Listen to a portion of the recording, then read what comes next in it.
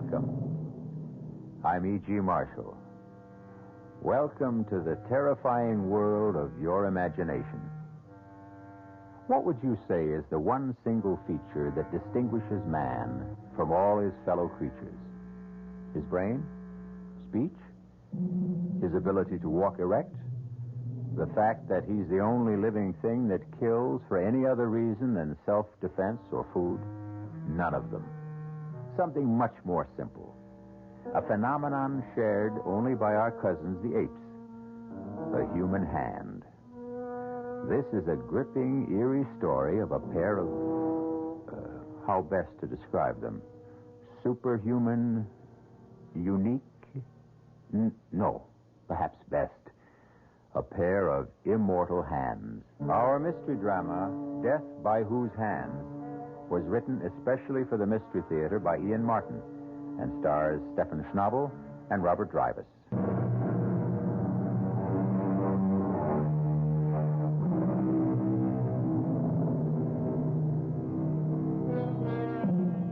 In the beginning of the 19th century, no city in Europe shone more brightly or boasted a more resplendent culture than Vienna.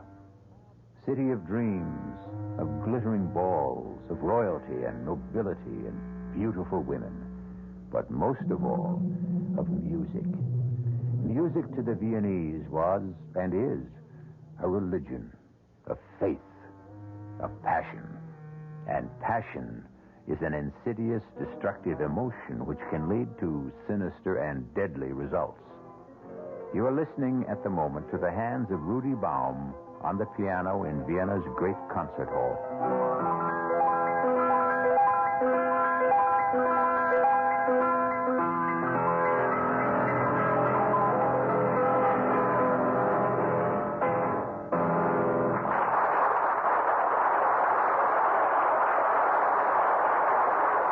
Rudy, you are magnificent. Superb. Listen, they're calling for you. No more encore. I have nothing left. My hands are too tired. Right, my boy. You must not strain them at any cost. Let's go to my dressing room. Rudy, Papa and I wanted to take you straight home to supper. I must go to my room at the university and change first. I am wringing wet. Oh, the touch of your hands. From the whisper of Mozart to the thunder of Beethoven. We must protect those hands. As a doctor and your future father-in-law, I will make that my business. Well, I intend to be a little part of that legend, you see. Magnificent, Rudy. Du hast wirklich glänzend gespielt. Yes, you were at your best, my friend. It was a remarkable debut. Remarkable. Was it? It was a success beyond our wildest dreams. Beyond mine, I must admit. Rudy, I'll drive you back to the university. No, we can drive, Rudy. Papa, there won't be room for five in the carriage. Well, you and I, Helga, Rudy, and Franz. You are coming to our little supper and celebration, aren't you, Franz? I wasn't sure I was invited. Rudy, best friend and fellow pianist. But of course. Well, I accept. I'll go and fetch my hat and cape. Even I will go with you. There will be important people coming backstage. You won't mind waiting a while, huh, Helga and Franz? Natürlich nicht. We'll try not to be too long. You didn't answer the Herr Doctor, Franz. Did I have any other choice than to remain and cool my heels? I think, my friend, tonight your nose is a little out of joint. Why do you say that? Listen to them. Can you hope to match it at your debut? That remains to be seen. I think I'll wait outside. It's uncomfortably hot in here. What? Only for other pianists, I'm afraid, Franz Langemann.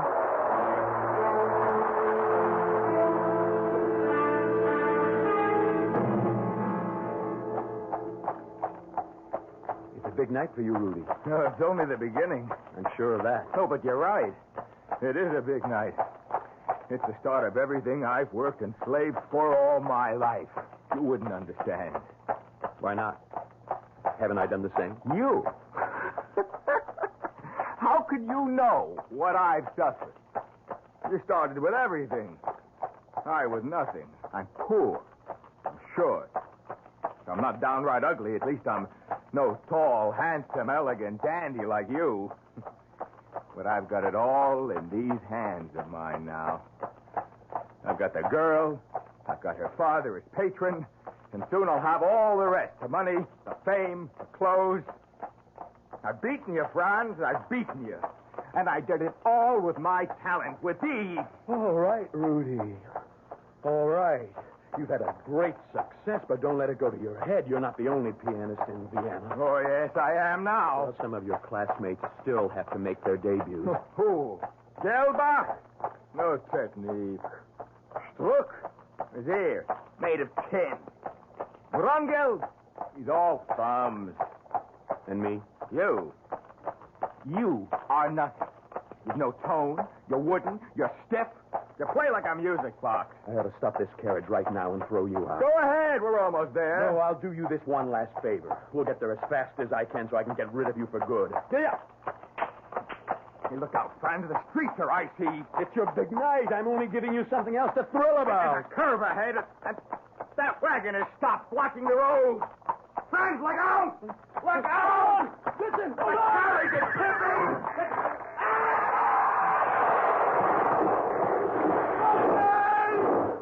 Oh, God, my hands!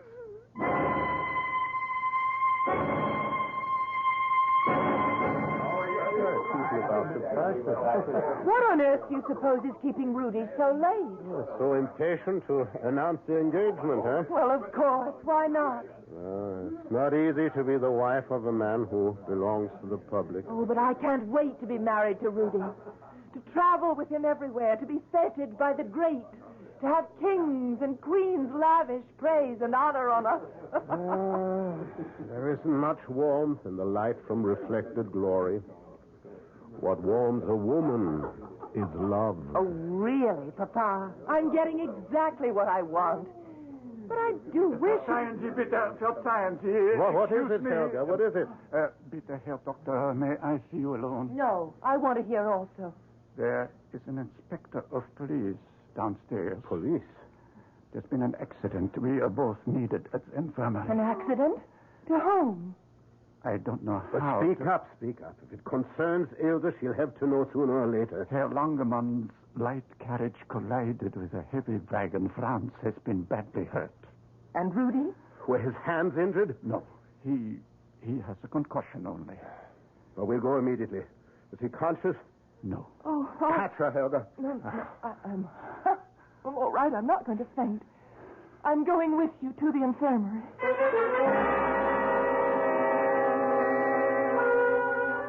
The hemorrhage is so massive. Brain destruction is irreversible. I'm surprised Rudy's still breathing. Oh, the music these hands made less than 3 hours ago. The music they could have continued to make. All vanished. Oh, what a loss. What an irreparable loss to the world. And to your daughter. Oh, yes, Ilse. I cannot face her now, Helga. Will you, old friend? Trust me. I'll take her home and sedate her. No. Give her something here before she leaves. The inspector can see her home. I need you here. As you wish. But she'll want to see Rudy. What do I tell her? Tell her. She must wait. Don't hold out any hope. And Franz? Well, I'm going to see him now. Tell Ilse he had some hand injuries. Say he's under sedation. And be sure that policeman takes Ilse home. He's asked all he needs to know.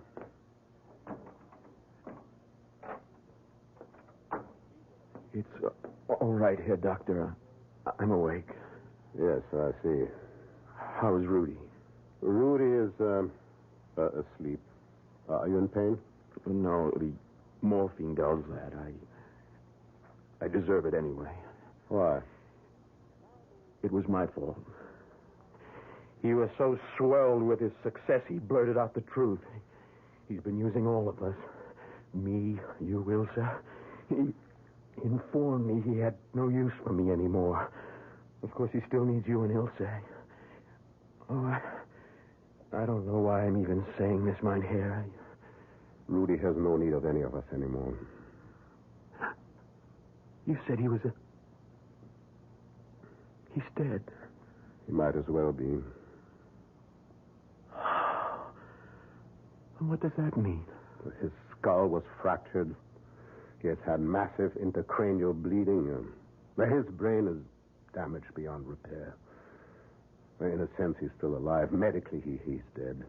It's only a matter of time till the rest of him dies, too. And I am the one to live.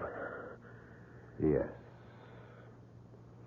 You will live. My hands, how bad are they? When the wagon ran over them, the right one was severed, was moribund, devoid of all life by the time you were brought here. And the other? Crushed beyond hope. If it can be saved from amputation, at best it will be a withered, motionless claw. Oh, why wasn't I the one to die? I can never play the piano again. There is one way you could. How? If I gave you Rudy Baum's hands.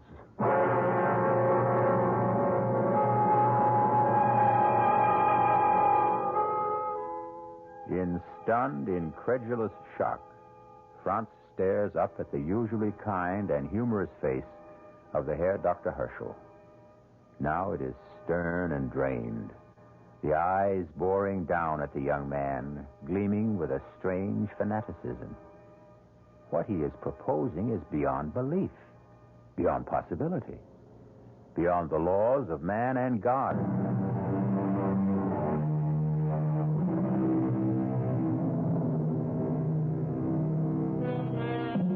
The year is 1804. Vaccination has been discovered 8 years before, but anesthesia will not even be conceived of till 1842. The only antidotes against pain are alcohol, opium, and a man's determination. And Franz Langemann lies in a bed in Dr. Herschel's private infirmary facing a transplant infinitely more complicated than anything medicine has dreamed of today. Rudy's hands. But he's still not dead. At the moment his heart stops to beat, we can take them, still alive and pulsing. Could it work? Could I use them as hands? I don't know, Franz. I know only you have nothing to lose. If the transplant fails, you will be no worse off than you are now. And if it succeeds? If it succeeds, you're a musician. What better tools could you have to create beauty in music than the fingers and the hands of Rudy Baum? Very well. If Rudy is gone, I agree.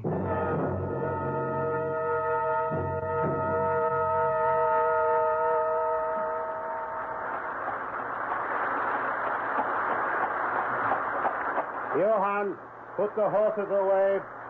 I'll sleep till mid-afternoon. I won't need you before then.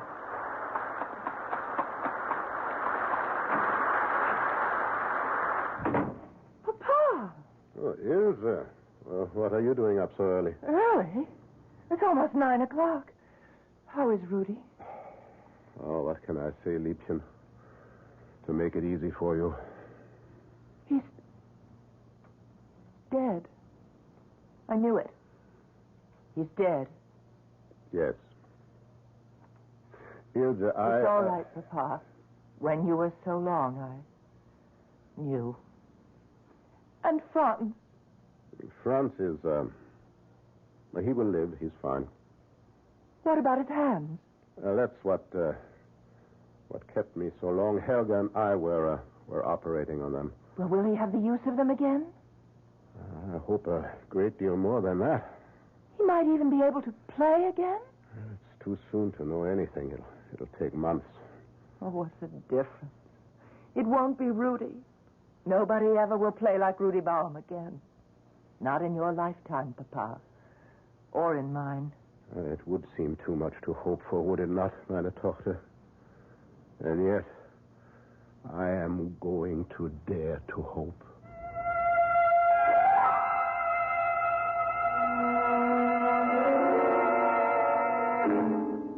weak now and no sign of gangrene?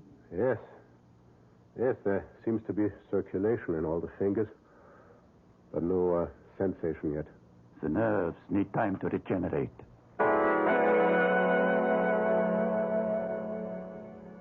So, now, Franz, we are taking off some of the bandages to free the fingers. Yes, Doctor. Now, Franz, which hand am I touching? I don't know. I don't know. I have no hands. It isn't working. Patience. Well, we try something else. Move your right thumb.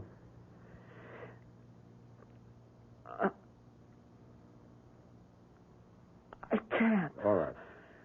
Now try the left. It moved.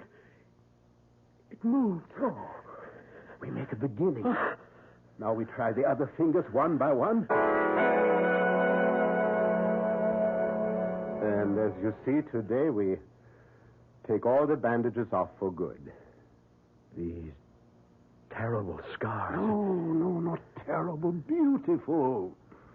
Well, you will see within a year there will be thin white lines you can hardly detect. Besides, I made the grafts far enough back so that your linen will cover them at all times. Even when you play. You really expect that I will ever play the piano again? I hope with all my heart. Now we try the exercises again. Here, pick up the pencil. I can't. I can't feel the damn thing. The feeling will come. No, never. They work, they move, but they have no feeling. I tell you, it's all been for nothing. I'm wearing a dead man's hands.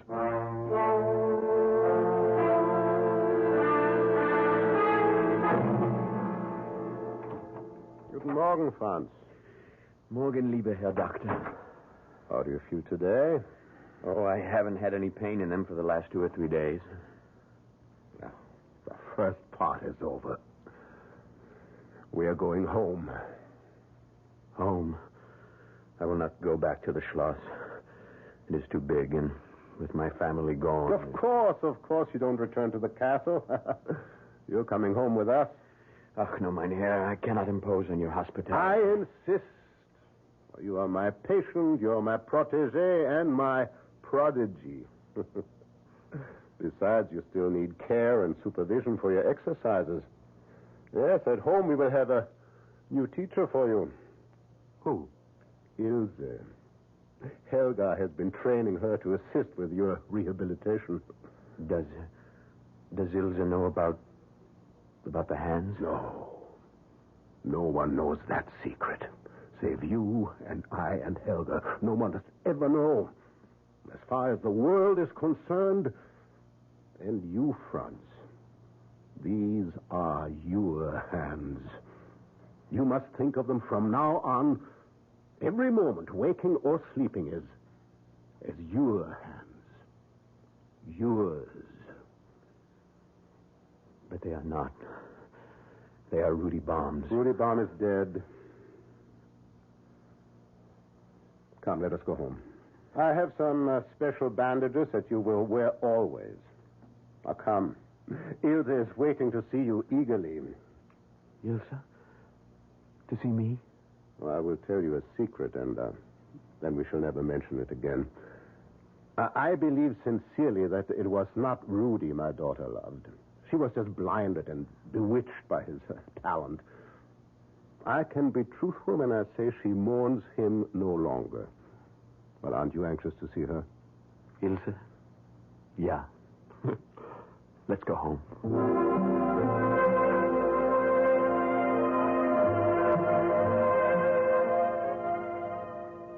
Guten Tag, Franz. Ilse, I didn't hear you come in. Guten Tag. Where's Papa? He went back to the infirmary after lunch. Oh, I thought you and he were together. And now that I'm here, I must take up my duties. Will you come to the table? Are we to eat again? No. We're going to start your exercises. Oh. Your poor hands. Just think. That night, Papa never told me how badly they were injured. There's not a sign of a scar. Your father is a magician. No, I know he's prouder of his success with you than anything he's ever done. Do they still hurt? No, Even when I hold them? my hands are not what you heard, Ilsa. It was my heart that was in your hands. Oh, that was a long time ago, Franz. It's over. Shall we start again, then? Us? Again? No, I meant the exercises.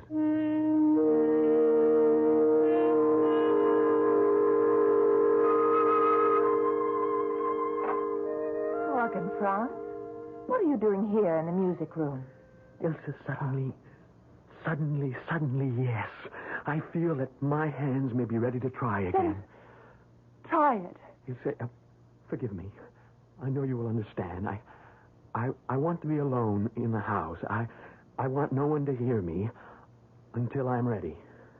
If that is what you wish, Liebling. Liebling? Oh, that was a slip of the tongue. I'll take it as that for now.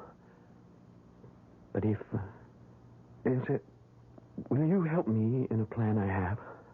Ask me. Well, your father's birthday is 2 months away. I want to repay him for all he's done for me in a way beyond money. Let me have 4 hours a day. Alone. Here. No one but the servants in the house, and swear them to silence. Let the hair doctor think I'm taking my regular exercises to strengthen my hands. Instead, let me exercise them where they belong. On the keyboard. Oh, that's marvelous. If only... Only what? Oh, if only I could share it with you. No one can share this private agony. Liebchen, yes, I will call you that, and I hope that I have the right to. But I won't know for at least 2 months. Help me. In everything. Always. Ilsa. Oh, darling. Darling. And that was not a slip of the tongue. I'll be out of the house in 10 minutes, and you can start to build your triumph alone.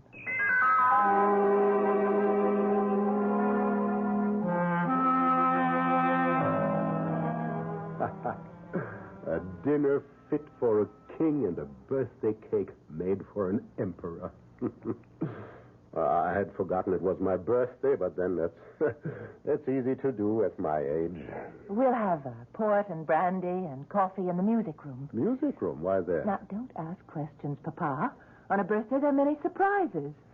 There's one very special gift you haven't received yet. From Franz. Oh, I don't need any gifts. This one, permit me to offer you. Ilse? Thank you, Franz. Lieber Doctor? Oh, danke schön. Now, sit with me, Papa. Here on the sofa. Oh, this is so mysterious. What are you up to? Listen. Lieber Herr Dr. Herschel und mein Liebchen Ilse, this is a moment of terrifying truth. I am Lazarus. But am I surely risen from the dead? For all of us, music is a way of life. If it is still mine, then this is the best birthday gift I can offer either of you. In return for all you've done for me. Here it is.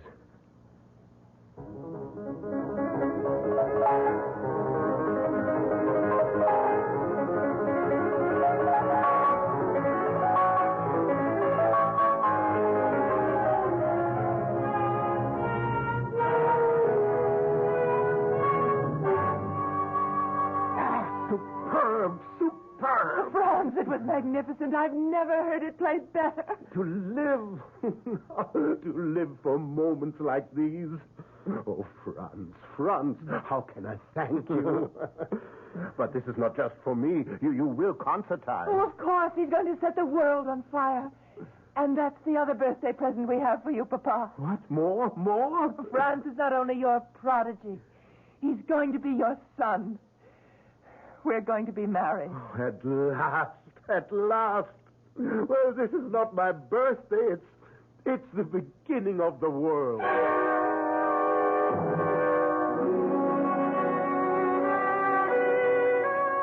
Good night, Ilsa. Must you go? Time enough for us. This is his celebration.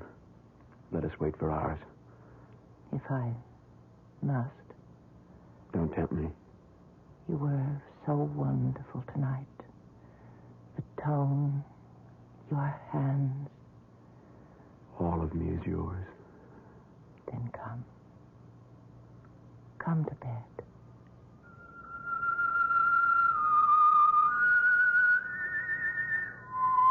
Ilsa. Oh, how sweet you sleep. Your hand in mine. Where are my hands? What? Who stole my hands? Rudy. You, Franz. You stole them. No. No, Rudy. No. Try to use them, Franz. Try to borrow my talent. Try to win the world and grasp it in your hands. Only you won't. Never. Never. Never. You are nothing except for my hands. And they will never belong to you.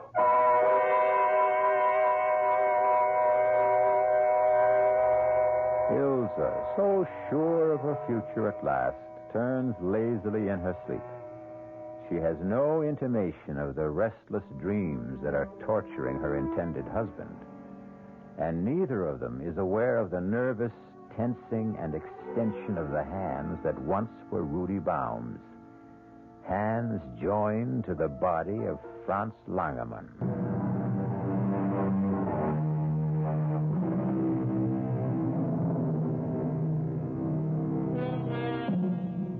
The debut that fall of Franz Langermann was sensational. The public took him to their hearts, and the critics were unanimous in praise, projecting for him the brilliant future that had been denied Rudy Baum by his untimely death. So bright, indeed, were all Franz Langermann's prospects that he seemed to have banished the tortured dreams that haunted his sleep. Till the morning of his wedding day, he was standing before the pier glass, adjusting his white cravat, when... Rudy. No. Don't turn around, Franz. You won't find me in the room. Here. In the mirror. Why are you here? What is it you want? Everything that was mine. Ilsa. My career. My hands. I cannot give any of it back. You will give me all of it back, Franz. All that is mine. Look how they buried me. 2 bleeding wrists. My hands torn from my arms. You might as well have opened my chest and ripped my heart from its moorings. But I will have my revenge. You're dead. Not till I am whole. I can never rest until I am Stay whole. back! Stay back! God help me! Franz? Franz, are you all right? Franz, what happened? I seem to have smashed the pier glass with a chair. But why? Here, Doctor, I cannot marry Ilsa. We will have to call the wedding off. Guests already arriving. Ilsa's dressed in her bridal gown. What's the matter, boy? Are you mad? More than a little, I'm afraid. I can guess perhaps what troubles you. Let us sit down together then and talk this over.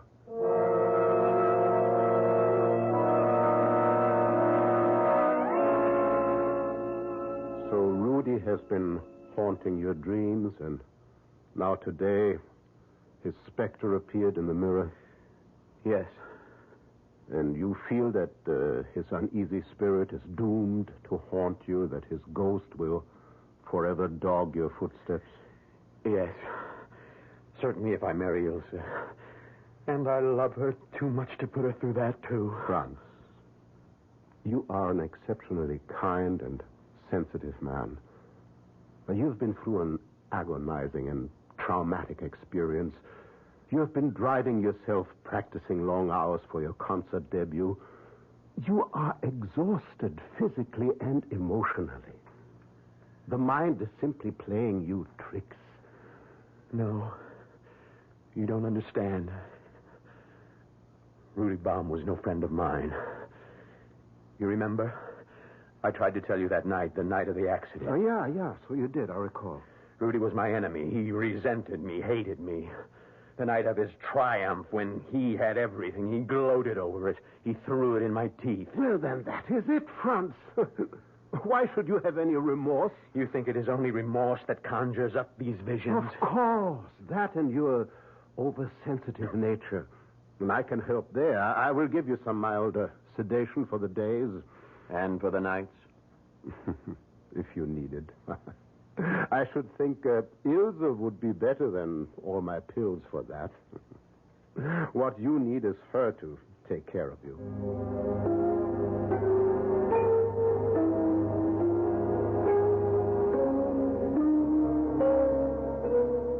Ilse, Franz, welcome home. Oh, Papa, it's good to be back. It's good to see you, Herr Doctor. So, now, tell me all about the It tour. was brilliant, marvelous, unbelievable. Standing ovations everywhere.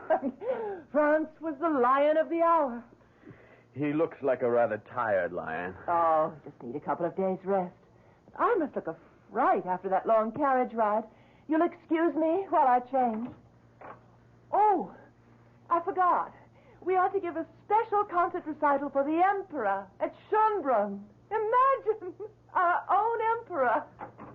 Well, she is wildly happy. Yes, Ilse thrives on all the social life. Well, you don't seem to share her enthusiasm. Oh, my God, how can I? Oh, come on, Franz. Not so bad to be wined and dined. The important thing is to remember it's a tribute to your genius. My genius. Do you really think it is I they applaud? Who else? These, that's what they come to worship. And who makes them work? Not I. I tell you, they have a life of their own. Do you think I could attack the Beethoven Emperor as though notes exploded from one of Napoleon's cannons? I tell you, they are beyond my control, and it is driving me mad. I want to play my own music, be my own man. These may be the hands of a genius, but Lord help me, they are not mine. I never want to play the piano again.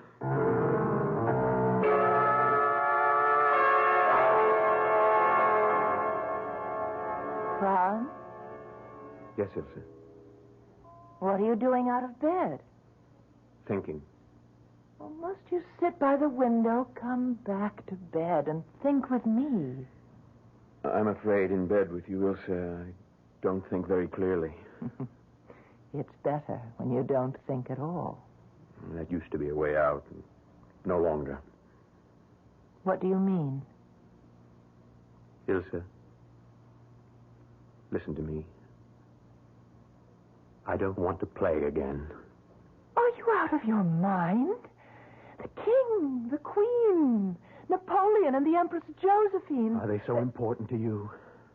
Well, what are you trying to say? Are they more important to you than my peace of soul? Now, really, Franz, you should live to play. Why? Because it's expected of you. By whom? Well, by the nobility, royalty, everyone who hears your music. And you? Yes, and my father. Oh, no. Your father understands. And for the rest, there's always a new artist, a new interest. The truth is, isn't it, that I must keep on playing for you? Well, that isn't true. Then, if you love me, agree that my career is over. Would you love me still, just as Franz Langemann? You're being foolish, Liebling. This is just another temperamental display. Why should you stop playing? I won't allow you to. Won't you, Ilse? I think it's time we put things to a test. What are you doing? I want to show you something. I don't think I want to see it. At last you must. You see my arms? Why do you think I wear these bandages above my wrists? Well, you always said the scars were ugly, and it... Ugly? Let me show you the truth.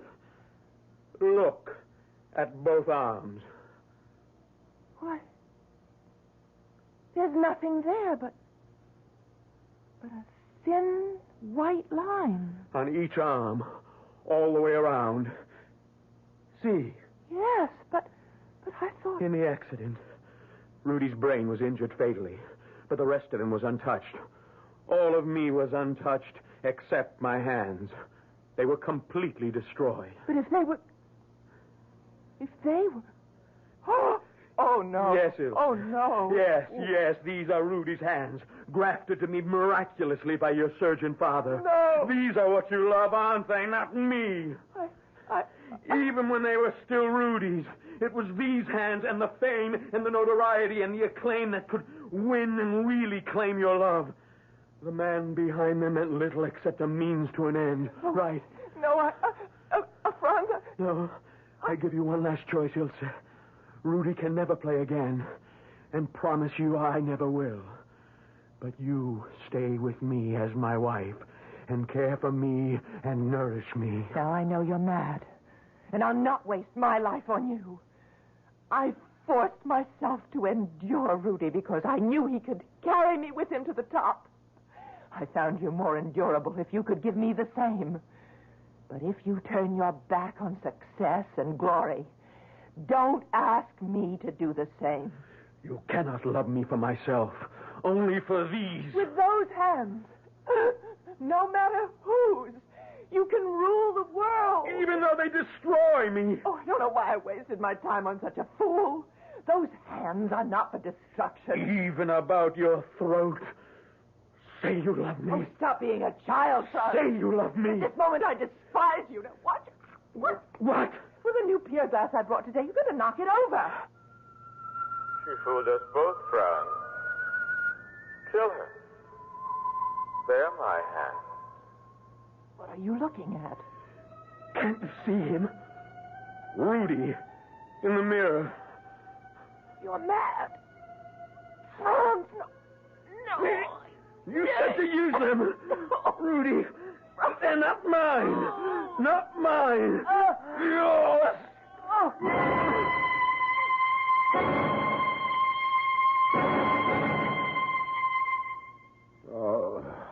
Now what is there to do? Police will come, Franz. You will be hanged. What does it matter? Nothing can bring Rudy or my daughter back. But I was as guilty as anyone in this.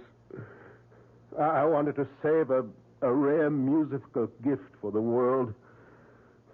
And I was tempted in the operation to play God. And now there's only one thing to do. What? Poor Ilse must have fought. Your face is damaged. Now we must ransack the apartment. Well, I will take enough valuables away with me, then I will say I came to visit you and that I found my daughter and you, and then that I rushed out for the police.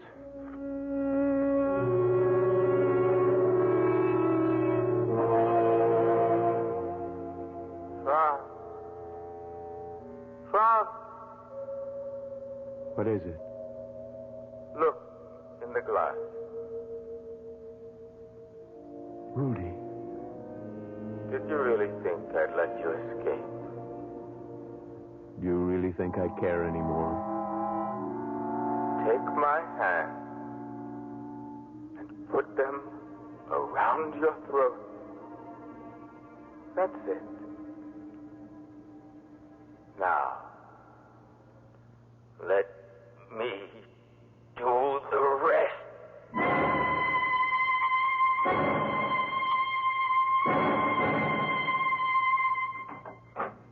Oh, I came to visit my daughter and her husband and found them, as you see. My daughter is dead. My son-in-law nearly rendered unconscious. I placed him on the bed, as you see, and came for you, Inspector. Murder and robbery, obviously. I don't know how much is missing. Certainly my daughter's jewels, some ivory pieces I gave them as a wedding present. Your daughter is quite dead, strangled. How is the young man? Oh, some facial wounds, possible concussion, and... What is it here, Doctor? Franz! Franz, he has been strangled, too. Tongue protruding, face livid, marks on throat. Not much doubt. Some kind of maniac, it looks. Good Himmel. What is it? A maniac, all right. Look. Cut right off above the wrist. He has no hands.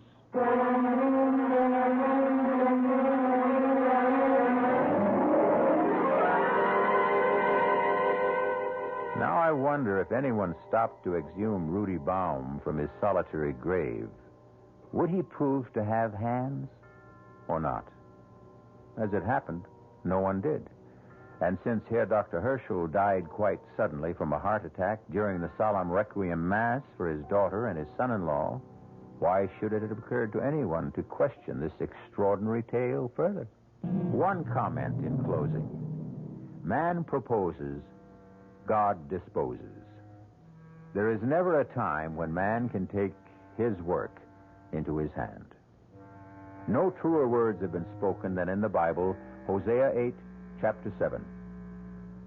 They have sown the wind, and they shall reap the whirlwind. Our cast included Robert Drivas, Stephen Schnabel, Marion Seldes, Ira Lewis, and Roger DeKoven. The entire production was under the direction of Hyman Brown. This is E.G. Marshall inviting you to return to our Mystery Theater for another adventure in the macabre. Until next time, pleasant dreams.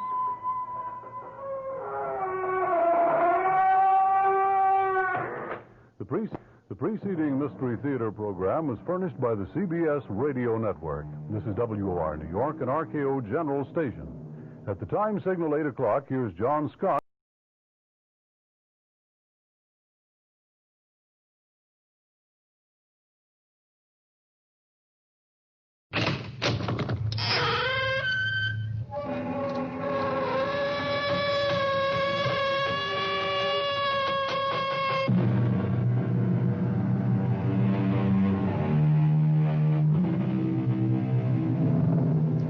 Come in. Welcome. I'm E.G. Marshall. Welcome to the world of terrifying imagination. The fear you can hear. This is the story of a natural-born loser. Within the quietest and most retiring of the genus Homo sapiens, there lurks a tiger, as indeed it lurks in all of us. It takes only the right combination of intolerable pressures, unfulfilled dreams, and the opportunity to escape the first and realize the second to make even the worm turn, which is just what happened to Henry Green. I do a lot of dreaming. When you're married to someone like Florence, you got to do something. But I never figured any of those dreams to come true. Revenge dreams, you know, like, it is the decision of this court that you, Florence Green, be removed to a suitable place and hanged by the neck until you are dead. Maybe it's hung. I never remember, like, it's all right, Dr. Willoughby. I know you did your best to pull her through, but it's God's will that prevails in the end. Florence is gone forever. Someone yaks at you like Florence and steps on your toes everything you want to do and has to be on you every moment and won't let you out of the house alone.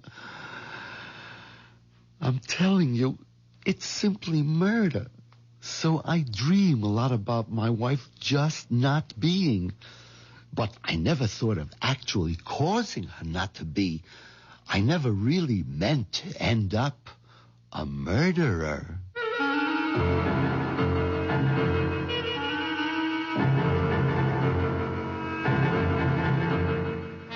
Our mystery drama, It's Simply Murder, was written especially for the Mystery Theater by Ian Martin and stars Jack Gilford. I'll be back shortly with Act One.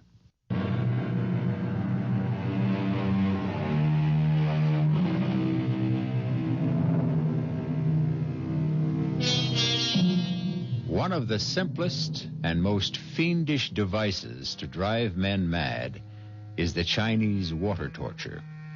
The slow drip of water, second by second, minute by minute, hour by hour on the forehead. Unending, inescapable, inexorable. Henry Green's life was like that, both in his work and at home. Did you wash up all your breakfast dishes? Yes, Florence. You left the spoons up so they drain? Yes. Put out the garbage? Yes.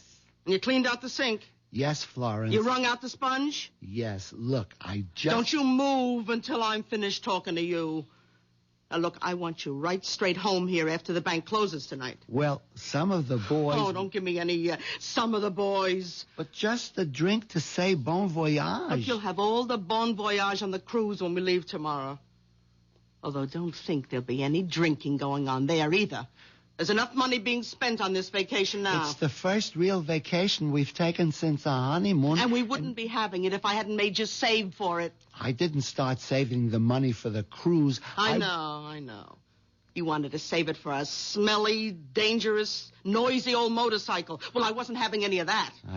I always wanted one. All my life. Oh, stop it. You're too old for one now anyway. How do you know what? What was that? I said, now, do you know that I've got to leave, or I'll be late for the bank? Well, don't forget to pick up the suitcase. What suitcase? Your old one that Travers' luggage is repairing. Oh, all right. And mine to come right home after... Watch out for the cat! Ouch! You clumsy fool, you stepped on him. I didn't. He tried to run out of the door, and he bit me. Serves you right. He knows you don't like him. Once I left the house, I always tried to put Florence out of my mind. And the best way to do that was to think about Sherry Woods.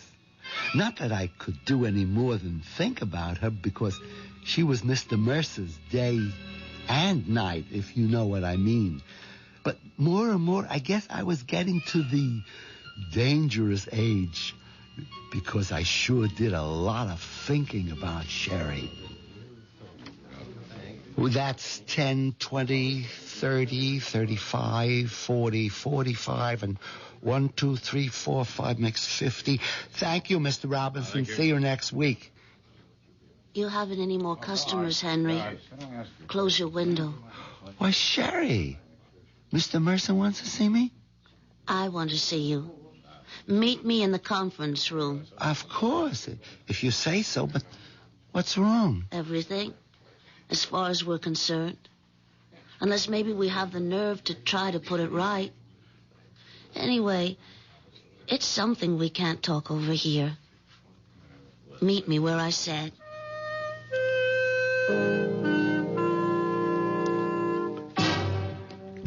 What kept you so long? Mr. Mercer, he stopped me.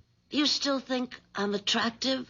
Well, Sherry, knowing how I felt for you all this time, you have to ask? Yeah, I want to be quite sure. Come here, Henry. Where? Here. Right close against me. Put your arms around me. Suppose someone should come in. I slipped the automatic lock on the door before you came in. We're quite safe. I don't feel that way. I meant from being interrupted. Now kiss me. Sherry, I'm a married man. Oh, don't tell me you don't want to. Sherry, you could make me do anything, but... Oh, make me do anything. All right, that's enough. Oh, I never kissed anyone like this. It's a good thing. You'd be arrested. It'd be worth it. Let's do it again. Well, we could do it forever. If you wanted to. But I'm married. Well, we could make a few changes. Henry, when you get back from your trip, are you still expected to be promoted? Well, Mr. Mercer has practically promised me. You forget Cy Mercer's promises. I ought to know how little they're worth. We, my darling, are out. My darling? Did you hear the other part? What do you mean, we're out? You know in your heart, you'll never be vice president. And I've been fired. He can't do that to you. Well, he already has.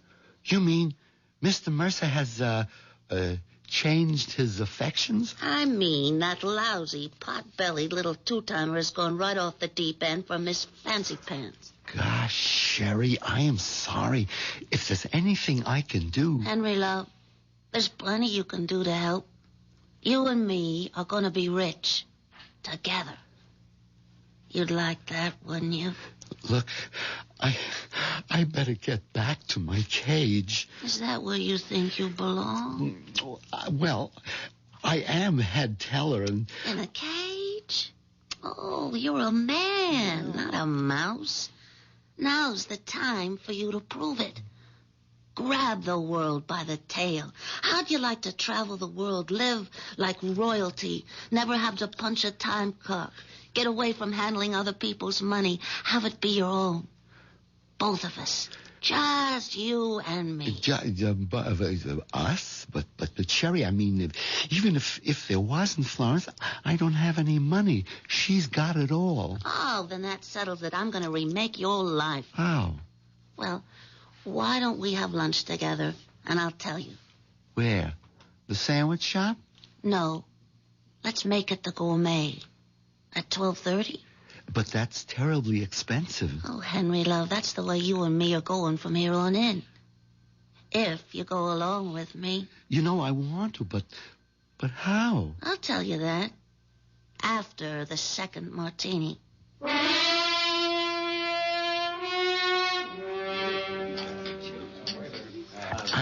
I don't think I've ever had 2 martinis in a row. Certainly not in the middle of the day. Well, that's the whole trouble with you, Henry. You haven't really lived. That's because I haven't wanted to. Well, if you really want, you gotta take. I guess we both learned that today. We sure did. The boat sailed for both of us. Yeah, well, there's another boat sailing tomorrow that I'm more interested in. It's the one I wish I was taking with you. Oh, but what could I do with Florence? Yeah, well, that's what we're going to discuss. We are? The best way to get rid of your wife. It's what we both want, isn't it? Florence would never give me a divorce. And even if she did, she'd want a big alimony. And I just couldn't afford you, Sherry. Well, I won't deny I'm expensive, but you could easily afford me. How? Cy Mercer and his new lady love are leaving early for a weekend in Bermuda. Monday's a holiday. They won't be back till Tuesday morning. It won't be till then that they discover the money is missing. What money? The money in the teller's drawers. How much do you think it adds up to? Well, it's the end of the month. Payday for most people. The deposits have been heavy, somewhere between $600,000 or $700,000. Why? What do you want to know? I just wanted to know how much we're going to steal. Shh. It's all right, dear. No one's listening to us. I'm not listening to. You must be mad. Steal it for what? For us to enjoy the rest of our life together. Together? What about Florence? Yeah. What about Florence? I just can't wish her dead, you know. Well, I don't see why not. You mean kill her? How many times have you wanted to? Almost every day. But that's different. I would never do anything about it. Not even for me? It isn't that. I wouldn't know how. Anyway, it's all impossible. Why? But it takes 2 keys to close and open the teller's vault. Mine and Mr. Mercer's. Oh, you mean this one? How did you... Well, I told you he was leaving early. He gave me his key to close the vault tonight with Mr. Schaefer. But Schaefer doesn't have the other key. I have. Yeah, but Cy thinks Schaefer's going to have it because he's instructed me to tell you to give it to Schaefer and tell him we'd be locking up while you're gone. So we have full access to the money. Yeah, until the outer door is closed with the time lock. And then the vault can't be opened until Tuesday. But I'd be trapped on the ship out at sea, and then Henry, after you've taken the money, you never get on that ship. I've always wanted to take a cruise, and Florence wouldn't... There isn't going to be any Florence, Henry. Remember? But where could we hide? With enough money, you can hide anywhere. You'd shave off your mustache, get contacts instead of those wire-rimmed glasses, a mod wig. I'd cut my hair short, dye it blonde, and get a nose bob, and put on a little weight in the right places. We'd be new people. I always wanted to have a beard. So, all right, grow a beard. Florence would never let me. Listen, Florence won't be around to object. Would I really have to kill her? What other way around is there? None. The trouble is, I wouldn't know how. Well, I've thought of that, Henry. Here. What is it? It's a bottle of sleeping pills. Just dissolve them in a nice hot cup of tea for Florence. What more do you want? I think I'll have another martini. I couldn't believe it was me sitting at an expensive restaurant, drinking in the middle of the day, and planning to murder my wife. Then I started in to think about the 20 years I'd already had with Florence, and the 20 or more I still might have to spend with her, and killing Florence began to make sense. Maybe. I stole a look at Sherry, who was powdering her nose. It looked pretty good to me like it was, and I didn't see where she didn't have enough in all the right places to start with. That's when I made up my mind. Florence had to go.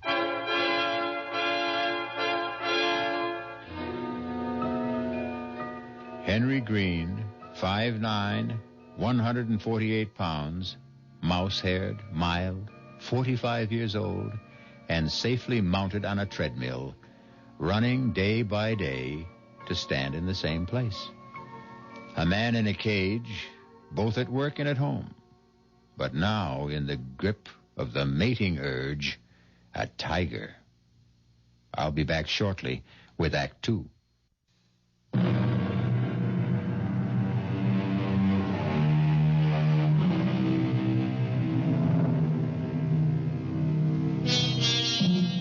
There's one thing you can say for Henry Green. Once set loose, there's nothing small about his new way of life.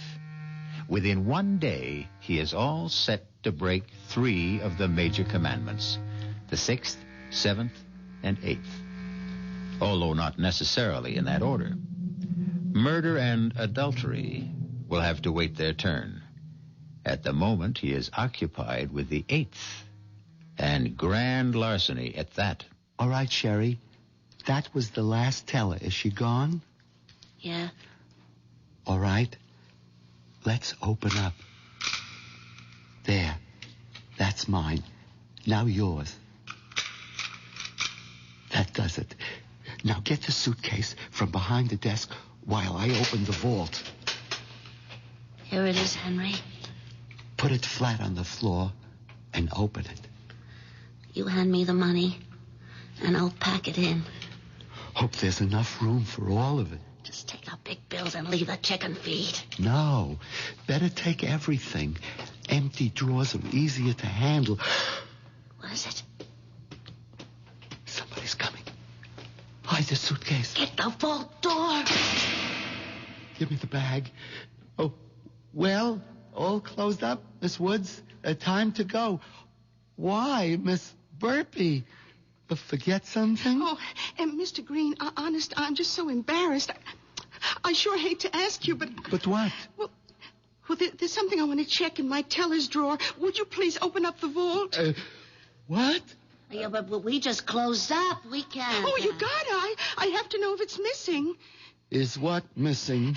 My engagement ring. You see, I usually take it off and put it in the drawer till I go home, and tonight I forgot to take it out. Well, can it wait till Monday? Oh, we're off. Well, Tuesday. Oh, no, I got dates with Horace over the weekend, and you'd have a fit if I wasn't wearing it. Besides, I've got to be sure if it is there. Well, maybe you put it in your handbag. Oh, no, I looked there first thing because... Oh, now I remember. Yeah, right here in my jacket pocket. Oh, gee, I'm sorry. Oh, that's all right. Well, I guess I'll be getting along home. Oh, sorry, I didn't see the suitcase. I was having the handle fixed before I packed it to go on my vacation. Oh, gosh, you don't have to explain to me. I didn't think you were robbing the bank or nothing. Well, I gotta run. Well, one of the other girls is waiting for me. Just let me make sure she's gone. And for God's sakes, let's pack up and get out of here.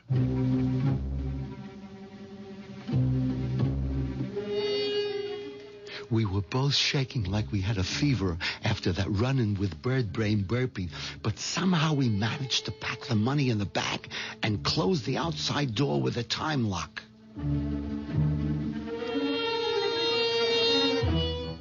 Going home in the cab, the tension was so bad I was tempted to take one of the sleeping pills myself to calm me down, but I resisted that. One crime leads to another. I was committed. If I lost my wits now, I stood to lose everything.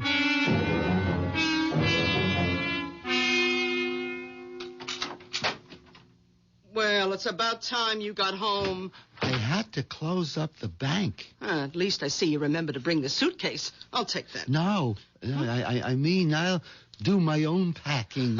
You can't even fold a bath towel. Well, this time I'll show you. I want you to get a little rest, dear. I'll take care of myself. No, I'm not going to argue. Go ahead. Throw everything in, higgledy-piggledy. You've been drinking. Well, just the sort of party because... I hope you didn't get too giddy so you can't manage to take your dinner out of the oven. Where are you going?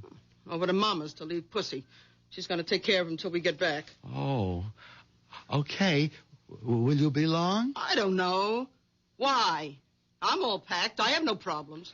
I just thought you might be tired, Florence, dear, and I want to get to bed early. I'm not even thinking about bed, and you'd better not either. We got a lot to do before tomorrow. But don't I know it, Florence? Don't you worry.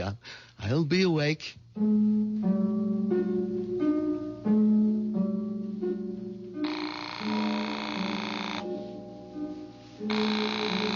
Hello? Sherry? Yeah? What's happened? Oh, nothing yet. I just had dinner. You mean to tell me you haven't got rid of Florence? Oh, yes. How? Well, she just took the cat over to leave at her mother's. Oh, you know that isn't what I meant. I know. It's just I'm Sherry. I don't know. Henry Green, you listen to me. It's now or never. But I don't know how to... Look, you take those capsules. Empty the powder from them into a cup or mug or whatever, and coax Florence into having a nice, relaxing drink before bed. What does she like? Chocolate, but... No buts, Henry. You can do it. Just put your mind to it and I'm finish just sorry I ever started it. Oh, Henry, when you know you're going to end up with me. Oh, okay, Sherry. You can trust me.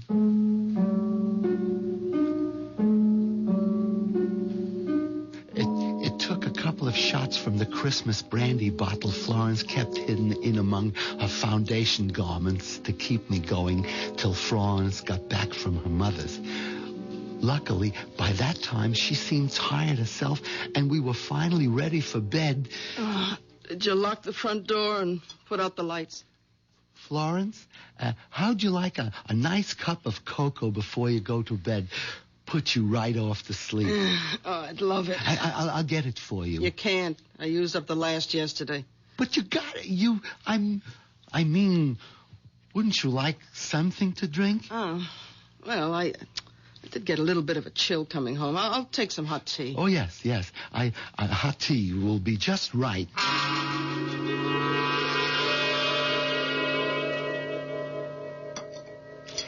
Here's your tea, Florence.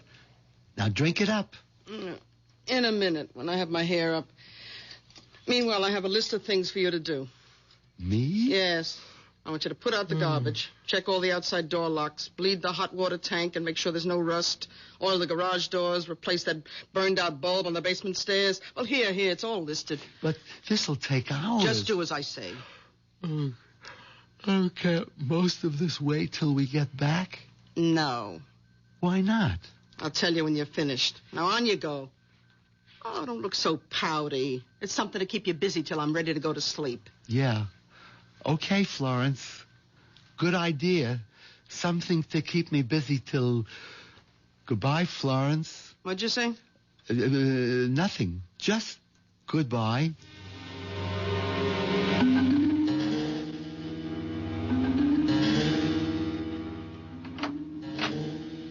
Florence? What is it? Oh, my God. What is it, Henry? Nothing. I just thought you were asleep. No, I just can't relax somehow. Too many things on my mind. What was it you were going to tell me? Oh, that can wait. Oh, I wish I could sleep. Wasn't the tea any help? Oh, that. I poured it out. You forgot the sugar. Poured it out? I yelled and yelled for you, but you didn't answer. I must have been outside. Anyway, it tasted terrible, and it was cold, so I just poured it down the sink. Well, how'd you like to bring me another, but with sugar? It's too late. Why? It's only just after 10 o'clock. Yes, I guess I'm so tired. Okay, Florence, I'll get you another cup.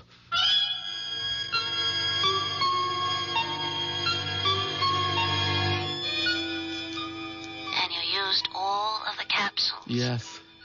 Now, what do I do? There's gotta be a way. How? Tell me. I haven't got a gun. I wouldn't know how to use a knife. We haven't got a rope in the house. There isn't even any string. And I haven't got the courage to even consider a blunt weapon. Oh, why did I ever get into this? Look, if you had a razor, couldn't you? A razor? I don't even use a safety razor because blood makes me nauseous. Just electric.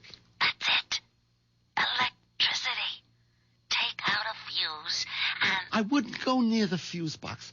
I'd probably electrocute myself. Gas. Have you got a gas stove? Oh, great. All I have to do is say, Florence, I just robbed the bank because I'm in love with Sherry Woods and we need you out of the way, so would you please just stick your head in the unlighted oven so I can smother you? What's that? The tea kettle. Blowing the whistle on me. I guess it's only the first. Wait a minute. Smother. A pillow. Oh, Henry, that's it. A pillow. A what? You know, like Laurence Olivier in that picture where he had the black face and he held the pillow over his wife's face and then, it was by Shakespeare. Yeah, Othello. Yeah. I might just be able to manage that.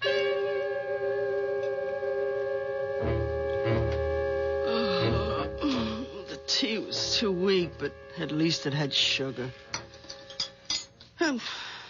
Henry, what are you doing standing there with that pillow? Oh, nothing. Just waiting to come to bed. Well, turn out the light, for heaven's sake. I'm almost asleep.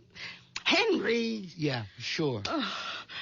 Henry, what are you doing with the pillow? Come on, it's late. Who's that? I don't know. Turn on the light so I can answer it. I don't know what's wrong with you. You had that pillow right over my face. Hello? Oh, Mama. Yeah, what's the matter? Oh, just a minute. Henry, will you get that pillow out of the way so I can talk to my mother? Yeah. Oh, yeah, Mama. Yeah. Oh, Pussy wouldn't take his milk. Well, I can't understand. Oh, Mama, I forgot to tell you. Put a teaspoon of sugar in it. Yeah. I mean, he's used to it. Oh, no, Mama, you're not interrupting anything. I got all the time in the world. Oh, well, yes, he doesn't like his litter basket in the bathroom, unless there's a rug. I lay there listening to the voice droning on and on, the pillow in my hands, waiting for the moment that never came. 3 martinis, 2 brandies caught up with me, and the next thing I knew...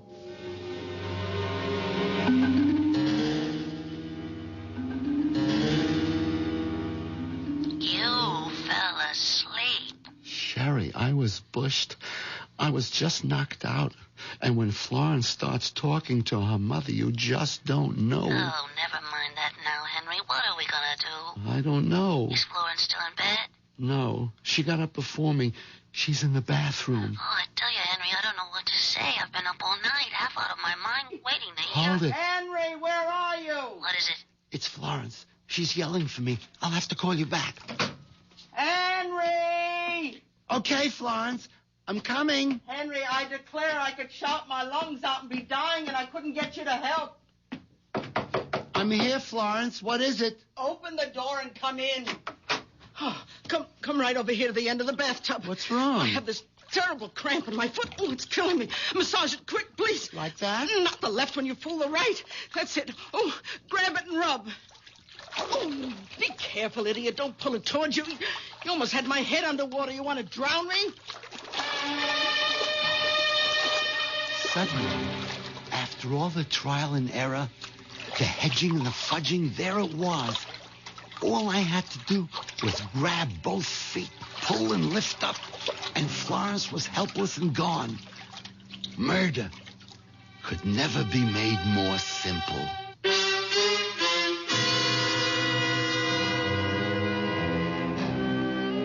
The moment of truth at last.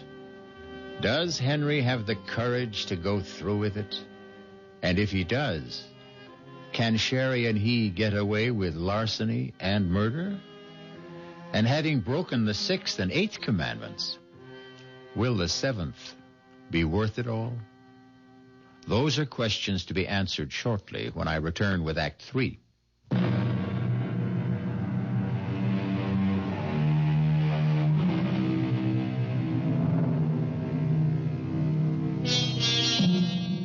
I don't suppose you'd ever want to try it. But in case you do, if your bathtub has an open end, coax any obliging friend to lie in it. Seize him or her by the ankles. Repeat Henry's actions, and they are helpless, even if they are not obliging, and no matter how strong they are. If there's water in the tub, of course, they would drown. That would be surely up to you, as it is this moment up to Henry. How long I stood there frozen, unable to move, scarcely able to breathe. After I took the action, I'll never know. I suppose Florence must have thrashed and twisted. There must have been a sound of choking and bubbling as her head stayed beneath the water. I'll never know. I don't remember. All I do remember is what brought me out of my trance. Who's that? Doorbell. Who? Must be Sherry. Yeah, Sherry, you gotta answer.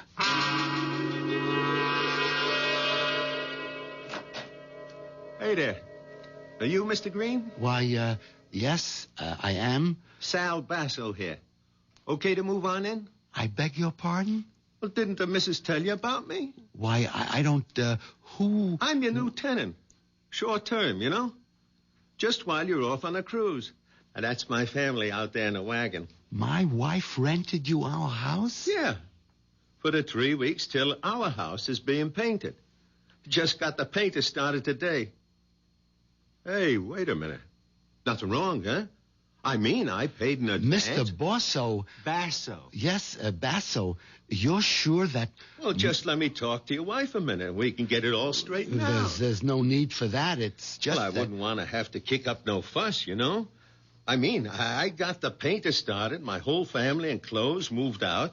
I mean, I wouldn't want to drag no lawyer or like that into this, but... Oh, no, there's no question of that. I'm sure if my wife, as a matter of fact, I do recall she said she had something to tell me. You see, I got the receipt right here. That the Mrs. handwriting?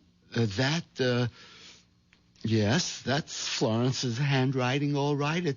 It's just we've been a little delayed in getting out of the house, and if you could give me a couple of hours... Oh, sure. I am a bit early. Hey, I'll tell you what. There's a horror film in the shopping center movie house.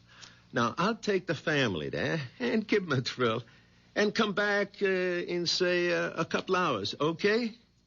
And tell the missus to have a good time on that cruise. And she shouldn't fall overboard or get drowned or nothing like that. Hello? Henry. Oh, I thought you'd never call. Listen, baby, I'm all packed. I'll hop in a cab and come to your house. You better be ready with the bags and money, and we'll leave for the airport in the first plane. What? Why not? She what? Rented the house? Well, so what's the difference? Why can't... All right, Henry. All right. Don't get excited. Yeah, not on the phone. I'll be right over. I won't. We'll figure out something. After I hung up the phone, I went upstairs. There was something I had to do for Florence before Sherry got there. She was heavier than I thought, and it took me some time to dry her and get her dressed. It helped since she had all her traveling clothes lying on the bed. By the time I had her propped up in the slipper chair, I was soaking wet and shaking all over. By that time, I knew what I had to do. I opened the door to the basement, turned on the light, and went downstairs. Over in the back corner was what I was looking for. An old wardrobe trunk that used to belong to Florence's father. It was covered with dust and mildew, but I wiped it off with a rag and dragged it across the cellar and up the steps.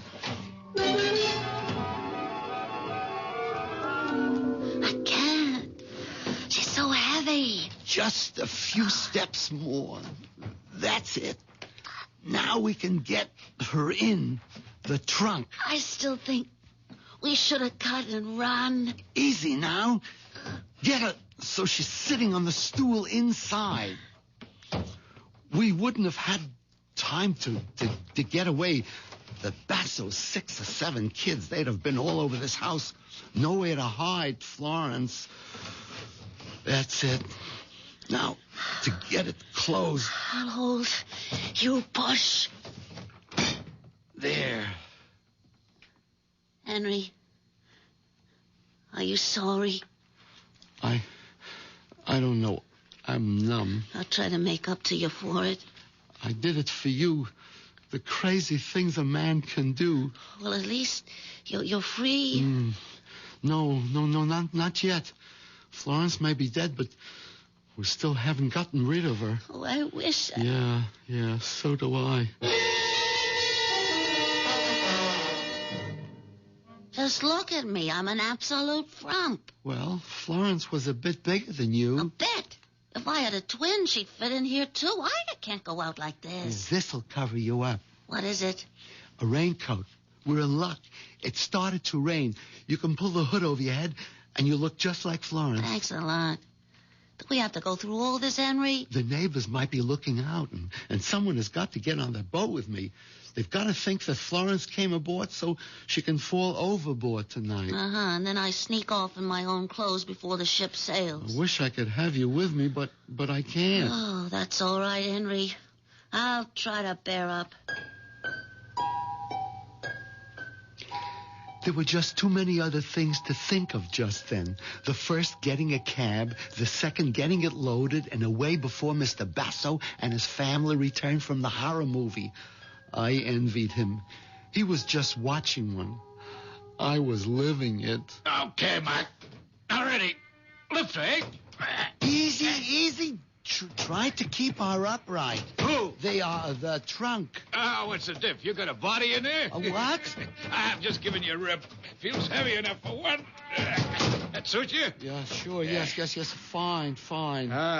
You got to be some kind of a nut to think you're going to get some old trunk like that on any of today's cabs. Them trucks went out with Jimmy Walker. Yeah, I'm just lucky you were nice enough to help out. For 50 green ones, Mac, remember? Oh, sure. Here. Okay, climb in. I have to make sure my wife will follow in the taxi. Well, I'm sorry, ain't got no room in the truck for 3. I'll be right back. I ain't going nowheres without you. Well, we're all set, Sherry. You trail us to the pier. Here, I'll take the suitcase. It's all right. Might as well leave it with me. Goodbye, Henry. Well, goodbye for now. Anyway. Jouncing along in that miserable little pickup truck, that last goodbye seemed somehow so final. Could Sherry possibly... But I put that out of my mind as I told myself that everything was working out for the best. Just a few more hours and we'd be home free. What's the holdup? Search me. This is the line for the pier. Hey, you want I should go find out why it's jammed up? Nothing moving? No, Hey, wait a minute. Here's a cop coming along your side. Officer? All right, knock off the horns. Yeah, mister. I'm trying to make a cruise ship that's sailing in about a half hour. That's fine, citizen. Then you're right where you belong. Just stay in line. But why? What's wrong? Nothing for you to worry about, I'm sure. Just some nut phoned in a bomb scare. Now, we got to search all baggage going aboard. You want to really help out? You can. Open up that trunk you got so the bomb squad can check you out. But I can open that trunk. My wife has the keys. Okay. So where's your wife? Was she... she's in a taxi right behind her. There wasn't room for her. What taxi? Oh, I'll be a son of a gun. That one just pulled out making a U-turn. Stop her. Stop her. Hold it, mister. What's going on Hey, grab here? this little trum, officer. I should have known he was off his trolley right from the beginning. No. Take it easy, mister. You ain't going nowhere. Here. I bet there's a bomb in that trunk. A bomb? Yeah. There isn't any bomb. Let me go. Sherry! Sherry!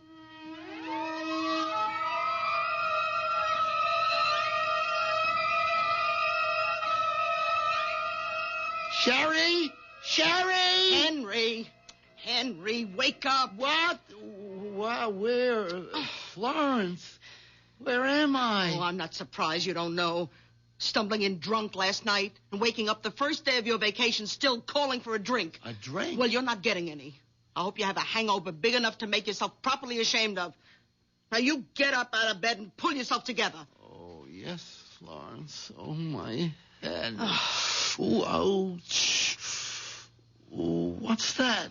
Your suitcase. Right where you insisted on putting it last night, right next to the bed. You didn't open it? I did after you fell in the door with it when you brought it home, and I packed it for you. Now, you'll be on your feet and ready to go by the time I'm out of my bath. My mind was reeling and splitting in two at the same time. I kneeled on the floor and opened the suitcase. It contained nothing but clothes. No money, just clothes.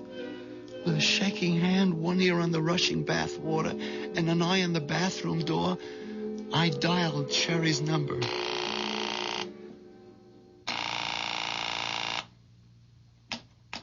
Yes?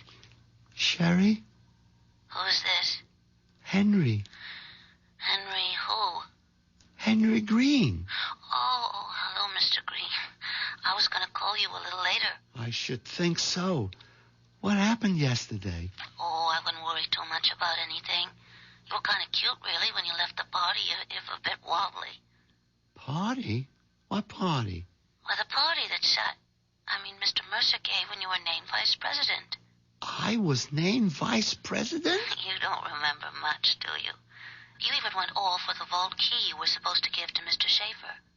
I have to arrange for you to get it to him today before you leave on the cruise. Sherry, Miss Woods, did we have lunch together yesterday? Why, no. I didn't have 3 martinis with you? Well, not at lunch. At the party. Well, I don't know how many you had, but you were pretty looped. I called you home last night, and your wife said you'd gone straight to bed without any dinner. So, it was all a dream. What did you say? Nothing, Sherry. I just wish I'd been able to kiss you goodbye. I sit here hunched like a mouse, remembering the dream and facing the reality. And I wonder which is the real nightmare. I suppose I should be grateful it was only a dream. But on the other hand... Henry! Henry! Come in here right away! I have a cramp in my foot! I need you!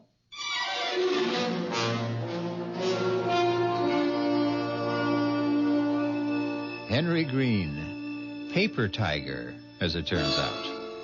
Grand larcener, first-degree murderer, rapacious adulterer thirsting after a young woman's flesh, but all and only in the mind.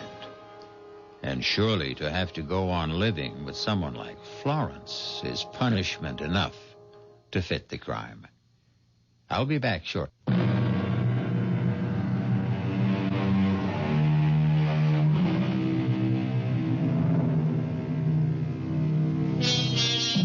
The wish is father to the thought. The thought is father to the deed. Henry Green only got 2/3 of the way along that path. Even in dreams, he never managed to break the 7th commandment. Poor Henry. But, as I said in the beginning, this was the story of a natural-born loser. Our cast included Jack Guilford, Marion Haley, Bryna Rayburn, Dan Acco, Ian Martin.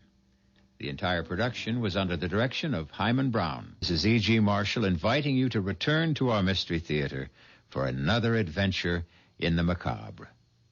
Until next time, pleasant dreams.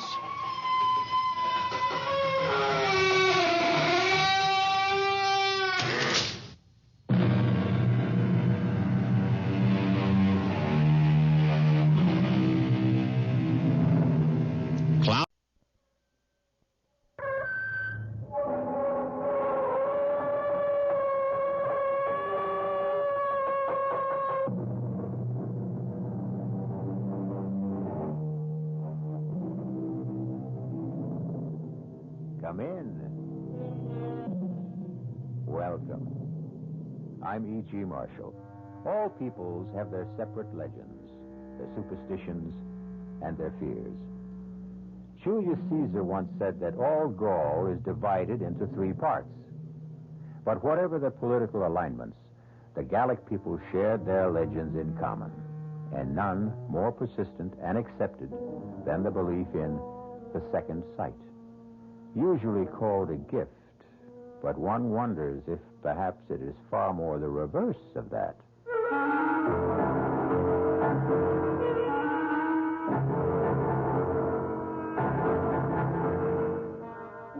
Our mystery drama, The Unearthly Gift, was written especially for the Mystery Theater by Ian Martin and stars Betsy Palmer.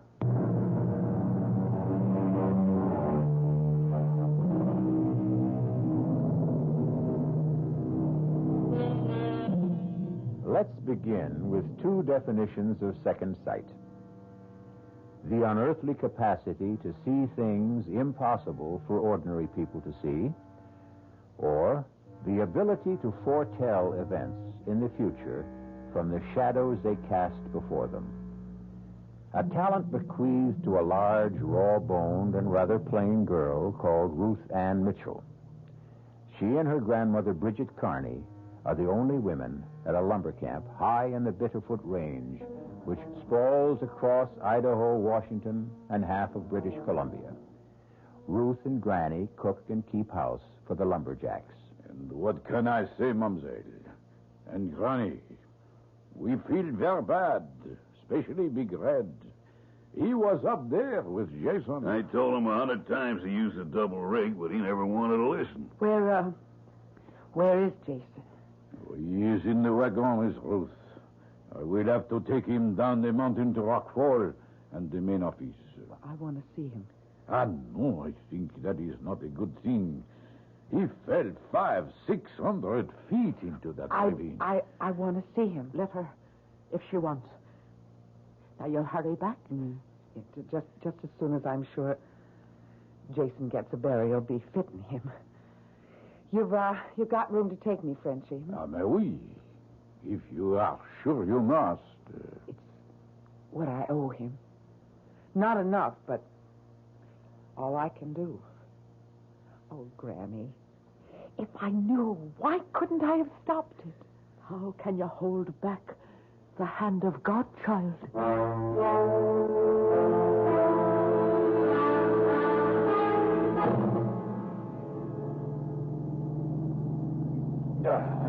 Espèce de diable. This is one bad road. You want me to drive, Frenchie? You, a woman. Well, I know it like the back of my hand. My daddy was a straw boss at Greenwood's camps, and from the time I was 11, I grew up there. And your father, when did he die? Oh, in the big fire. When the South Slope burned up. And your mother? She died having me. So you stay on with Granny. She is your only family? Yes. All I have to love. And Jason, too, you lost. Jason. Jason was kind to me. Why do you stay at the lonely camp like Greenwood with a bunch of roughnecks like us?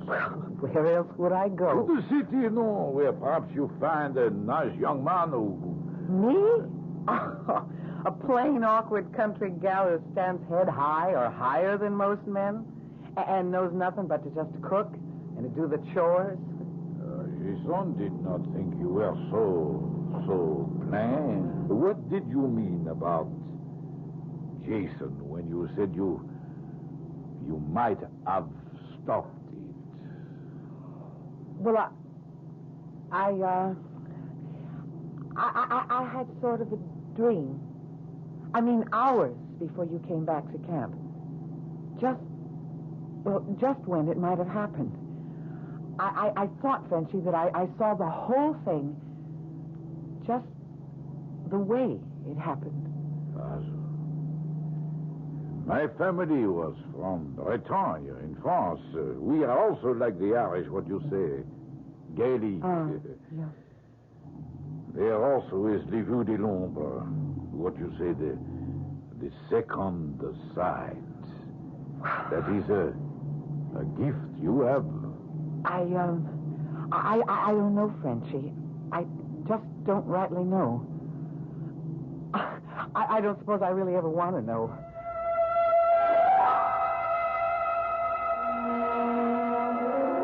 Pardon me, ma'am. You Miss Mitchell? Yes, I am. I'm Tim Farrell, new jack for Greenwoods. Told me down at the office I'd be riding up the mountain with you. Well, that's right, Mr. Farrell. They're just gassing up the old Jeep. Have you got your gear ready? Most of it. What you see on me? My duffel bag and axe are right there by the pumps. Well, then, I guess we're ready to go. Except first, I guess I should say howdy. Ain't used to shaking hands with a lady, but put it there. How about making it Tim? I ain't used to Mr. Oh, yeah, well, my name's Ruth Ann. All right, Ruth Ann. Do we travel? Best we do. It's a rough trail, and I really prefer going it while it's still light.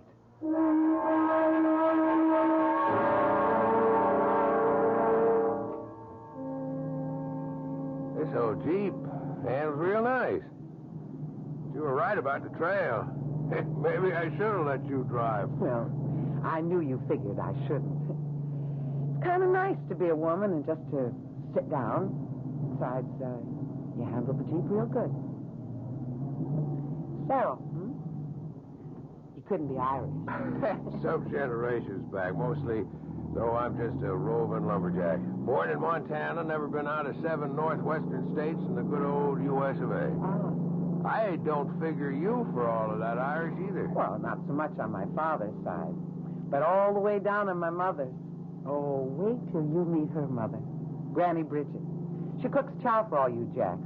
Good chow? Best you've ever tasted. And I'm in love with her already. Now, what do you do? Well, I help her. Well, now, there's something to consider. If Granny comes through as strong as you promise, I may be half in love with you already without knowing.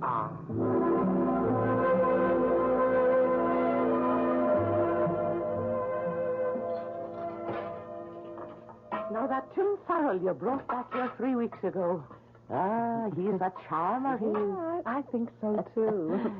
But what, dear? Well, I don't know how to talk about it, Granny. You see something in his future? I don't want to talk about it yet. Yet? It just doesn't come clear. It's a full moon tonight. I reckon I'm just going to walk myself some more before I go to bed. Is it Tim you're going to meet? It's no one at all but my own thoughts. Or maybe just to be alone and remember Jason. Don't wait up for me, Granny. I'll not close an eye till I know you're back home safe and sound.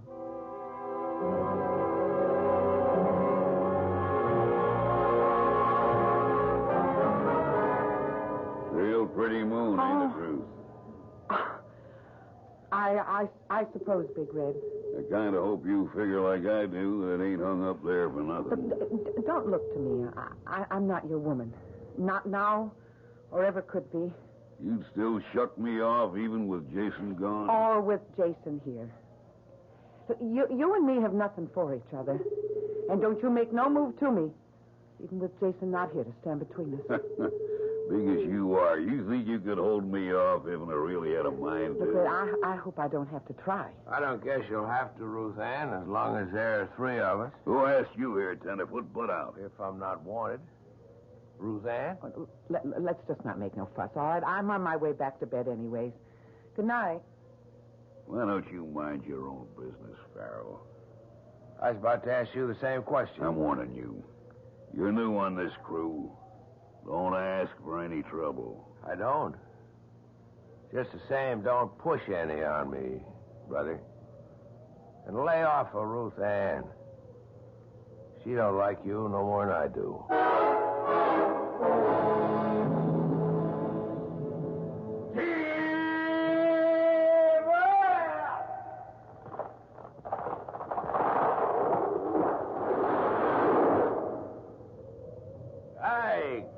She come down to whoop. So bad, eh? That's even. No sight more beautiful. No sound nearer the heart. When you stop stripping here, Big Red and me, we cut out the next big tumble, huh? Okay.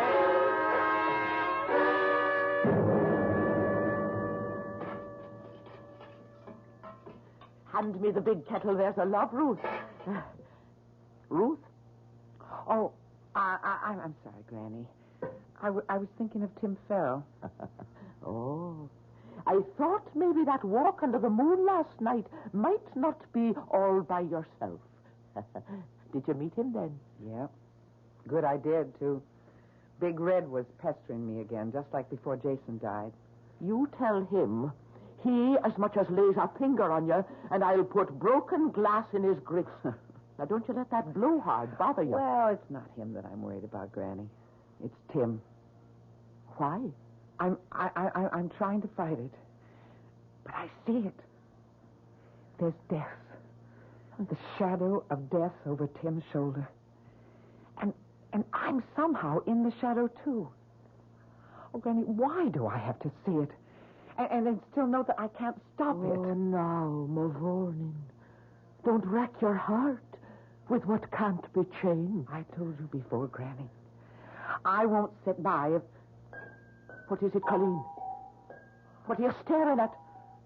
I see him now. They've topped a tree. And Tim's stripping it. He's all alone in a... No!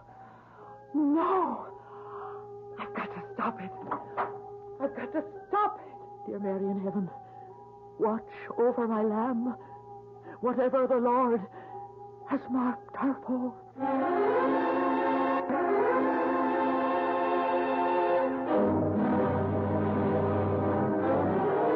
In silent supplication, an old woman prays for the one person she has left to love. A tortured girl with a terrible and unasked gift. What has that inner eye revealed to Ruth Ann as she races up the lumber trail to try to stop whatever threatens Tim Farrell?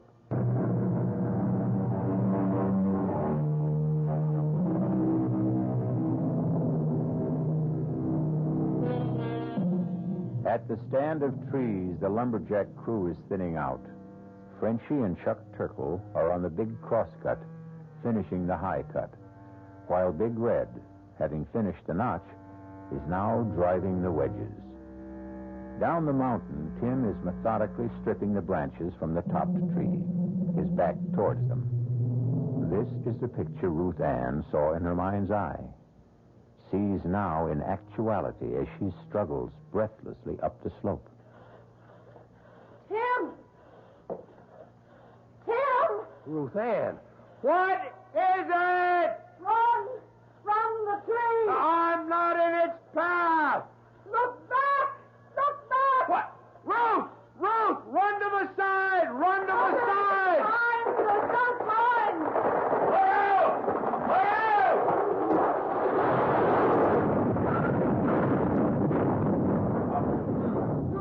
Oh, I sure would never want one closer than that. You are right, Ruth Ann. You covered me with your body. Well, you risked your life to try to save me. I can't figure why we're not playing pulp. That tree was headed straight for where I was standing. What made it turn aside just far enough to miss us? The hand of God. Miss Rose, Tim, how are you now? No, it's all right, Frenchie. I don't know what happened. Fall path was set for 45 degrees off your line.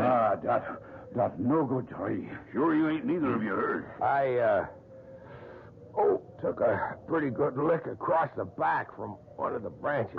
No, don't move, Tim. No, I can't keep lying on you. I know Miss Ruth is right. Charlie has gone for the stretcher crew. Don't move till they are here. Yeah, but I can't keep I lying. don't mind, Tim. I don't want you to move. You listen to a woman when she talk. If there is something and your back is broke, you move. You risk your life. Why take a chance?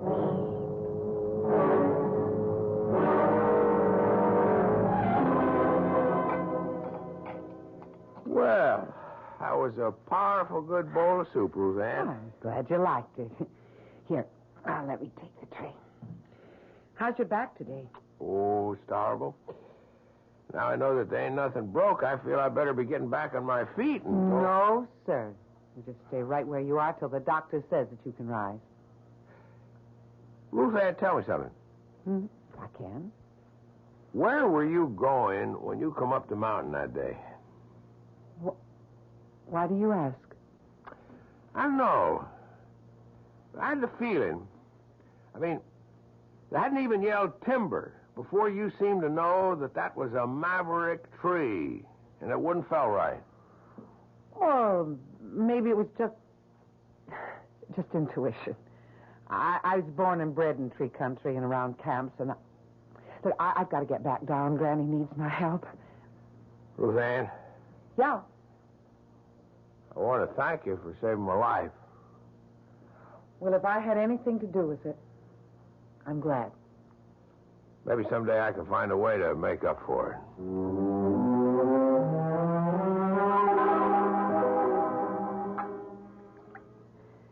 So it's taken you are with our boy upstairs, Tim. Well, he saved my life. I thought it was t'other way around. I mean, with the branch he took across the shoulders would have caught me right across my neck, Granny, and snapped it like a chicken. He's a good lad. Are you in love with him? Tim's not for me, Granny. Or any man. Oh, now, Makushla, what makes you say the like of that? You know, Granny, I don't want the gift, but I can't escape it. It's like a lead weight around my neck. Or around my heart. Did my mother have it? Kathleen? Yes, she did. And did she know about my father? Not before she married him, or she would never have married him. It never comes till we're well out of our teens. But, Granny, did she know that he was to die so young? She knew. And about herself? She knew that, too. And knowing that I would kill her in childbirth, she She still went ahead and had me? Now, there's always the chance the good Lord will change his mind. Look at you and Tim. Only he hasn't. What? Granny, I wish I could see it clearer. I stopped it once, but I don't know if I ever could again. Tim wears the shadow of violent death like a collar. And somehow I'm the one who's hanging it there. Oh, Granny. Granny, I don't know what to do.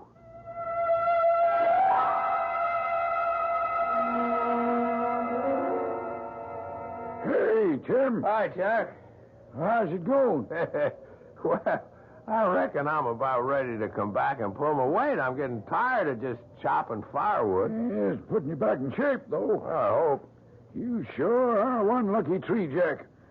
When that big old tree kicked around and started to fall out of line, you was dead at its tracks.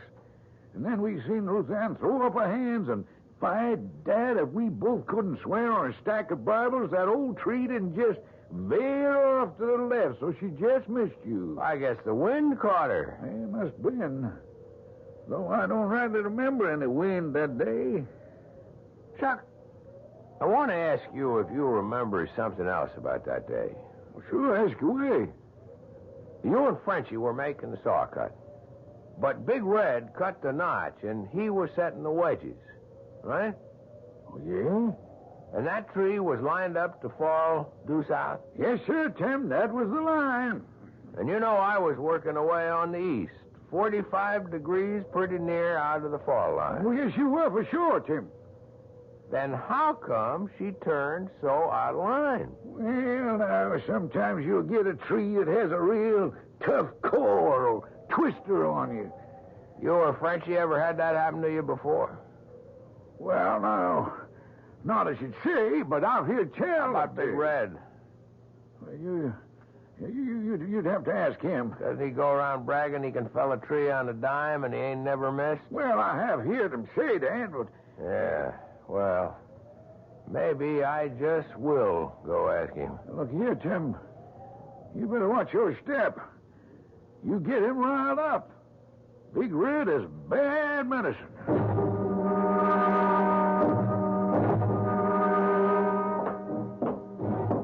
Hold it just a minute before you go inside, Chuck. Oh, hi, Big Red. What was you and Tim Farrell getting your heads so close together over up there by the woodpile? Oh, we was just chatting. I seen he was asking you a powerful lot of questions. I'd like to know them questions. And your answers. Oh, Big Red, you're like to break my arm. I might just do that if you don't loosen up. Well, I don't want to make no trouble. Any trouble I'll handle. You talk. Don't leave nothing out.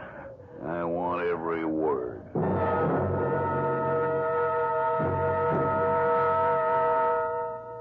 Now, don't take on so, girl. You're in love with the boy. It's that, isn't it? Yes, Granny. I am in love with Tim. But that's only a little part of it. Now, don't be too sure. Is he in love with you? Oh, Granny, how could he be? I'm a plain... We won't go through that go-round again. Granny, I'm trapped. First of all, I have the vision that all I bring Tim is danger. And second, well, if I want him to love me, how can I be sure that I'm not using the power to make him? I brought you some fresh wood for the stove. Hey, did I break in on something? Sure not at all, Tim. How are you feeling now? Oh, I guess I'm about back to where I was, thanks to Ruth Ann. You'll excuse me, Granny Bridget and Ruth Ann. But I got a little business here at Camp-Weed. You get yourself out of my kitchen, Red Pilly, and all your riff-raff with you. Not till something gets straightened out. Well, speak up and go. I'm talking to you, Farrell. And this time you ain't hiding behind any skirts. Chuck Turkle here tells me you're bad-mouthing me. Trying to say I dropped a tree across your back. I hadn't faced you with it yet. I wanted to get some more proof. But so long as you fetch the issue, that's what I have in mind. Glad you laid it on the table. Now, Ed, why you do this? Why you try Shut to... up, Frenchy. I'll handle this. Mr. Farrell, I'm calling you out. Pick your weapon. Knives, axes, peavy poles are just bare hands. You and me's got a claim to settle. A claim? Well, let's just call it a plain falling out. Don't pay him any heed. You keep out of this, Ruth Ann. Indeed, I won't. You're like a bunch of children, except that you're playing with lives. Ruth Ann, maybe I want to be caught out. I'll stand no nonsense like this in my kitchen. Near under 50 years I've served this camp, and I've never tolerated brawling in my kitchen. So you'll all take yourselves out of here before I... Hey, Granny. Come on, get move back, you old kids. Give us some air. Ruth Ann, is it her heart? I don't know. I've never seen Granny sick before. Frenchy, go bring the wagon. We're taking her to town and the nearest doctor. You speak well. I bring the wagon to the door. Granny? It's nothing. It's just a little fainting spell. Oh, darling. Maybe I'm getting too old for so much excitement. Where's Ruth? Oh, I'm right here beside you. Put your arms around me, Makushla. All right, now the rest of you stand back. Don't crowd. Move back. I'm still crowding you, Farrell. Not now, Big Red. There's a time for everything. Yours and mine will come. Name it. When I take Ruth Ann and Granny Carney down the mountain and make sure Granny has proper care, I'll be back. With Ruth Ann? That's up to her. If I had my way... You're coming back, Tim. I'm coming, too. Why? There are 45 lumberjacks that still got to be fed till other arrangements are made. Granny will insist on that, and then... Then what? Whatever's got to be unwound among us, it's going to take the three of us to do it.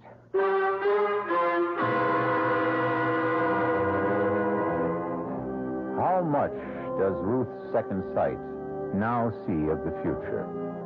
How much can she affect it? And how? Is the shadow of what's to come going to engulf her, or can it be dispersed and blown away? Is the unearthly gift something that can prevail against earthly circumstance?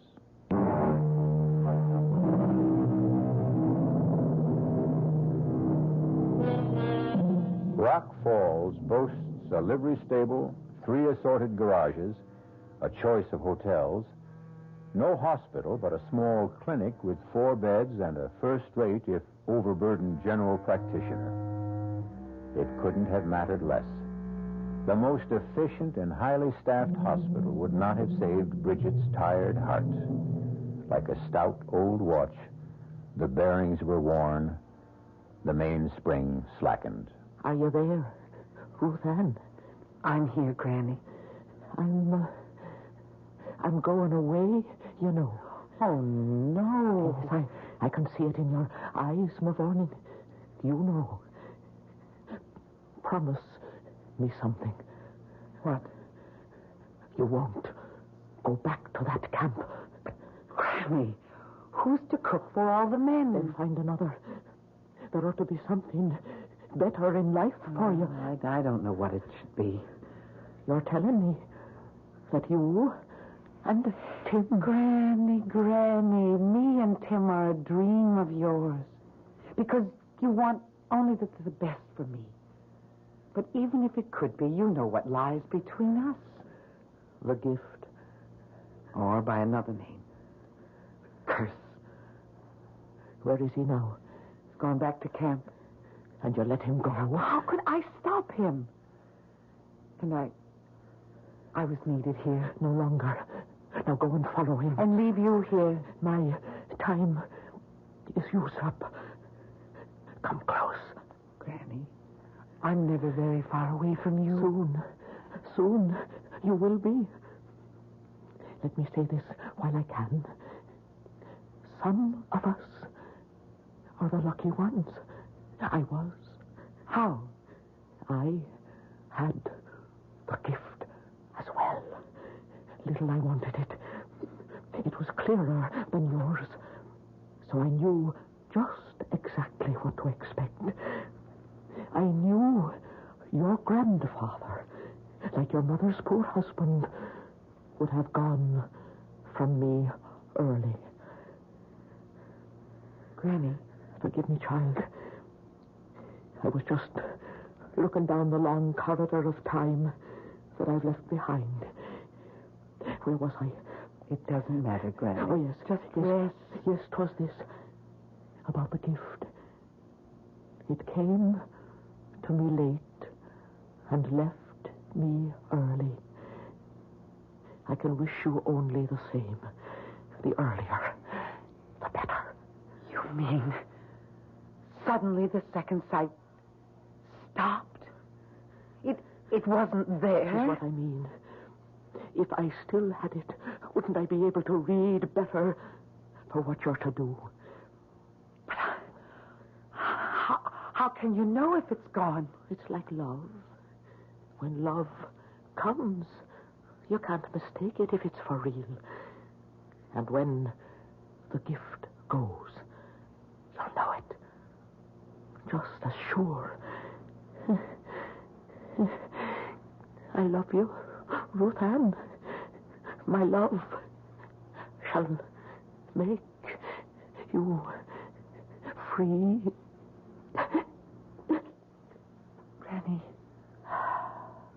Granny? Oh, Granny. What will I ever do without you?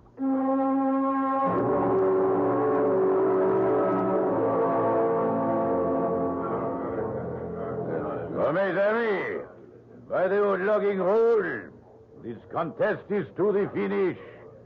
By selection of both contestants, there is no weapon but the human arm. First, I ask each if they must fight. Big Red. No man's gonna make the kind of charges Tim Farrell's been making about me behind my back. And Tim. Red Pelly rules this camp and all of you by fear. It's time someone challenged him. I'm doing that. So you will commence at the bell. Are you both ready? Let's get on with it. Tim. You heard the man. Let's get it over with.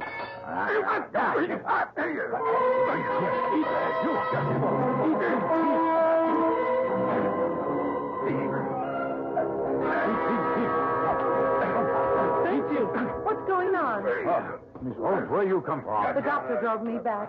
Stop this! Stop it! No, it's old log camp custom. You mean no one can stop it till one man is out cold. He's too big and strong for Tim. What I try to say is Ruth, but your Tim feels he must fight. If you won't stop it, I will. No. Because I will it. Like this. Okay, Tenderfoot. Now I'm gonna stomp the living hell out of you. I'm not asking no mercy. Come on. Just try to stop me. Just what? Here's one last go for luck. What? Are you going to get up? I can't. You quit? I give up.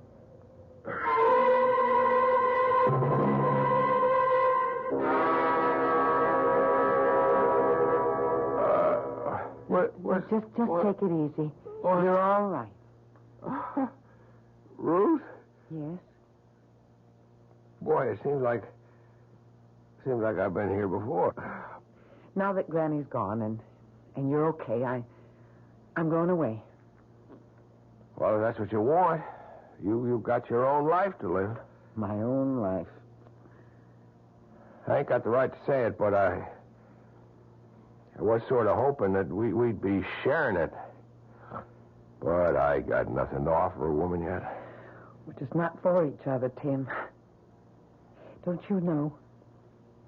I'm a shadow over you. That it's through me that you're risking your life. Appears to me it's through you it keeps getting saved. Twice. The legend is the third time round, fate has to take its course. There's another crook here now, and I'm not needed. Forget me, Tim. Please, just forget me. Sorry, Excuse me, Frenchie. Miss Rosie. Hey, how you feel, champ? Huh? I feel like I got run over by a bulldozer. It'll mend. Something else won't, huh? In the inside. Why did you make Miss Ruth cry? It's kind of the other way around, Frenchie. I guess I took a wrong notion. I wanted to marry that girl. But she does not want to marry you. That's right. Did she say why? I don't know. She got some kind of crazy notion. She's a hex for me. If she say that, then it is one big shame. She must be bad medicine for you. She knows. How? She has le don, the gift. She can read the future. Oh, come on. It is true. How do you think that big tree missed you that day? And how you make Big Red cry, Uncle? The heck with superstition. That's no real problem. What is a problem is that a man needs money to marry. And what do I have to offer? What? Big Red. I was just dragging what was left of me in here to say you whipped me fair and square and the best man won. You say you're leaving? I'll be on my way by tonight. Frenchie, what was that I heard him saying about he wanted to get hold of some money? The poor devil. He wanted to get married, but he has no stake yet. So he wants money real bad, huh?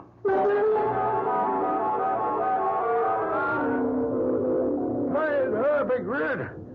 What are you doing so far from camp? Oh, just stealing me a little breather, Chuck, and having a stroll. Hefting your axe in your hand? This here axe ain't mine. Belongs to Tim Farrell. What you doing with it? I got a use for it. I wouldn't figure him to lend you anything of his. He didn't. He might get sore and take a notion to whoop up on you again when he finds out. He's too busy packing up to leave camp. Leave? Yeah. Him and Ruth Ann. As soon as you get back with the Jeep. Reckon they think they're going to get spliced. Well, how about that? Give me a lift back to camp. Oh, sure.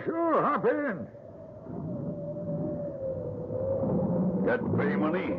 Yes, right behind us in the sack. All done up in them neat little envelopes, huh? Just like usual. It'd be a lot of money to steal. And there sure wouldn't be much doubt if a fella got caught quick enough just where it came from. Huh? What you talking about? Just keep on driving, Chuck. Only you take the road to the flume at the fork. I got some plans for you.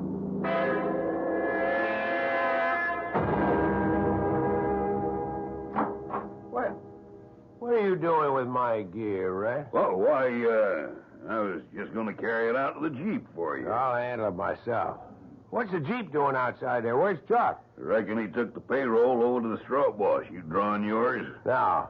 And we'll ride over there and pick it up before I drive you and Ruth Ann down to town. She's coming with us? As if you didn't know.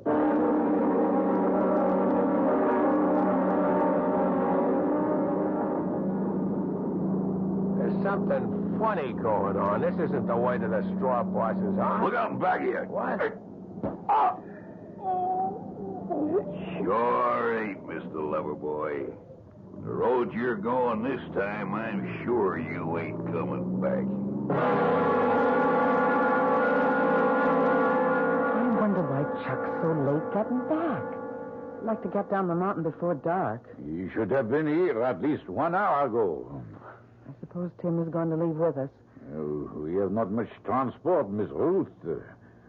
Why don't you take a chance and stay with him? You don't understand, Frenchy. I do, but sometimes le bon Dieu is kind.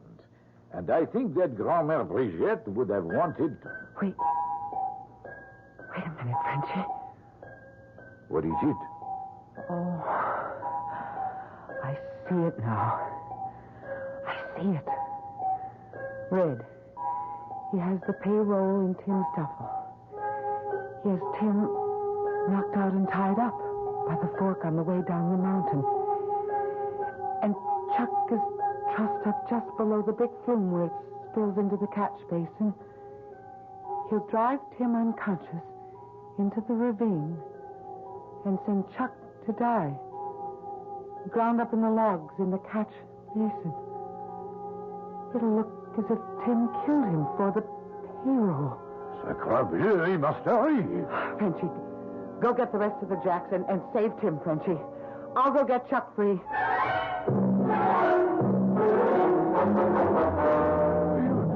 You crazy, Red. Like a fox, Chuck.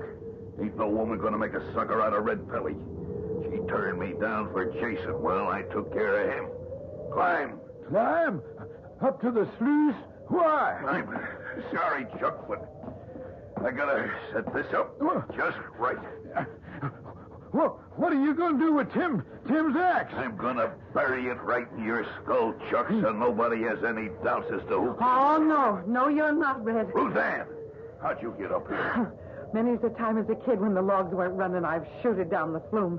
From the camp right to this station. Oh, I knew I had to move fast to stop you. You can't. It's too late. I've burned all my bridges behind me. Now, worst of all, it's got to be you, too. Oh, but you can't touch me, Red. I have the gift. The gift? I turned the tree aside to save Tim, and I held you back from stomping him. All with the help of God, and now I'm going to stop you again. Run, Chuck. Run. No, he can't touch me. I'm sorry it has to be this way, Ruth Ann. From the beginning, when you first come, you was all I wanted. But you turned me down. What are you doing? I'm going to open a sluice gate.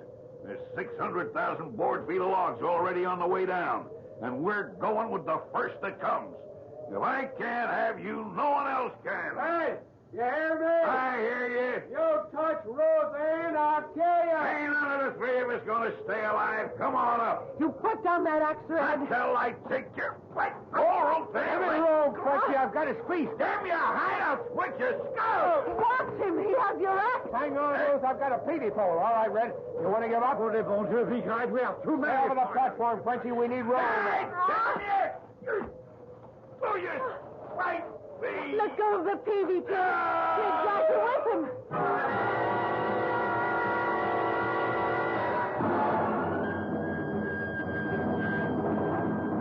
The logs carried him right down the flume and over and into the catch basin. He was ground to pieces. I'm sure glad you're safe, Annie. Are you still going? Well, Red is dead, but nothing between us has changed. One big thing has. What? When I thought I had the power to stop Red, I found I didn't, Tim. I just had to rely on myself and hang on to the axe that he was trying to swing down on you. Are you telling me? The gift's gone. I don't have to be afraid anymore. It's a new life. It sure is. What did you call me back then? Annie. That's a new name for a new life. And the one that's going to be my wife's. Come on, Annie Farrell. Kiss me, if you like the name. Anything you want to give me is just exactly what I like.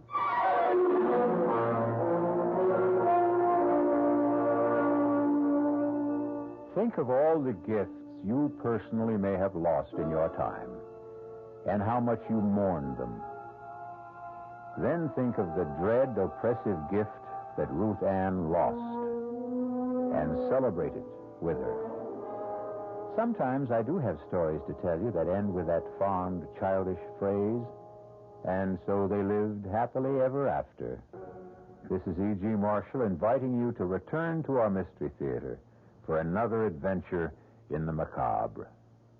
Until next time, pleasant dreams.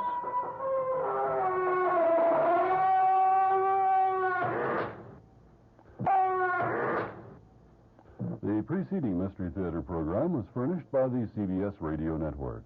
This is WOR New York, an RKO General Station.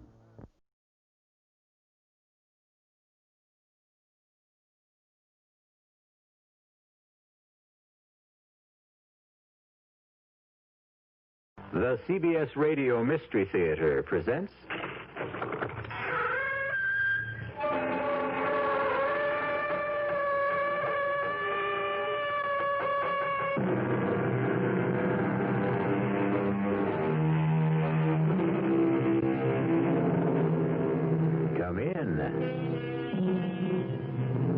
welcome.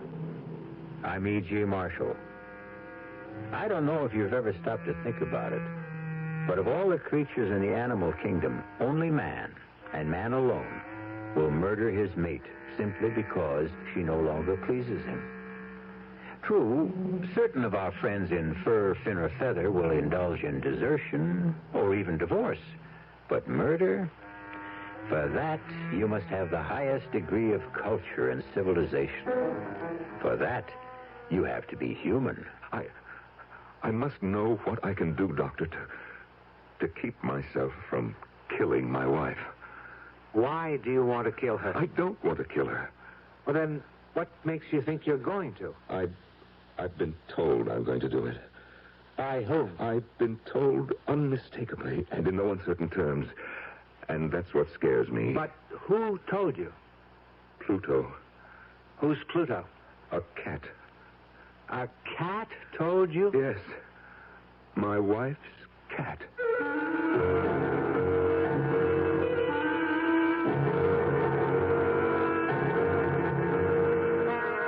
Our mystery drama, The Black Cat, was written especially for the Mystery Theater by Sam Dan and stars Norman Rose. It is sponsored in part by Anheuser-Busch Incorporated, brewers of Budweiser, and by the Kellogg Company, makers of Kellogg's Special K cereal. I'll be back shortly with Act One. Can you really tell the future by reading my poem, Madame Xanadu? Have faith, and let me have your left hand. Ah, yes, I see very clearly. What do you see, Madame Xanadu? Tell me what you see. You will meet a tall, good-looking man. I will? Yes, a tall, good-looking man who will make you very happy. Oh. He is from the Internal Revenue Service. The Internal Revenue Service?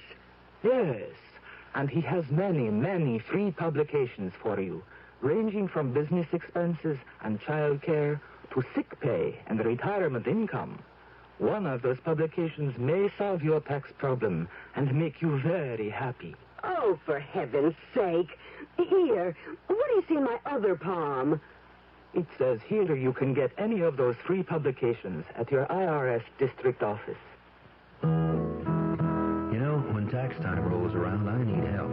That's why I was really glad to hear about CIT's income tax service. It's beautiful. For just a $5 minimum charge, they take care of all the headaches connected with taxes. CIT's tax service is fast, computerized, and accurate, and they'll figure out your biggest tax savings under the law. Not only that, if you need cash, you can check out a CIT Unilone at the same time. CIT's income tax service. Why not go see them today?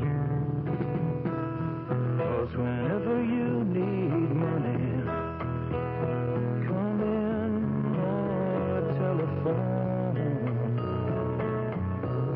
Ask the man at CIT for a Unilone. CIT makes money happen. Takes care of your taxes, too.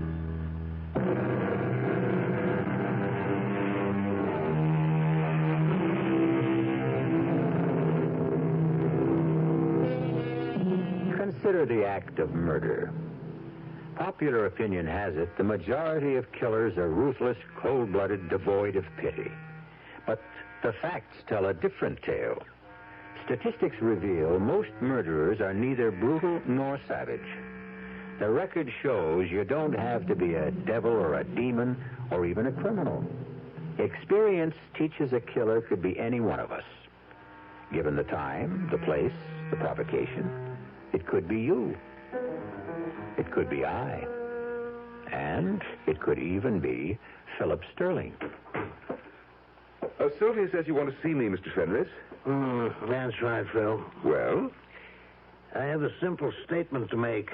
A brief 13-word announcement. I had no idea you measured out your words. They should add up to 13. It happens to be an unlucky statement as far as you're concerned. Suppose you end the suspense, Mr. Fenris. What is this historic pronouncement, If you marry my daughter, I will cut her off without a cent. Yes, it does add up to 13 words. And you'd better believe him. Well, then I have no choice. I'll break the engagement. I certainly can't marry Sylvia if she has no money. Why, you unprincipled scoundrel. Mr. Fenris, while I may be a scoundrel, I do have principles. You admit you want to marry Sylvia for her money? What other reason could I possibly have? Well, of all the don't sputter at me, Mr. Fenris. After all, it's your fault. What, my fault? Without question. Had you been a better father, more loving, more attentive, you would have raised a more attractive daughter. Well, I'll have you thrown out of here. Consider Sylvia calmly, objectively. She's immature. She's naive. She's hopelessly romantic.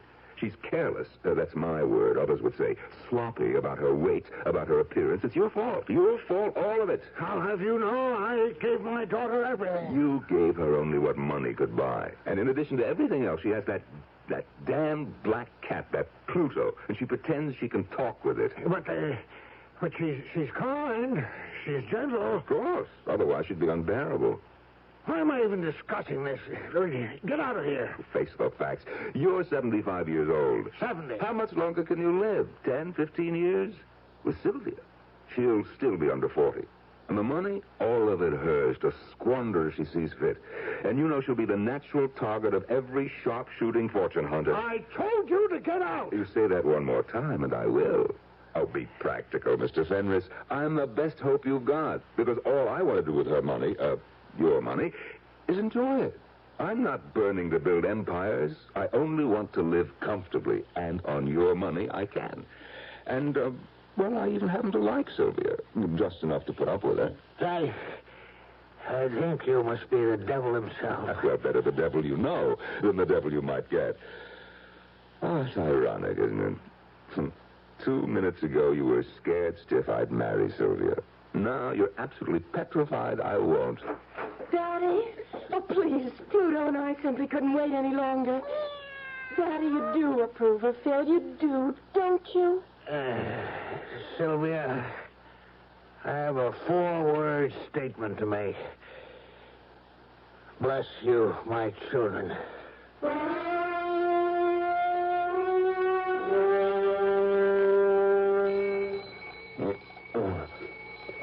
Oh, hey.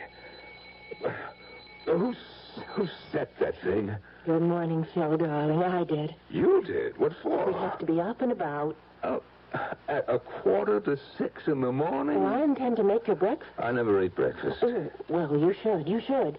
Gets the day off to a glorious start. Well, it's not as if I'll be swinging a pick and shovel. Well, maybe you should. Oh, Pluto's up. Would you get out of bed, Phil, darling, and let him in? Yes, dear.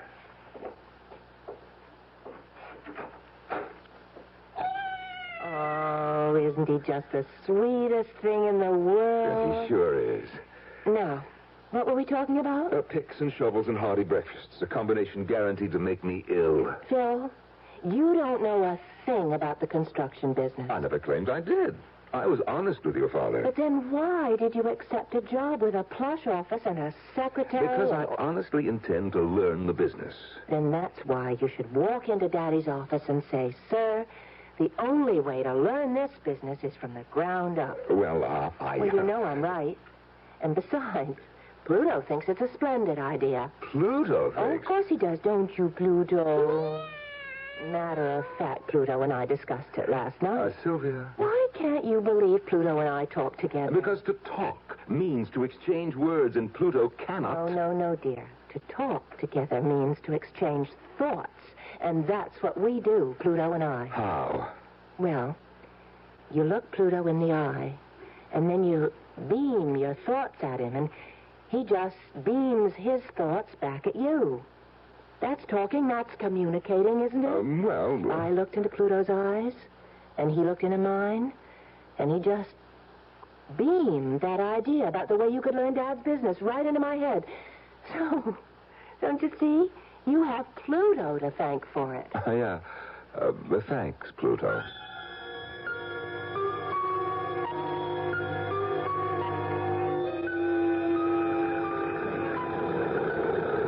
All my life, I hated work. Put in an August day on a road building crew, under a relentless sun that beats down. The heat shimmers off that concrete at about 115 degrees. And you will know what punishment is.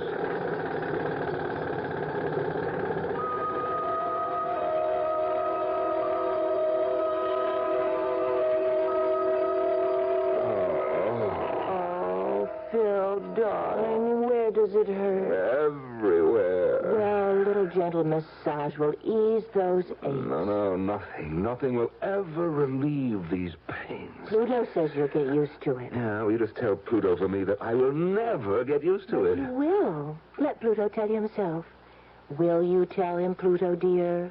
Oh, come on, Sylvia. You say that you won't get used to that kind of work. You just beam that thought into Pluto's eyes. Sylvia, my back hurts. I'm in no mood will give you inspiration and courage.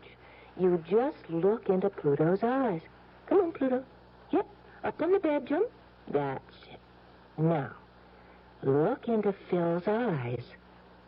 Don't you feel Pluto's thoughts coming into your mind?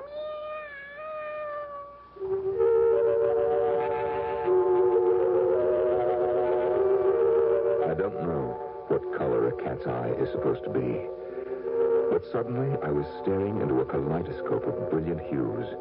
Flaming reds, freezing greens, burning yellows, icy blues, all of them shifting, twisting, trying to form into shapes. And there was this terribly taut feeling of tension, as if the entire kaleidoscope were trying to dissolve into a scene. And finally, the way a bubble bursts, all the colors blended into that one icy blue. That icy blue became two of the coldest, frostiest eyes I'd ever seen in my life. The eyes of a sharp-faced man in a black robe, and he was talking to me. Philip Frederick Sterling, have you anything to say before the sentence of this court is passed upon you? I didn't do it. I swear I didn't. I couldn't kill anyone. I'm not made that way. You must believe me. I'm not a killer. You shall be in prison at the state penitentiary. No, you can't do it. I'm innocent. Until the third day of April. No, at no, this time, no. shall be...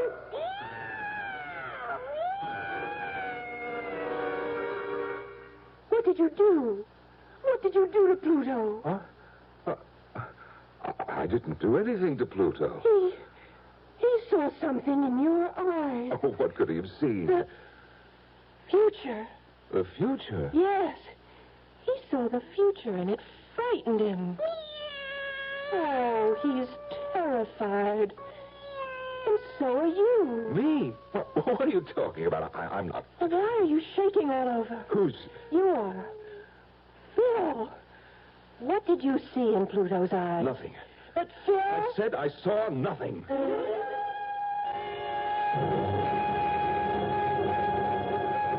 I could say that to her, Doctor, but not to myself, because I had seen something. A courtroom, a judge, a jury, a defendant, and of course that defendant was me. Go on, Mr. Sterling. I wasn't imagining this, Doctor. I looked into the eyes of that cat, and I saw... Yes, you saw that you were being convicted of murder and sentenced by a judge. You don't think I'm crazy? Crazy has many connotations. Whether or not you're crazy, as you put it, is irrelevant here. But why should I see such a scene? I think you know why. Oh, I don't. I say you do. Please, Doctor, tell me why. It's because you want to kill your wife. That's ridiculous. It's true. Well, why would I want to kill my wife? Why did you marry her? For her money. So far, you haven't been able to spend 1 cent of her money. Oh, I'm willing to wait. And work on a road gang? What do you suggest? If I were you, I would leave her. Why? You made a bad bargain. You thought you'd fall in soft. It isn't happening. You're beginning to resent her. Already the thought of murder is rattling around in your subconscious. Now, look, the old man is worth millions. She gets all of it. Oh, no, I can't walk out on that. Well, then reconcile yourself to the road gang. I have to, I will.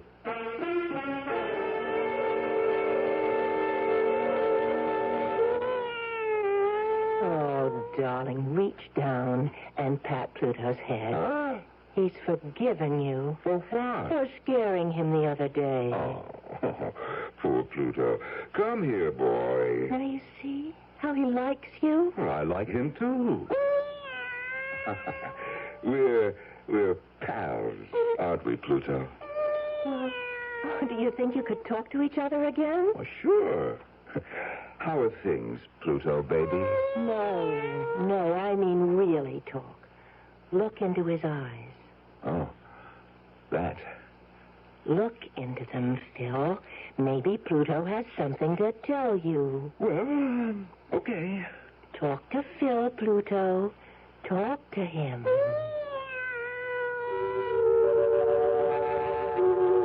Once again, I looked into Pluto's eyes. Deep into his eyes. Once again, the colors surged and swirled. Reds, greens, blues, yellows.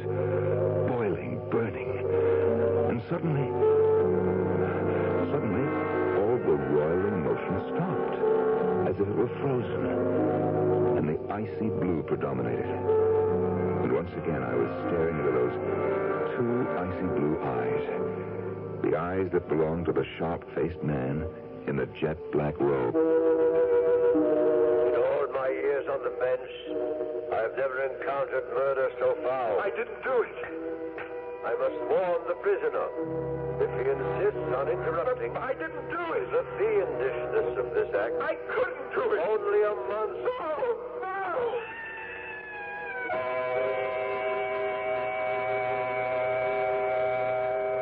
As the poet said, I am the master of my fate. I am the captain of my soul. He might have added, I am the ruler of my mind. It's an interesting project Phil Sterling has set up for himself. Talk out the bad, talk in the good. Drive murder out of his brain and coax love into his heart. If such a thing can be done, it will happen when I return shortly with Act Two.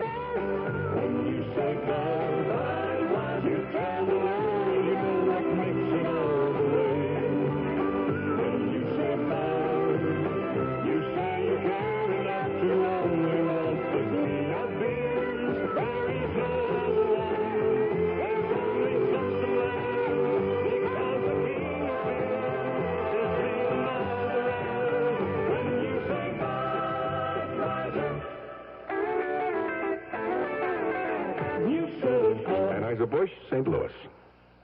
Occasional acid indigestion and heartburn can be more than just acid alone. Often there's trapped gas, too. That's what we call gassed indigestion. Digel is made for gassed indigestion because Digel is different. It does more. Digel reduces excess acid while its patented simethicone gets rid of trapped gas fast. Use only as directed. Digel for gassed indigestion. No plain antacid can do what Digel can. Of all the leading laxatives, only one, Phenamint, is a gentle chewing gum laxative, and for a very good reason. It's pleasant to take. Phenamint goes into your system gradually, little by little, and after Phenamint has entered your system, it begins to work gently, predictably, to relieve occasional irregularity. Phenamint, the gentle chewing gum laxative. Like all medicines, take only as directed.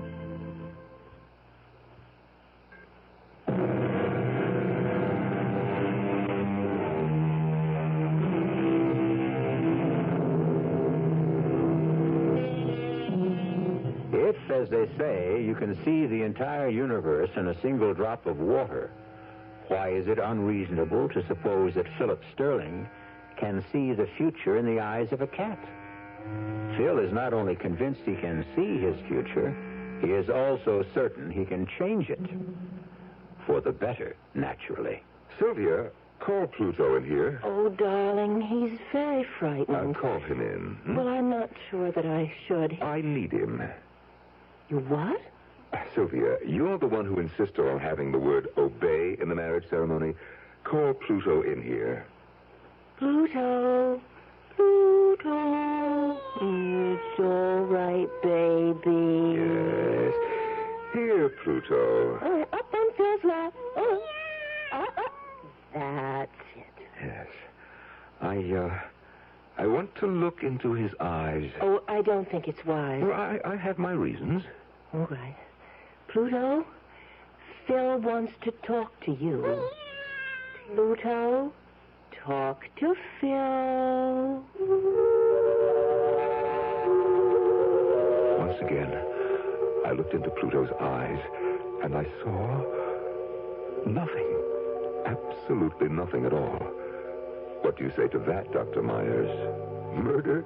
If it was ever in there, I drove it out of my mind. I drove all thoughts of murder out of my mind. Look, Pluto's smiling. Of course. And you. You're smiling, too. I'm smiling because I love you. Oh, Phil, what's got into you lately? Oh, nothing. Nothing at all.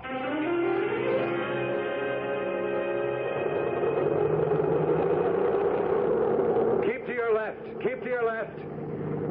Keep to your left. Come on. There's plenty of room. Come on, keep moving. Oh, my God, it can't be, but it is. Gwen, look. It's Phil. Phil, baby, is this for real? Phil, darling. Oh, wait till the gang hears about this. Oh, hi, Gwenny. Bruce. Phil, darling, I never knew you had such muscle. What happened, Phil? Did your father-in-law lose all his money? Look, you're holding up traffic. Is this what marriage does to a I'll explain it some other time. Get moving. Get moving, or I'll catch it from my foreman.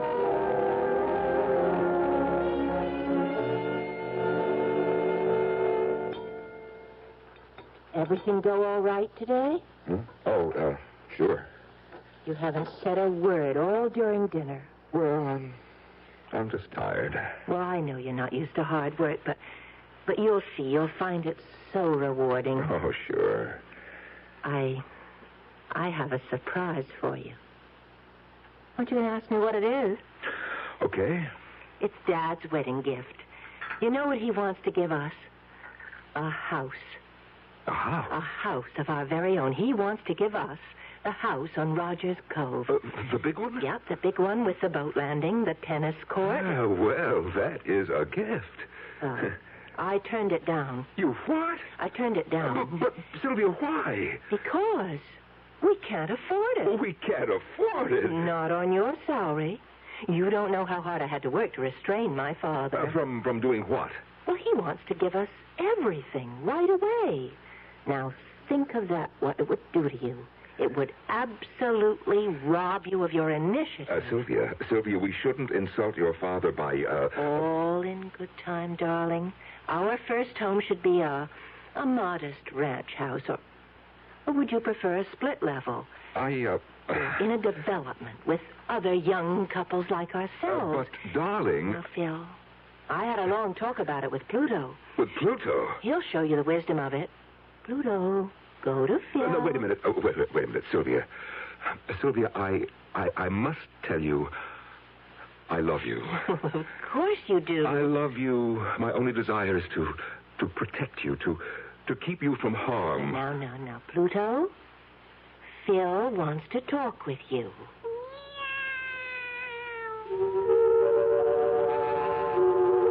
Once again, I looked into those eyes. Once again, the whirl of almost blinding colors. But this time, something was different. In the struggle among the blues, the yellows, the greens, and the reds, the bright crimson reds, they were winning out. Everything was red. Flowing red. Blood red. Red blood on a pale white face. Blood on Sylvia's face. Phil, please. Don't hit me. Oh, Phil, please. I told you. I warned you. Phil, no. You ruined my life. All my friends laugh at me. I love you, Phil. Oh, please don't hit me again. Get up. I'm not through. Oh. Get up. Sylvia. Sylvia.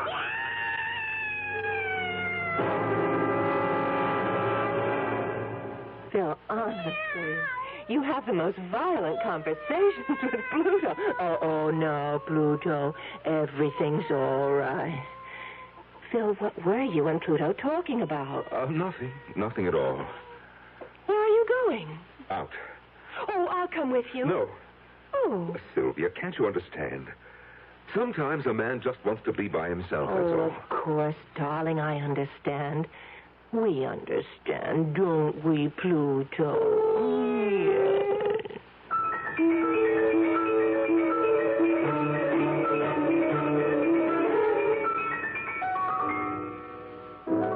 You want to go back to the party? Mm-hmm. Maybe later. It's much cozier here. I must say, absence does make the heart grow fonder. Oh, I missed you, Gwenny. Phil, how do you stand it? Oh, I have fantastic powers of endurance. That is, I hope I do. You know, what with her talking to that cat and everything else, maybe you could get her committed to, an asylum. After all, she is crazy. Oh, no. Only poor people are crazy. Rich people are eccentric. Phil, I'm worried about you. Oh, don't be. I will be fabulously wealthy one day. Is that all there is to it? That's all there ever was for me. I don't like what it's doing to you. Oh, come on, Gwen. What's it doing to me? Well, you're not the same. You were always so happy-go-lucky. Well, that might have been just a pose. No, there's something new inside of you. Really? What? It's kind of violence. Violence? I'm allergic to violence. You think so? You know what I always say. I'm a lover, not a fighter. Violence? Why, I can't even... Don't protest so much, Phil. It shows. How? When we ran into you on the road, Bruce and I, we started to kid you. You turned livid. I don't remember. You were trembling with rage. That's your imagination. You tried to hide it. Well, maybe you're right. There are times when I could just... When you could just what? Kill her.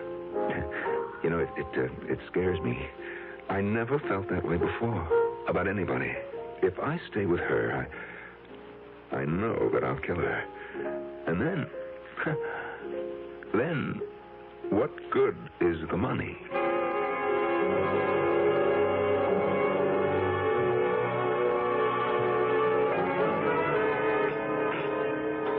Oh, that's delicious.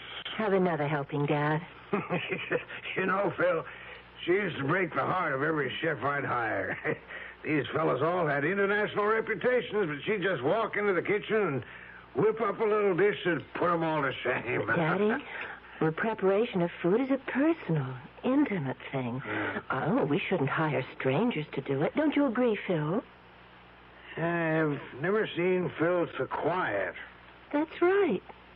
Darling, both you and Pluto haven't said a word all evening. Well, I don't know about Pluto, but I am preparing a statement. Oh, that sounds serious. It's a very important statement. Now, that's a coincidence. I, too, have a statement. May I? Of course. Phil, you've absolutely exceeded all my expectations. You've been an excellent husband to Sylvia. You've been conscientious on the job. And so, therefore, I have a 7-word statement. Odd that it should add up to 7 because it's a lucky statement, and, well, here it is. I have included you in my will. Oh, Daddy. Oh, that's wonderful. Isn't it wonderful, Pluto? I know now, Phil, that you'll succeed in the business. One day, they'll all be yours. Oh, Phil, did you hear that? Oh, yes. Yes, I heard it. Well, now that Daddy has made his statement, what was yours? What was mine? I was ready to say 4 simple words. I want a divorce. However, at that moment, it seemed like a stupid thing to do. I happened to glance at Pluto. He was looking up at me. His eyes were wide, and I could see the colors swirling again. But this time, the yellows, the bright flaming yellows, overwhelmed the others. And then, the yellow turned softer and began to gleam like gold. Solid gold. Oh, what a fool I would be to throw away a chance to own one of the largest construction companies in America. I looked at Sylvia. I would simply have to love her. That's all. Love her so earnestly, so devotedly that I wouldn't have the inclination to kill her. Huh? The problem was solved. Aren't you going to make your statement, Phil? Well, as it turns out, I really don't have one.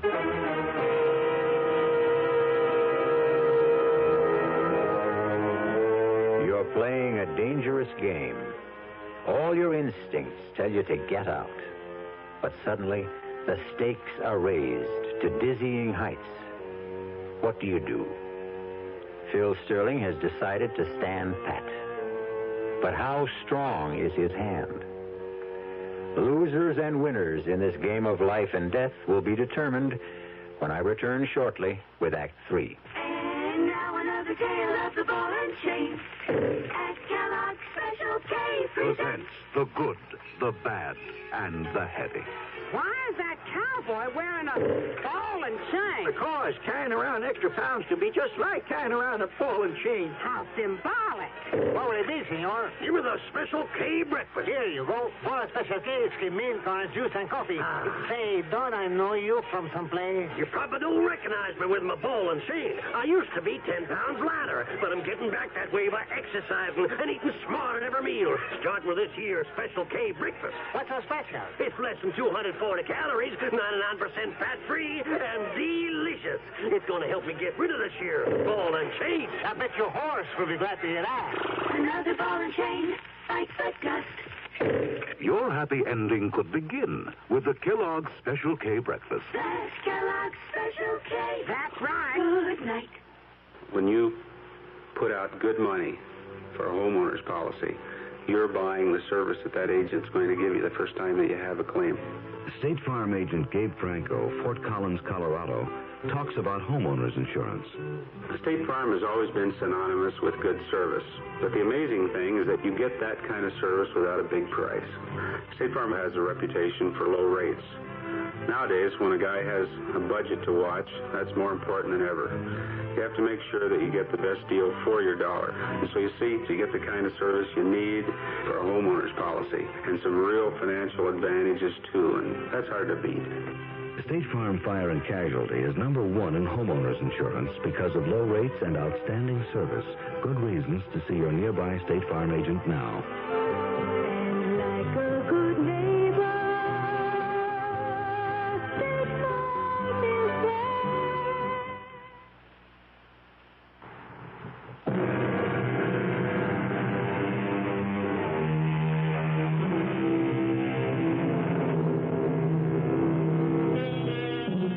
Why should love be a random, subjective thing, completely beyond our conscious control? Why can't we say, she is the logical person for me to love? Phil Sterling is determined to love his wife, because if he can't, he knows he will have to kill her. Oh, darling, let's quit for the night. Or I can mix a batch of cement and start on the wall if you want me to. You work hard all day. Then you come home at night, and I make you work in the basement. Oh, well, I don't mind. Come on upstairs, wash up. No, I'd just as soon keep working and finish this. Oh, but not tonight, Phil. I asked the Conways over for coffee. The Conways? Well, they really are such lovely people. Well, he's a bore. Phil? And she's such an idiot. Phil, you have to be friendly with your neighbors. Why? Oh, darling, don't lose touch with ordinary people.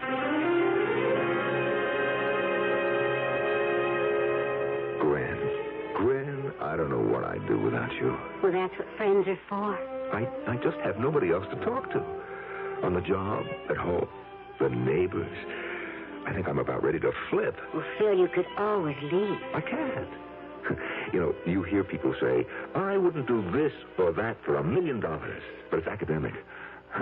Nobody ever offered them the $1 million. With me. Gwen, with me, the money is there. It's not quite there. It's mine. I just have to wait it out. I am in the will. I am in it for 50%. Gwen, you know how much that is? Mm-hmm. Besides, he's very old. How much longer can he live? Oh, Phil, you always were a genius when it came to figuring things. I wish I knew how to figure this. Well, you know you can't stay, and you don't have the nerve to leave. That isn't true. Been getting any readings from Pluto lately? Cut it out, Gwen. I bet you're afraid to look.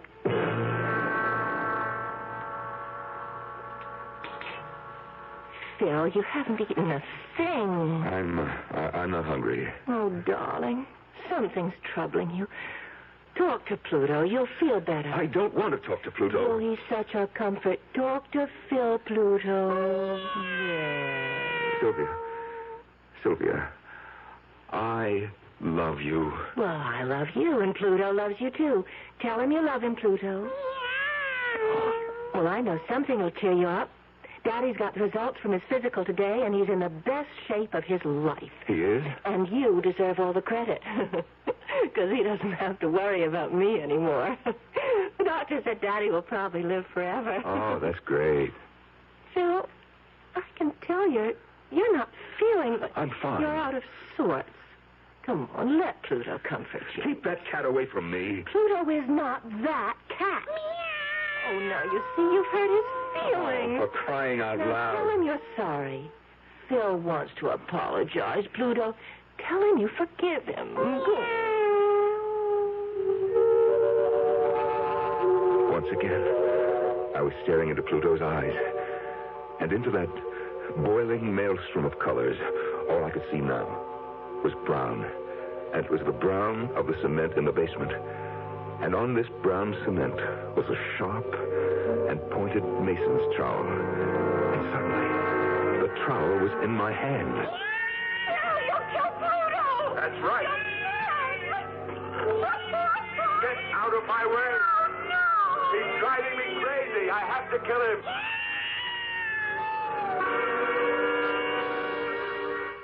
Phil, what's wrong? You're trembling. It's nothing. It can't be nothing. I'm going out. Again?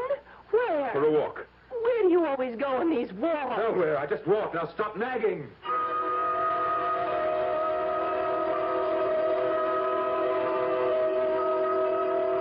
I don't know what I would do without you, Gwen. Good old Gwen. Comfy as a pair of old shoes. Ready as a candlestick. Reliable, dependable. There when you need me. Well, it's true. Well, congratulate me. I'm getting married. Huh? Married? Why? Why? Has it occurred to you I might want a life of my own? Bruce asked me to marry him. Oh, Bruce. He may not be much, but he's all mine. And at least he asked me. Gwen, listen. In just a couple of years, I'll really be rich. And I hope you'll be very happy. I'll make it up to you. As they say in the movies, I guess this is goodbye. But, Gwen, if I can't see you... No, Philip. All or nothing. That's what I want. And to be fair, it's what Sylvia wants. Choose between us. Who gets all and who gets nothing. Well, maybe I would miss Gwen. But not for long. Gwen comes back. She always comes back. My problem, Sylvia. Oh, I have to calm down. Keep your temper. Concentrate on loving Sylvia. Loving Sylvia.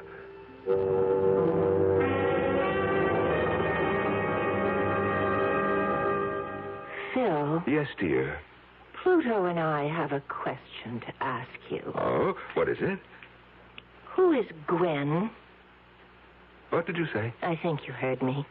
He heard me, didn't he, Pluto? Yeah. is Gwen? Well, Gwen is a girl I used to know. When did you last see her? Now, look, what is I'd this? like an answer. Sylvia, who told you about Gwen? Who do you think? Pluto. What does Pluto know? Everything. You're in love with her, aren't you? No. Don't lie to me. I am telling you the truth. You can lie to me, but you can't lie to Pluto. Sylvia, now listen to me. I am telling you the truth. I love you. Oh, tell that to Pluto. I dare you to tell that to Pluto. Pluto, that mangy cat. Hey, where are you going? Home. You're home now. No, I'm going home to my father. I never want to see you again. That damn cat, I'll kill him. No, please, don't. Run, Pluto. Run. Oh, that stupid cat. Look, he ran down to the basement, Sylvia. He can't get away now. I've got you cornered, you stupid cat. Dodge him. Pluto, dodge him. You can't get away. You won't get away. Phil, you're mad. Put down that trowel. Stand still. Stand still, you stupid beast. You've got nowhere to go. Here, Pluto. Here, come to me. Come, I'll protect you. Sylvia, let go of that cat. You give me Pluto. No. I won't have any peace. I won't have any sanity until I kill him. No, Phil, no. Let go of him. No.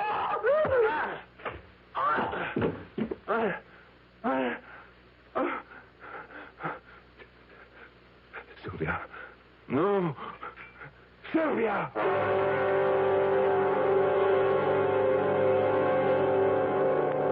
They were both dead. I had killed them. Both. My temper had gotten the best of me. Yes. I had to think fast. Think. First, I built a wall of cinder blocks and cement. I had everything there to do it. And then I placed her and Pluto behind it. And finally, I painted the wall and the entire basement. So there were no signs of fresh construction. I washed away every blood stain from the floor, and from my hands, from my clothes. The place was absolutely spotless. And then I assumed a new role, and I played it to perfection. The worried husband.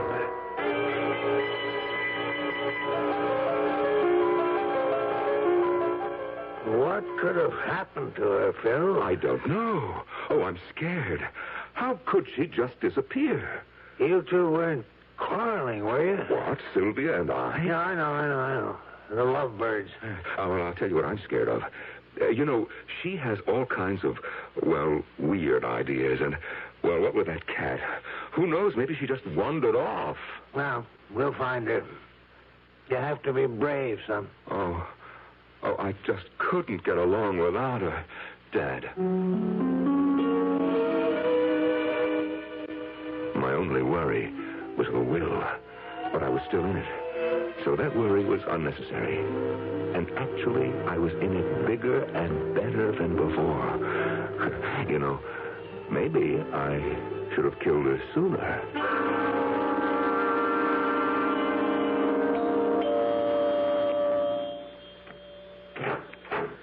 Yes? Mr. Sterling? I'm Mr. Sterling. We're police officers. Oh? May we come in? I'm Lieutenant Haley. Sergeant Miller. Yes. Detective Krause. Well, what can I do for you, gentlemen? Your wife has been reported missing. Yes, that's right. I'd like to ask you a few questions. My father-in-law and I wrote out a deposition. He's Frank J. Fenris, a very influential man. So I've heard. Your wife disappeared last Tuesday night. Oh, yes. Mr. and Mrs. Conway, your next-door neighbors, report they heard sounds of arguing. Did they? Mrs. Conway characterized it as a fight. Mrs. Conway is a fool. But did you have a fight with your wife? Certainly. Don't you ever fight with your wife, Lieutenant? Do you have any idea where your wife might be now? Lieutenant, do you suspect me of doing away with Sylvia? No, sir. I don't like the tone of your voice. And I don't like the look on your face either. I'm sorry. Yes, it's that cynical, know-it-all cop look. Yes.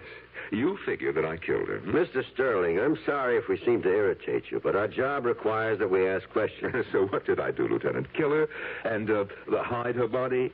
Nobody said that, sir. Then why are you here? To search the house. Now, I know my rights. For that, you need a warrant. We have a warrant. Oh. Well, go ahead. Jim, Otto, look around. Well, Lieutenant, any corpses in the closets? Will you show us to the basement? The basement? Yes. You have one? Well, of course we do. Just follow me.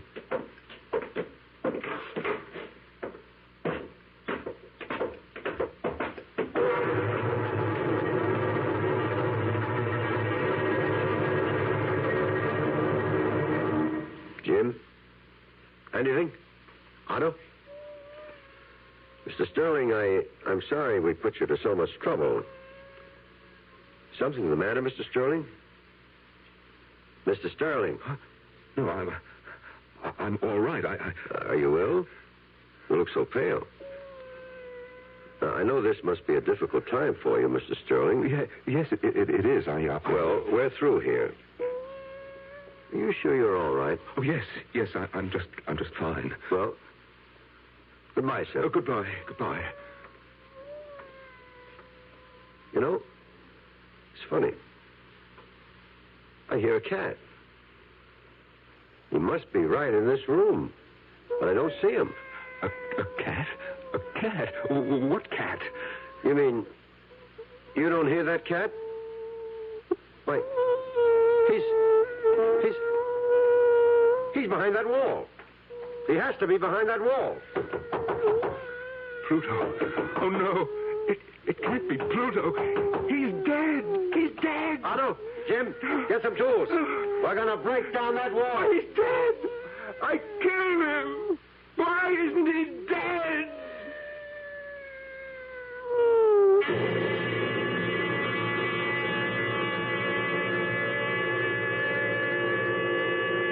Why? The answer is simple, and it's also the moral of our story, which is, a man is ill-advised to fool with a cat. Why?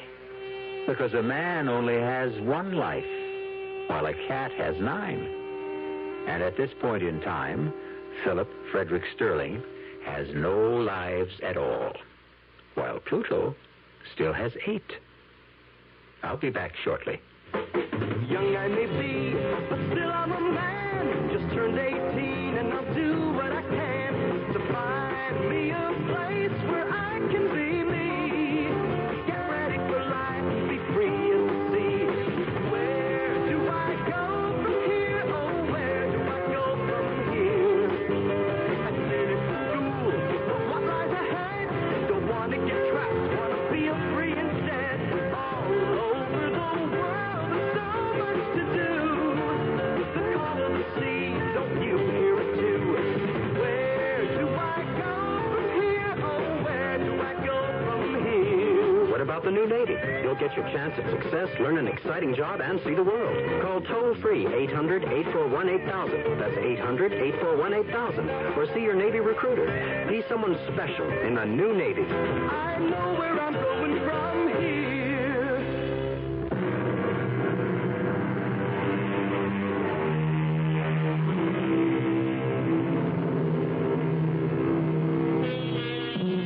What we're doing on this show is bringing back some of the best of the good old days.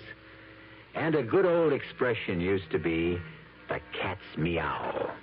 Mom and Dad use it all the time, even though they didn't exactly know what it meant.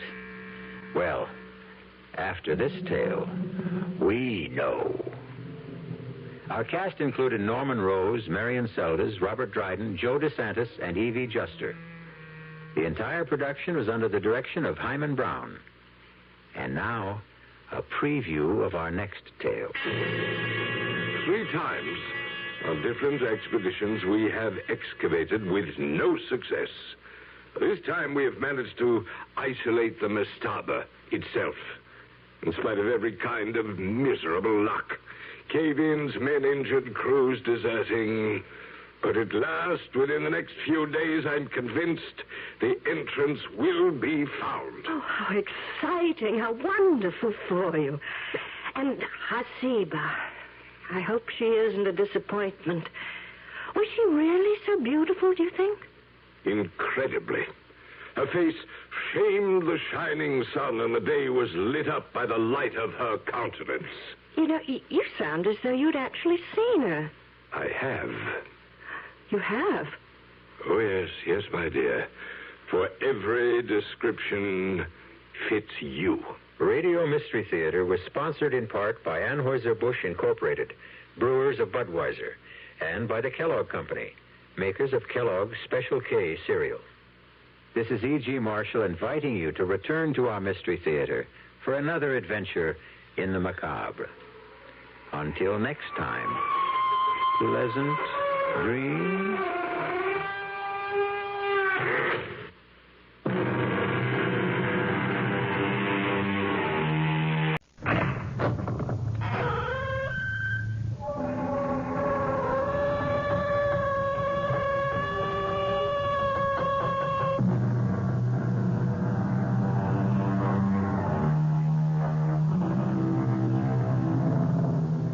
Come in. Welcome. I'm E.G. Marshall. Welcome to the world of terrifying imagination, to the fear you can hear. For the 4 centuries before Christ, a remarkable combination of priests and monarchs established one of the most astonishing cultures in the world. The rulers were the pharaohs of Egypt, and they left an enduring series of monuments behind them. The Sphinx, the pyramids, the temples of Karnak and Luxor, and, most strange of all, their mummified remains, embalmed by a process lost to modern science. This is the story of one such mummy, and the eternal curse she left to be visited on any violator of her tomb.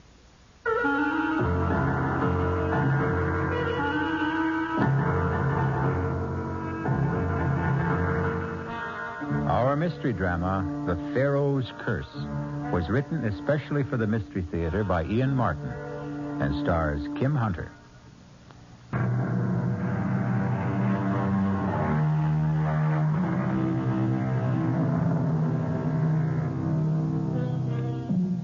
"1924, 50 years ago, belongs to another world. Certainly in the Middle East, almost midway through the period of the great archaeological excavations that make Egypt a mecca for tourists from all over the world. And in that era, no singer and entertainer reigned more supreme than Diane Elliott, the toast of 2 continents already, and now in the process of conquering a 3rd, with an engagement at Shepherd's, world-famous hotel in Cairo.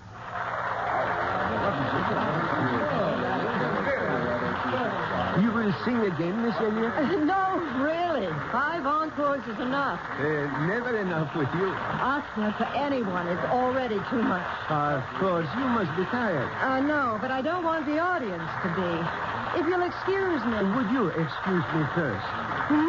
There is an old friend of mine here tonight who would very much like to meet you. Could I presume to ask if you would join him as he asked for a drink at his table? Who is this friend of yours? Sir Geoffrey Lunscombe. The famous archaeologist? He's still alive? I mean, well, he must He's quite old, but most active. Would you ask him to give me 10 minutes and then come back to my dressing room?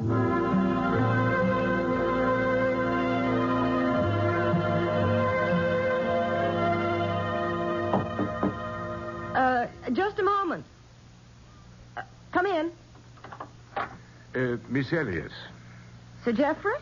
Guilty as charged. Oh, dear. Did I sound forbidding or something? No, not at all. It's just that I feel I'm intruding. Oh, not at all. I hope you'll excuse me, though. I've started changing because tonight's the end of my engagement here, and I have to start packing. Well, then you'll be leaving Cairo. Well, no, not for a few days. I hope at least a week. I've wangled a little gap between engagements because I want to do some sightseeing. Good, excellent. That makes it so much easier for me to ask what I want to ask. It's amazing. What? You, my dear. With your robe pulled tightly around you and your hair swept back so severely from your face. Yes.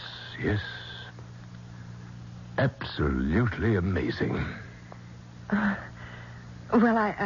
Let me tell you why I'm here. Have you ever heard of the Princess Hasiba? No. Well, it's not too surprising. She was, you understand, a little before your time. Approximately 4,000 years. Hasiba, the gazelle-footed trailer of perfumed musk. Hasiba, the doe-eyed, radiant perfection of the three worlds. I thought you were an archaeologist, not a poet. Oh, not I, my dear. That's Thotmes V, her husband, the pharaoh. And he was right. She was, until then at least, the most exquisite woman who ever lived. And when she died, at 19, the pharaoh was so crazed with grief that he stripped himself of all his wealth and turned it into jewels with which he filled her burial casket to the brim. She was buried with all the honors of a pharaoh, and the door to her mastaba sealed forever with an undying curse. The mastaba? The burial chamber. And the curse? This chamber holds the jewels of my kingdom. Jewels beyond number and one beyond all price. Who breaks this seal forever seals his doom. He will walk no more among the living nor find his way among the dead. You almost make me believe that. Well, I almost believe it myself. Perhaps it's why I've taken the liberty of coming to you. I don't understand. Oh, why should you? Let me explain. 15 years ago, I discovered the small pyramid that covers the burial chamber. 3 times, on different expeditions, we have excavated with no success. This time, we have managed to isolate the mastaba itself, in spite of every kind of miserable luck. Cave-ins, men injured, crews deserting. But at last, within the next few days, I'm convinced the entrance will be found. Oh, how exciting, how wonderful for you. And Hasiba, I hope she isn't a disappointment. Was she really so beautiful, do you think? Incredibly. Her face shamed the shining sun, and the day was lit up by the light of her countenance. You know, you sound as though you'd actually seen her. I have. You have? Oh, yes, my dear. For every description fits you. Well, Sir Geoffrey, I'll have to admit that's about the prettiest compliment I've ever been paid. And the truth. Now, look. What is it? An ivory miniature of Hasiba, hand-carved. How beautiful. Exquisite. Isn't it? But perhaps now you can see, Miss Elliot, why I can easily believe in reincarnation. It's why I asked to meet you. I've devoted the last, best part of my life to unearthing this tomb. And I've come to be afraid of a curse and to believe profoundly in the power of good omens and luck. I need that luck. But I think I found it. I know you are my luck.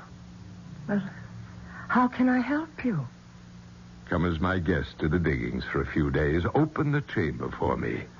I think your touch will ensure success. Out of so many, that's the greatest compliment of all. How can I refuse?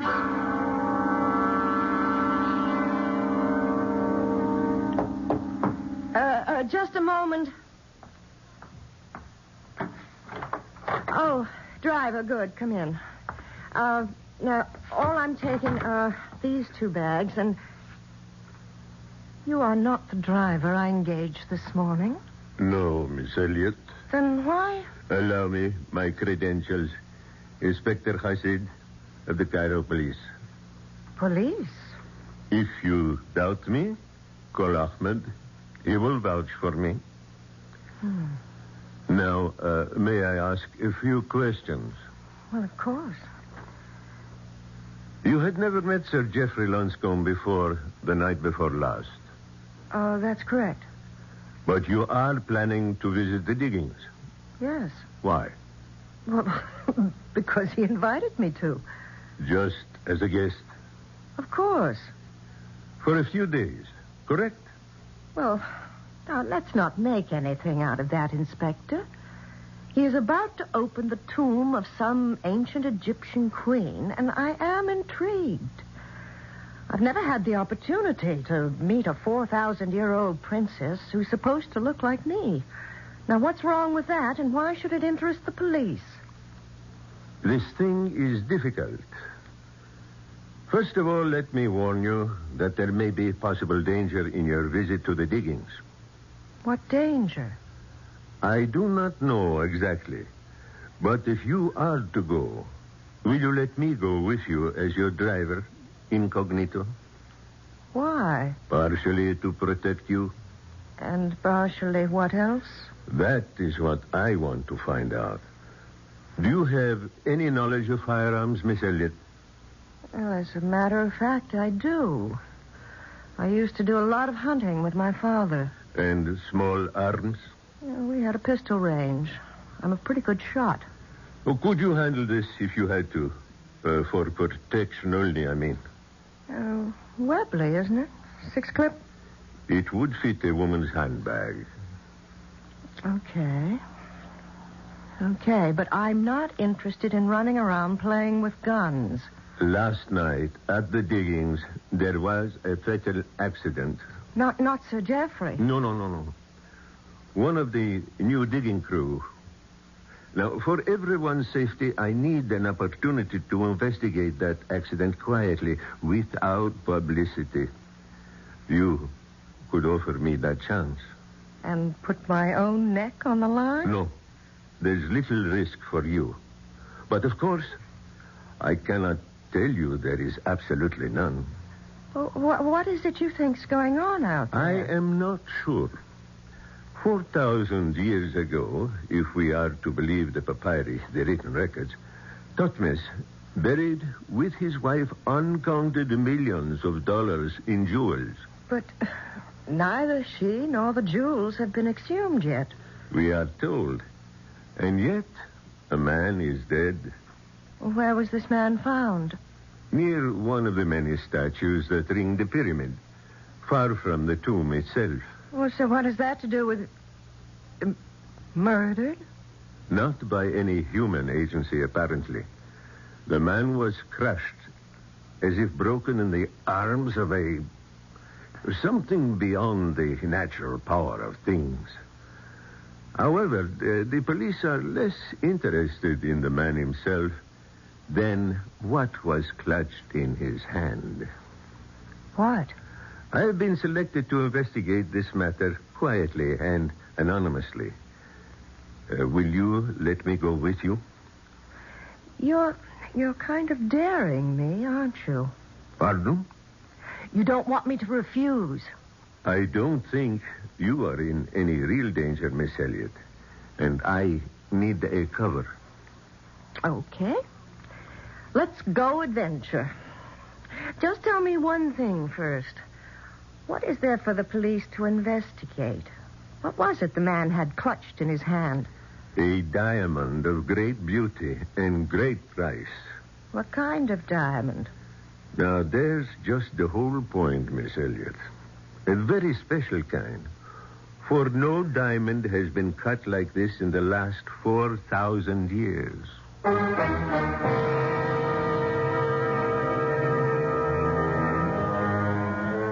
A tomb sealed fast for 4,000 years, where a princess lies in a coffin filled to the brim with precious stones of incalculable value. Could this diamond be from a tomb as yet uncovered, or was it some random discovery? And if it were, What inhuman agency, with a power beyond all human scope, mangled and destroyed the unfortunate man who found the strangely cut diamond? I'll return in a few moments with Act Two.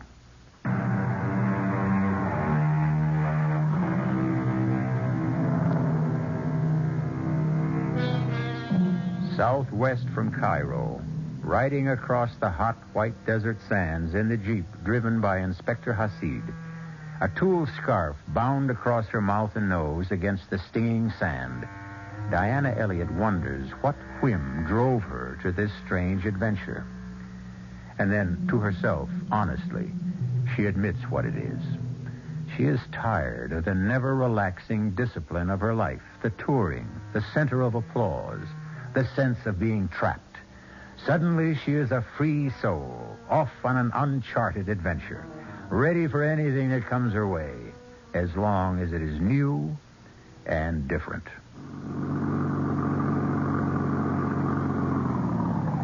Miss Elliott. Oh, you know me? Yes, and you more than live up to what I've heard. Can I give you a hand down? Oh, thank you. That's more than a hand. Both.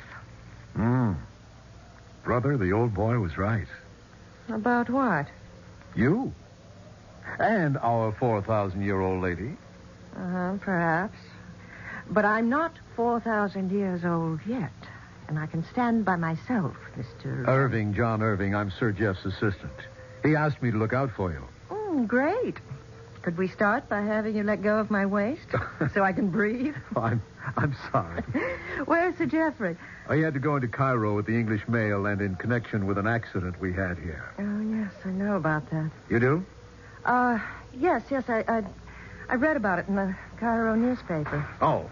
Well, let's get your bags and get you settled. Do not worry, Sahib. I will take care of them. Oh, fine, driver. Miss Elliott's go into the big tent with the canopy. You can bunk down with the crew over there. Any one of the 3 tents near the diggings. Very good, Sahib. You want to go freshen up, Miss Elliott? Oh, no. Everything is too new and strange and exciting. I want to explore. Okay. You want to walk over and have a closer look at the pyramid? I'd love it. If I'm not keeping you... No, you're not. I've been designated as the official reception committee for the afternoon. Tell me, have you found the tomb yet? Not quite, but we're close. We started to uncover what appears to be the entrance to the outer chamber this morning. The diggers are working on clearing that now. It's hard to believe. And we're almost there. 15 years ago, this entire pyramid was buried in sand. Sir Jeff uncovered it on the 2 former expeditions. What a tremendous job. What are these statues that stand along the bottom row of stones? Those are various Egyptian gods. Now, let's see. Starting at that end, Thoth, the recorder, Horus, god of truth, Mot, goddess of justice, and Osiris, the king father himself.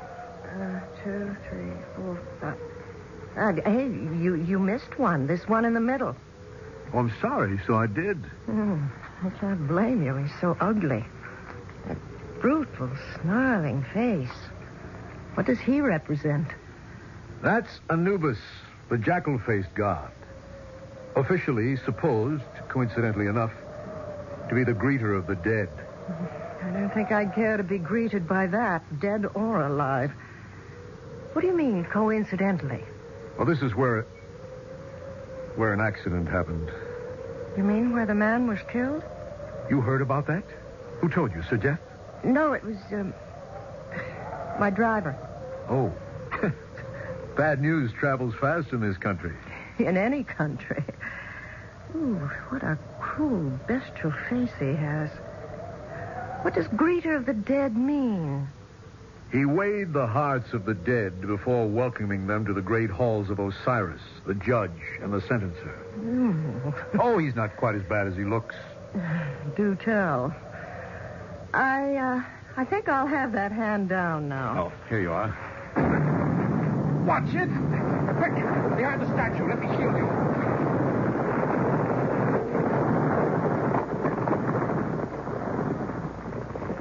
You all right, Diane? I'm all right, Mr. Irving. Well, couldn't we make it John? I called you Diane. So you did. It just slipped out. Did it scare you? If you mean the explosion, of course it did.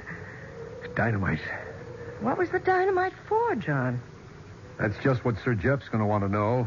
He's going to be hopping mad when he gets back. Damn that Sargon. Who is Sargon? Our esteemed Egyptian colleague and so-called archaeologist who's been gumming up this expedition ever since it started. Gumming it up? Yeah, he resents all outsiders who come here on what he considers his territory. Well, you can't blame him, I suppose. It's his country. But just the same, the guy's pretty hard to take. For some reason, he wants that tomb to remain sealed. With that dynamite he set off, maybe he's just gotten his wish. Now, come on. I'll see you back to your tent so I can go find out just what damage has been done.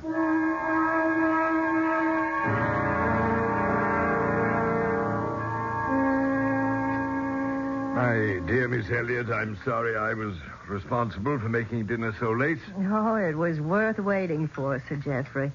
This Arabian coffee is delicious. What was all the trouble with Sargon this afternoon? Well, this morning he wanted to dynamite the entrance open. I said we should wait till you got back. I knew you wouldn't go for it. My God, if we had a cave-in, the whole tomb would have been reburied. To say nothing of the possible damage to inscriptions inside. So? Well, he got so red-necked about it, I told him he could set the charges in case. Oh, that was foolish. I know, sir. But I never thought he'd be pig-headed enough to set them off on his own hook. That is it, Oh, Sargon, my dear fellow. Come in. Join us in coffee. I do not break bread among my enemies. Or with the infidel. Now, wait a minute. No, Sargon. I know you're upset, but there's no need to be rude. I don't believe you've met our guest. Miss Diane Elliot. Ali Atman Ben Sargon, one of our most noted Egyptologists. How do you do? Your servant, Anissa.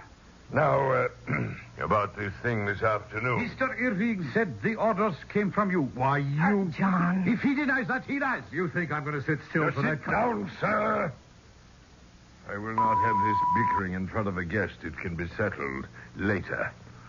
In the meantime, fortunately, there's been no damage of consequence, and the way into the tomb has been opened. No harm has been done. A great deal of harm has been done. The crew has deserted. What? That is what I came to tell you. They have taken all our transport and left. I tried to stop them, I but... bet you did. Now, look, Sir Jeff... Just a moment, John. Oh, why, Sargon? Perhaps they are wiser than we. A small hole was blown through to the inside, and out of it, they say, comes swirling a fearsome efreet that grew 10 times taller than a man, and belched a cold, freezing breath from his mouth that carried death in the air. They ran in terror from the ancient curse. They knew the stench of evil in the air. Well, that's preposterous. As an archaeologist, you know the fetid odor of death is always present when a tomb is opened. Bunch of simple-minded nitwits. Perhaps. Except that as a simple-minded Egyptian, I agree with them. Oh, you intend to leave On the contrary, I intend to stay. I was referring to the stench of evil, and not from the graves of my ancestors, which I shall remain to protect. Why, that son of a... You're going to let him get away with that? John, I'm sure it was a misunderstanding. Bear with me, please. Tomorrow may be the end of a long, long dream. And let me go and pacify poor Sargon. You intend to open the tomb tomorrow? Well, the main breach has been made. I'm hopeful it can be managed. Well, then we must have the press here. I'll go into Cairo tonight. The men have taken the trucks. Well, there's still Diane's Jeep. If I may borrow it? Well, it's not really mine. It's my driver's. Well, whatever you decide tomorrow will be an exciting day. I shall hope, Miss Elliot, to introduce you at last to your long-dead image. This must come to pass, for I still believe in you as my good luck. John, you'll see Miss Elliot to her tent? Of course, sir. Till tomorrow, then. Good night, sir. I'd still like to have it out myself with that surly... Look, let Sir Jeff handle it, John. I want to drink in this strange night. The atmosphere or the general excitement? Both. Everything. The air, the place, the time. That enormous red moon. What makes it like that? Sand suspended in the air filters the spectrum. Such a lot of sand. It's a whole lot of moon. So quiet. The air is heavy. Sleepy? No. Don't go in. Stay with me. That might be really dangerous. Why don't we grab the Jeep and go into Cairo? We can't use the Jeep. Why not?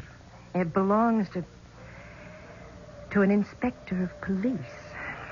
Look, please don't say I said anything, but he's here investigating the accident. Sub Rosa. You won't tell anyone. Well, sure, if you ask me not to. But I still don't see why we can't... Then ask Inspector Hasid if you can borrow the Jeep. But I won't go with you. I'm too tired and too excited looking forward to tomorrow. It's funny how heavy the air seems. I can imagine why those men felt a dark weight, almost like death in the air. I'll be glad to see you tomorrow. Good night, John. Good night, Diane.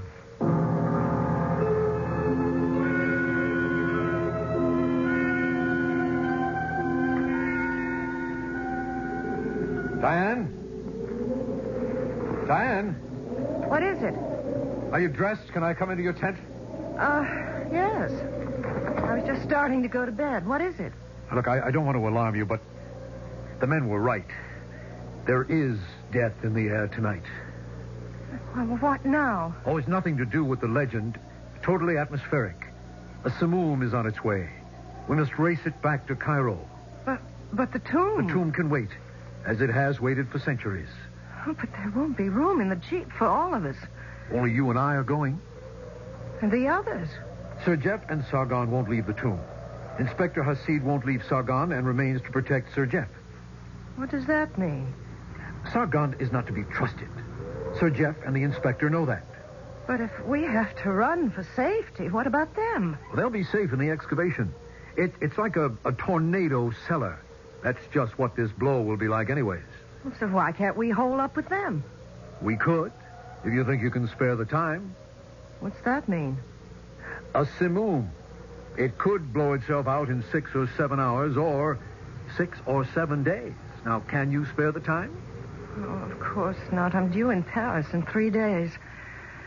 Give me 5 minutes and I'll get my suitcases ready and we'll be on our way.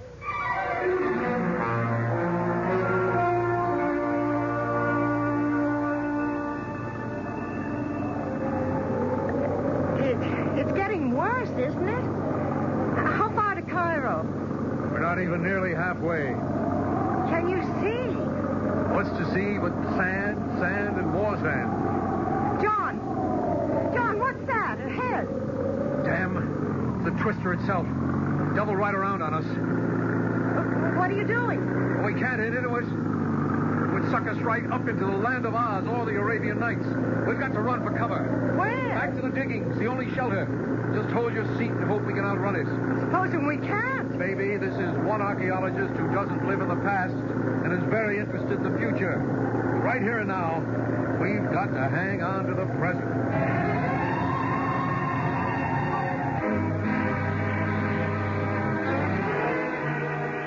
Whatever the effectiveness of the ancient curse, it seems the fates conspire to bring Diane Elliott and John Irving back within its range. And if the 4,000-year sleep of the delectable Hasiba is to be disturbed at last, on whom will the curse fall for disturbing it? On the men who planned and made it possible? Or on another woman who dared to challenge her beauty? I'll return shortly with Act 3.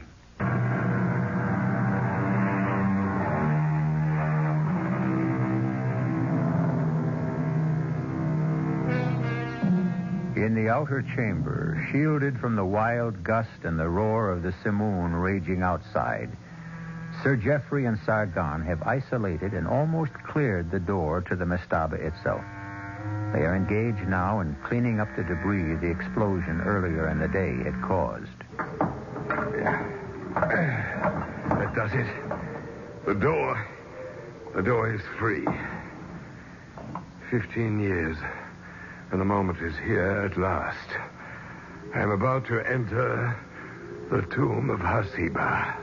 My countrymen have waited 4,000. Come, Sargon. Let's, for God's sake, not at this minute. What is it? There's someone coming. The dead are arisen.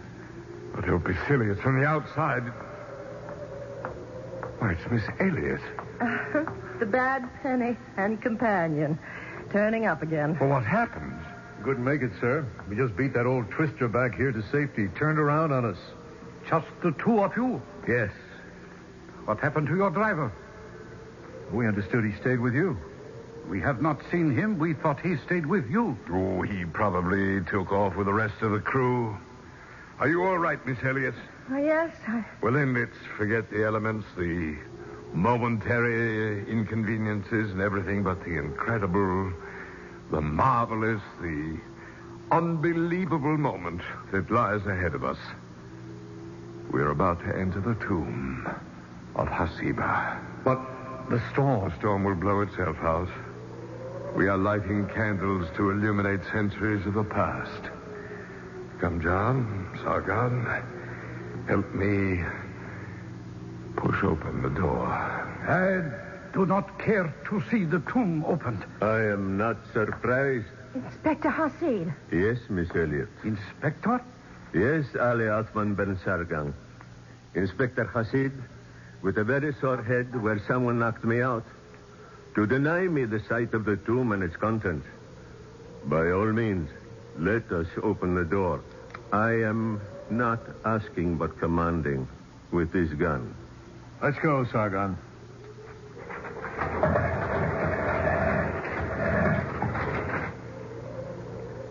There it is. Beyond that black aperture lies Hasiba, wrapped in her blanket of jewels. Who shall be first to enter? The right is mine. The right is Sir Geoffrey's. Don't make me use my gun. This is a moment I dread as much as I desire. Who knows what lies in that dark cave? The tomb may have been rifled centuries ago. Its artifacts destroyed the very catafalque itself. Vandalized. The curse was never idle. And then suddenly I am too old and afraid to enter. Diane, I brought you here as my luck. Will you risk it and enter first? If you wish me to. I wish it with all my heart. John, take the torch and light her in. Yes, sir. Careful, Diane. Easy. What is there to fear? Who knows? The dead resent intruders. Well, I only hope that... Oh! What is it? A stone beneath my feet. Look out, What happened, John? The door to the tomb swung shut. Well, can we open it? No. The counterweights locked it somehow. Hold up the torch. Why? There's an inscription inside the door. What does it say? But it would take time to decipher it. Don't worry, I can guess. He who breaks this seal forever seals his doom. He will walk no more among the living or find his way among the dead.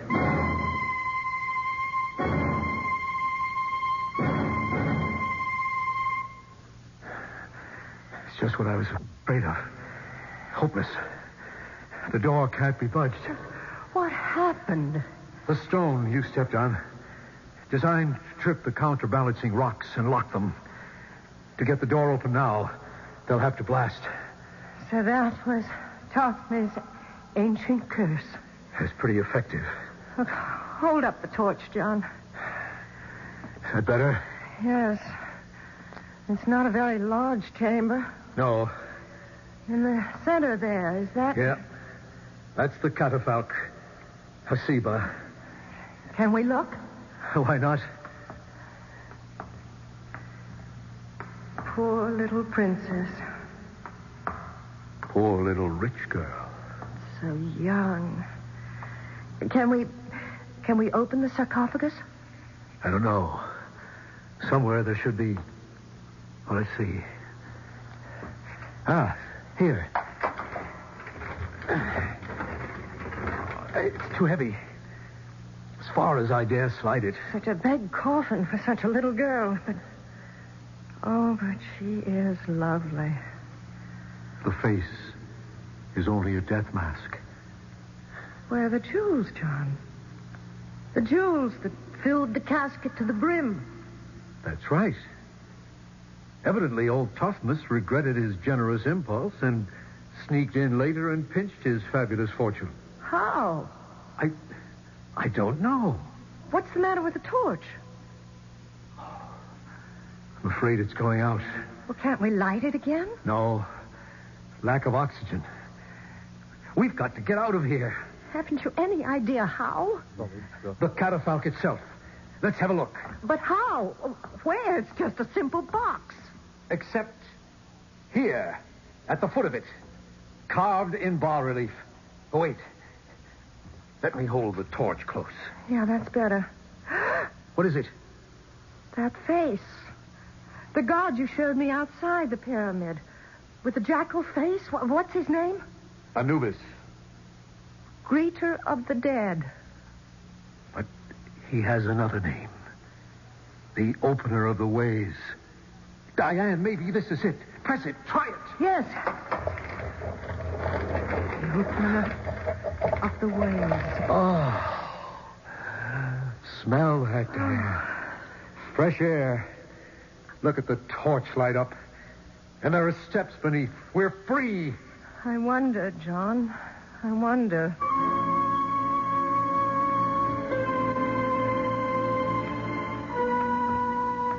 I can see it clearly now, Diane. Sargon, he's been plundering the tomb. That was the reason for all the delays he caused. He had to have time to get rid of the jewels.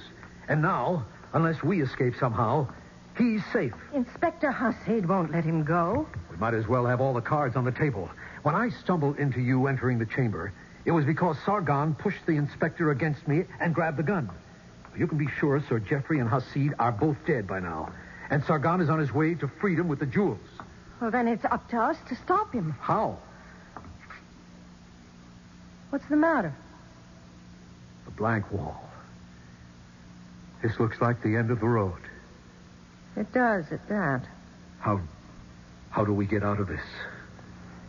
That's all up to you, John. What does that mean? It's not very difficult to figure out. You know just where to put your hand to move this rock. Don't you, John? I? Why should I? Because you've been here so often before. You know? I think so. And what I don't know, I can guess. You found this secret entrance some time ago. And you stole the jewels, didn't you? You've been the one that's been delaying things while you tried to figure out some way to get away with them. My Jeep with me as cover was the perfect way out, if it hadn't been for the sandstorm. All right. I admit it. Which leaves you with two choices. Which are? Stay here or come with me. Diane, I am more than a little in love with you, and I promise you there's a fortune packed in your Jeep that could make us able to live like Thutmose and his queen Hasiba. In your luggage, it could easily be smuggled out of the country. Half of it, all of it's yours, if you share it with me. And if I don't? I'll have to take my chances alone, which includes, unfortunately, leaving you shut in here where you can't blow the whistle on me. Two choices. What else? This. What? Gun? Where did you get that? From the inspector. And don't think I don't know how to use it. Are you ready to open the door now? Suppose I just refused. The torch is beginning to burn low again. That means we're running out of oxygen, doesn't it? Okay. You win. Here, catch it.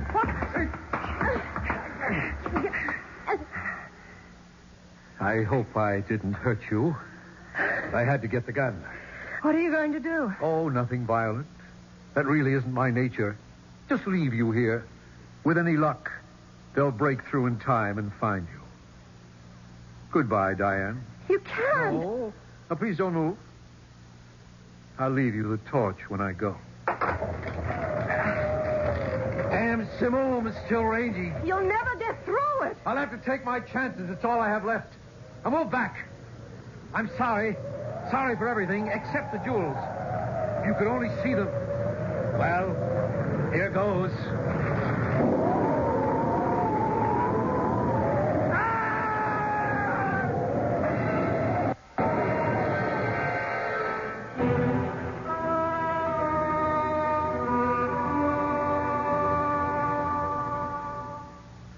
No.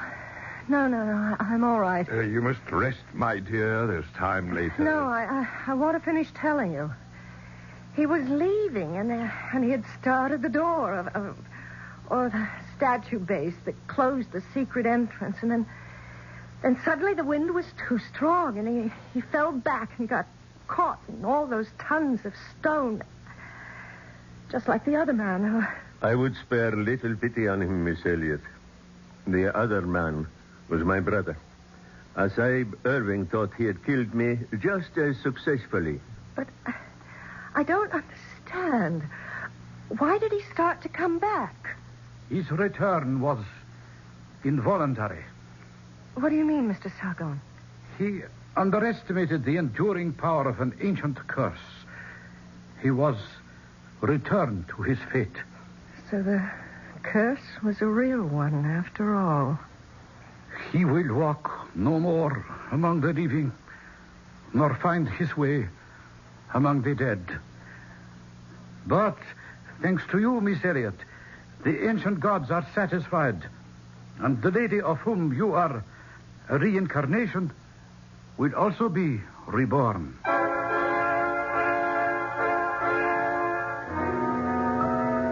Hasiba, the gazelle-footed, trailer of perfumed musk. Hasiba, the doe-eyed, radiant perfection of the three worlds. Why shouldn't she be reborn? I'm in favor of it. What man wouldn't be? I'll be back shortly. And we'll return.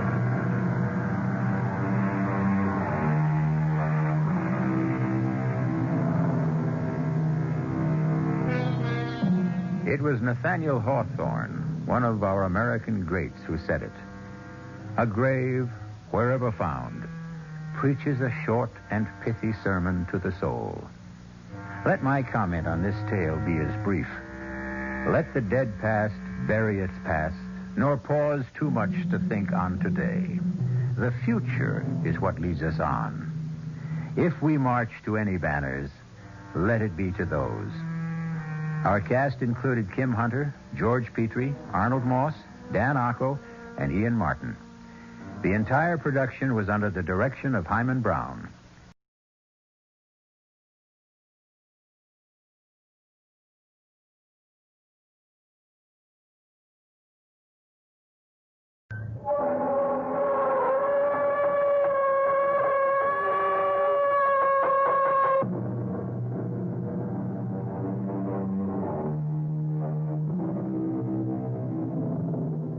Come in.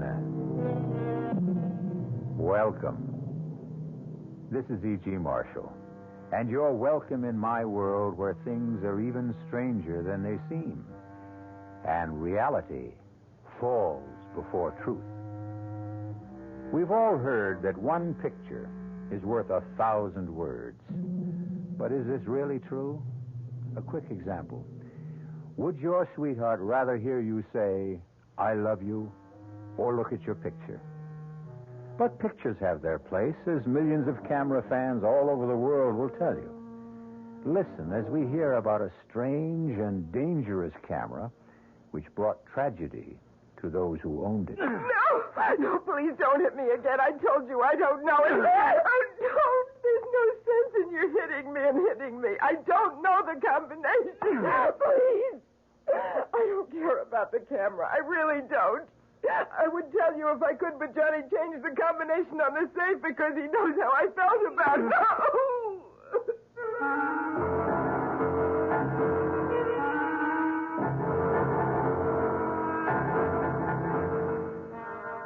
Our mystery drama, Die, You're on Magic Camera, was written especially for the Mystery Theater by Murray Burnett and stars Nick Pryor and Terry Keane. How do you feel when your host or hostess pulls out the old family album for a quiet evening looking over family snapshots? Some people find this enjoyable. Johnny Carlin loved picture taking. At the time our story opens, Johnny had attained a cherished ambition. He was the proud owner of a brand new Volecta S60, a magnificent camera, and the very last word in self-developing photography. To add to his happiness, he was taking the very first picture on the Volecta of his beautiful and bubbly girl, Lisa Kane. Move to your left, Lisa. If you can sort of lean against the pillar of the bank there. Yeah, that's it. Hold it. Good. I can't wait to see it. Neither can I. What happens now? You just push this button and wait for the picture to develop.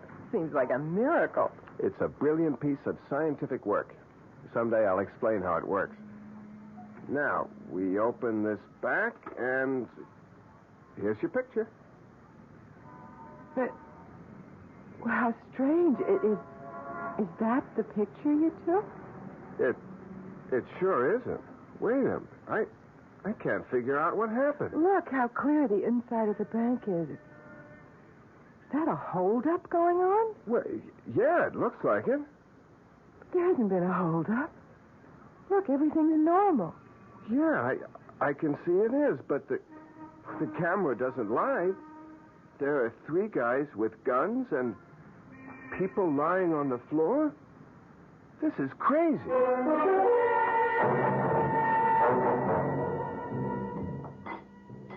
I don't know what I did about breakfast before I met you, Lisa. You had coffee and Danish and some greasy spoon. Remind me to chalk up another reason for us to get married. It'll be more convenient for me to have you in my kitchen than for me to come over to your place every morning. I'll remind you. Hey, Lisa, look at this. Intercoastal Trust held up by 3 bandits who escaped with $30,000 in cash and negotiable securities. Johnny, isn't that the... That's the bank where we stood when I took that picture. What does it mean? Hand me my camera. Here. It beats me that this is a perfectly ordinary Volecta.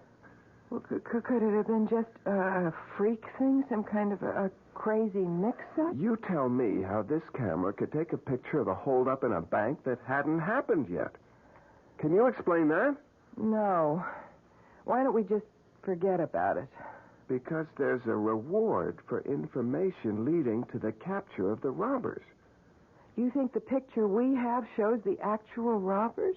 Well, it's worth a try.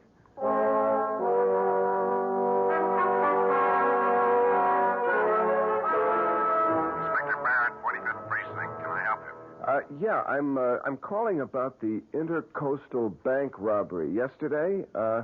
I think I have something that'll help. Thank you for calling. What do you have? Well, I can't tell it over the phone. Why not? Because it's a photograph. A photograph? Yeah, I was taking a picture of my girl outside the Intercoastal Bank yesterday, and somehow I got a picture of the holdup. Where are you now? My office is 1 Central Park South. I'll be there in an hour. The name is Carlin Communications. I'm John Carlin. See you in an hour, Mr. Carlin, and thanks. You didn't say anything about the reward. There's time for that when I get him in the office. You expect anyone? No. You'll forgive me, but the door was open. What, that's impossible. I always double lock that door. We're all forgetful at times. You're John Carlin. Who are you? My card. Selector Camera Corporation, Nicholas Scarlett, sales representative. Yes, Mr. Scarlett? I'll come straight to the point, Mr. Carlin. Our records show that you purchased a Volecta S60 on the 27th of this month, correct? That's right. Well, it was our mistake. No question about it. A very grave error. That model was sold to you by some stupid clerk. It is an experimental camera that should not be on the market. So, since it was our error, we are going to give you your choice of any 2 Volecta cameras you wish, including our motion picture line, when you return the experimental model. Fair? What kind of experiments were you doing with this model? Not my department, Johnny. I'm just here to get the camera back. Well, suppose I want to keep the camera. Why would you want to do that? Suppose I did. Bad move, Johnny. I wouldn't advise it. You mean there's a chance that the Volecta people might try to grab it sometime? Rip me off? Oh, never. You paid for the camera. It's yours unless you return it voluntarily. That's the rule of the company, and that's the way it works. Now, what do you say? Do we have a deal? I'd like to think it over. Oh, sure thing.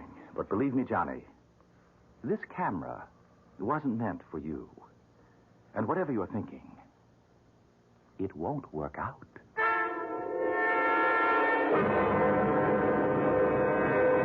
When did you take this shot, Mr. Carlin? Well, I don't remember the exact time, Inspector, but it must have been during the robbery. When else could it have been? I don't know. But maybe you can explain how it is that the faces of the hold-up men are so sharp and clear. Well, the Volecta S60 is a marvelous camera. Yeah, it must be, since the bank camera shows that the men were wearing stocking masks.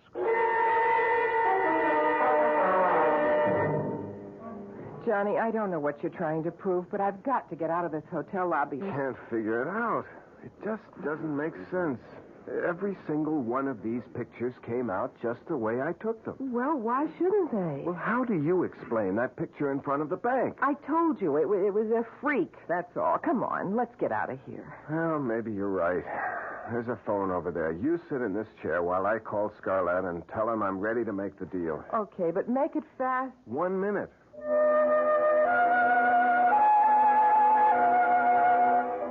Selecta, good afternoon. Mr. Scarlett, please. Who? Mr. Nicholas Scarlett, sales representative. Oh, I'm sorry, we have no Mr. Scarlett here. No, you must have. I have his card right here. It says Nicholas Scarlett. I'm sorry, sir. There's no Mr. Scarlett working for us. Is it all set? Can we go now? Volecta never heard of Nicholas Scarlett. He doesn't work for them. What? Well, that's impossible. He offered you... He's a phony. He just wants the camera. I've got to figure this thing out from every angle. Johnny, I'm tired and I'm hungry. I just want to get out of this hotel. Okay. On our way out, I just want to take one more shot. Johnny, that's an empty passenger elevator. I can see that. Okay, there. Now let's go. We'll look at what comes out in the restaurant.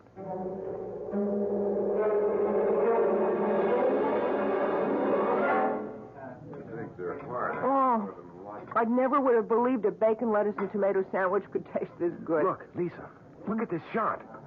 What, the empty elevator? It isn't empty on this picture. Look. Johnny. Oh, Johnny, I'm frightened. Lisa, you've got to help me find the girl in the picture. Johnny, I want you to throw that camera in the river. And just forget about what's going to happen to that girl in the picture with the knife at her throat? How do we know it hasn't happened already? Honey, I've been through that with you. The first picture showed a robbery that was going to happen, and it did. Now we have a girl and a man in a hotel elevator, and the guy has a knife at her throat. We might be able to stop that from happening. Oh, we don't even know who she is. She's probably a guest at the hotel. One of the desk clerks should recognize her picture if you show it to her. This picture? I can't show them that. No, of course not. But I can crop it so that the man with the knife Johnny, is out. it's no use. I don't want to go around asking about a girl I don't know. I don't want anything to do with that camera. I just want you to get rid of it. Lisa, do you want to throw away $1 million? Johnny, you sound like a stranger. I don't even know you. Why do you talk about $1 million? What's this picture got to do with... Don't you see the possibilities that exist with this camera? I can predict when a crime will occur. I can also show the face of the criminal. Now, will you think of what a private detective agency could do with something like that? But how would you explain it? I don't have to explain anything. I don't know. I just have a bad feeling about the whole thing. She's right, John. Listen to what she's saying. Mr. Scarlett, where did you come from? Well, I have here the 2 cameras that the Velecta Company promised you in return for the experimental model. You don't work for Velecta. I checked. They never heard of you. That's of no importance. No? Well, what is? That you return the camera to me. The way I figure it is, you just want that camera for yourself. I don't buy that story about the camera being an experimental model. Oh, really? No? Then what do you think it is? Well, yes? Well, what difference does it make? It's mine. Unfortunately. Look, I've had about enough of you, Mr. Scarlett. Now, we have work to do, and if you'll excuse me... You'll find what you're interested in this newspaper, on page 3. Unknown assailant stabs girl in hotel elevator. Johnny, that's tomorrow's paper. Oh, just an early edition. It will be on the streets in 2 hours. At any rate, you're too late to help Miss Stearns. But to ease your conscience, she wasn't seriously injured and should be out of the hospital in a day or 2. What hospital? It doesn't say here. And how do you know so much? Oh, you know, it's always embarrassing when we're forced into this position, especially in this atomic computer age, but I see there's no help for it. Now, through an error, a piece of equipment used by my organization has come into your possession. I don't think it's necessary to explain that this shouldn't be in the hands of any mortal. Hold it. Hold it right there. You said mortal. Are you trying to tell me that you're not a human being? Johnny, be careful. Come off it, Lisa. Now, look, Scarlett, if you're the devil and you want my camera, you'd have no problem in getting it. You wouldn't be here asking for a swap, practically begging me to give it to you. Ordinarily, you'd be right. But there are unalterable rules which govern my organization, and one of them is that when a mortal makes a legitimate purchase from us, we're bound to a bargain. We can only ask that he return his purchase of his own free will. Now that I've revealed this much to you, I suggest that you take the... No deal, Nick. Or whatever your name is. You made a bargain, and you're stuck. May I make one correction? It is not I, Johnny, who is stuck, but you, who are doomed.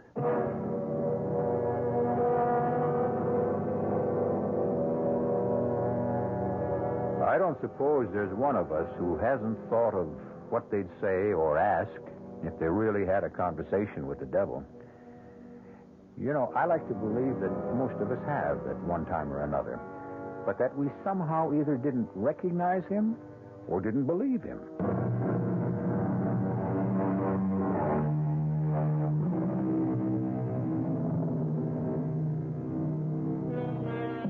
When a man looks back on his life, it's easy for him to pick out the mistakes he made, where if he had done things differently, his life would have been better. However, man is always the victim of his desires, and in today's world, the desire for wealth can blind. Johnny Carlin had become the owner of a strange camera, a camera which seemed to be able to take pictures of the future.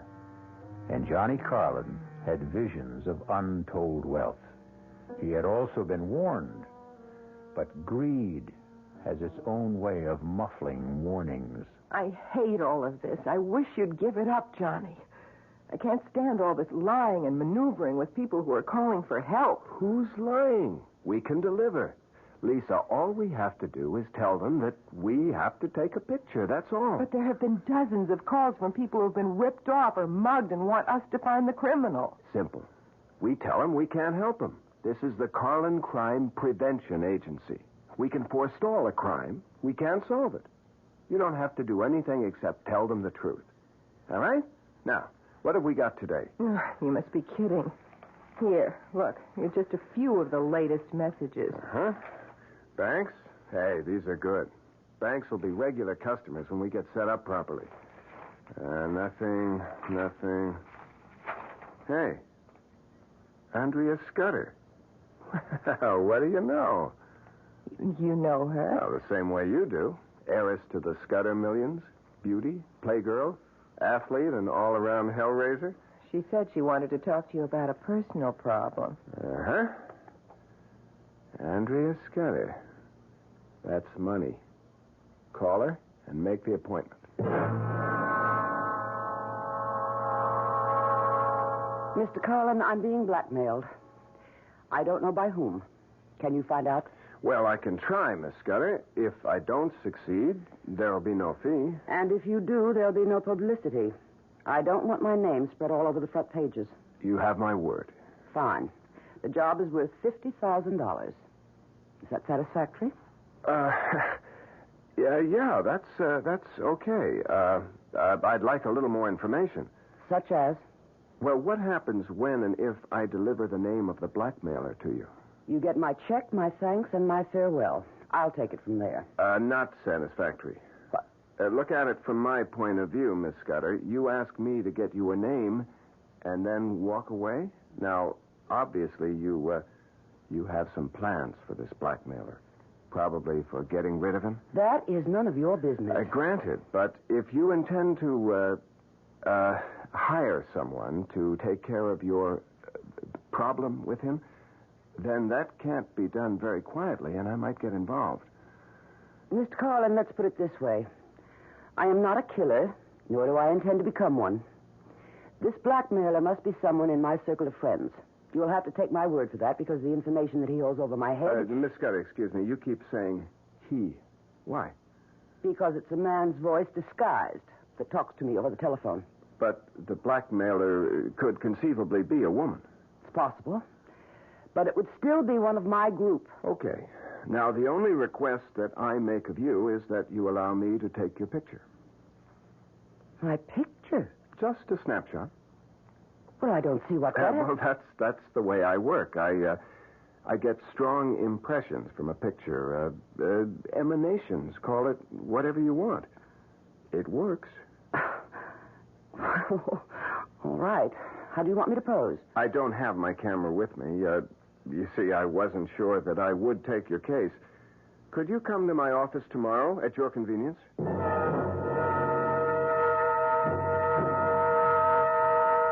Full face, if you please. Whatever you say. Thank you. That's it? That's it. Thank you for coming to the office. Well, what happens now? Well, I'll study the picture and hopefully get some vibrations which will enable me to name the blackmailer. How long do you think it will take? Not long. I may be in touch with you this afternoon. All my instinct tells me that this was a waste of time. But if it doesn't work, it'll cost me nothing. Exactly, Miss Scudder. See you later. I hope. You will, Miss Scudder. You certainly will. Lisa? Yes? She's gone. Come on. Let's see what the picture looks like. I don't know what you expect to come out of this. What is it? She said she wouldn't. She said she wasn't a killer. Who's the man? I've never seen him before. But from the looks of this picture, she's pumping a few bullets into the blackmailer.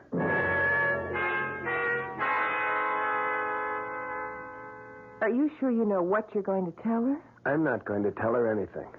Hand me the scissors. Here. All right. There. Now, all we have is a picture of the blackmailer. I'll take this up to her and say, here's the man who's been blackmailing you. Give me a check for $50,000, please. Johnny, she looked a lot older in this picture. Well, he isn't too young either. I want you to promise me something. When and if you get the $1 million, you'll forget about the camera and throw it away. Lisa... Johnny, please. Promise. Okay. If that will make you happy, okay.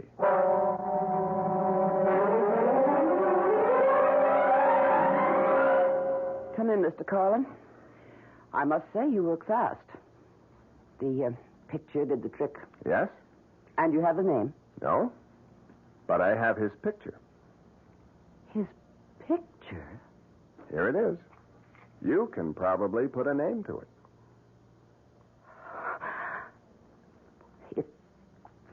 If this is your idea of a joke, Mr. Carlin, I am not amused. But I don't understand. Something must Get have out. gone wrong. Now, wait I a minute. meant what I said, Mr. And Carlin. I've got something to say to you, Miss Scudder. You asked my help in locating a blackmailer. Now, I came up with this picture, and it's obviously upset you. I don't know who the man in the picture The is. man but in the picture is Tracy Kingsford, my fiancé. Your fiancé? Exactly. And I know he isn't the blackmailer because he could and will have half of everything I have when we marry next month. But... Now, I don't know what your purpose was in showing me this picture, or even how you got it, but this picture of Tracy, he isn't this old. Where did you get this? Well, maybe it isn't your fiancé. Don't be ridiculous. Where did you get it? Well, I'm afraid that's confidential. I want to know why you thought Tracy was the Miss blackmailer. Scudder, I told you, I made I a will mistake. pay for the information. What is your price? If I decide to tell you, it won't cost you a penny, but I'll have to think it over.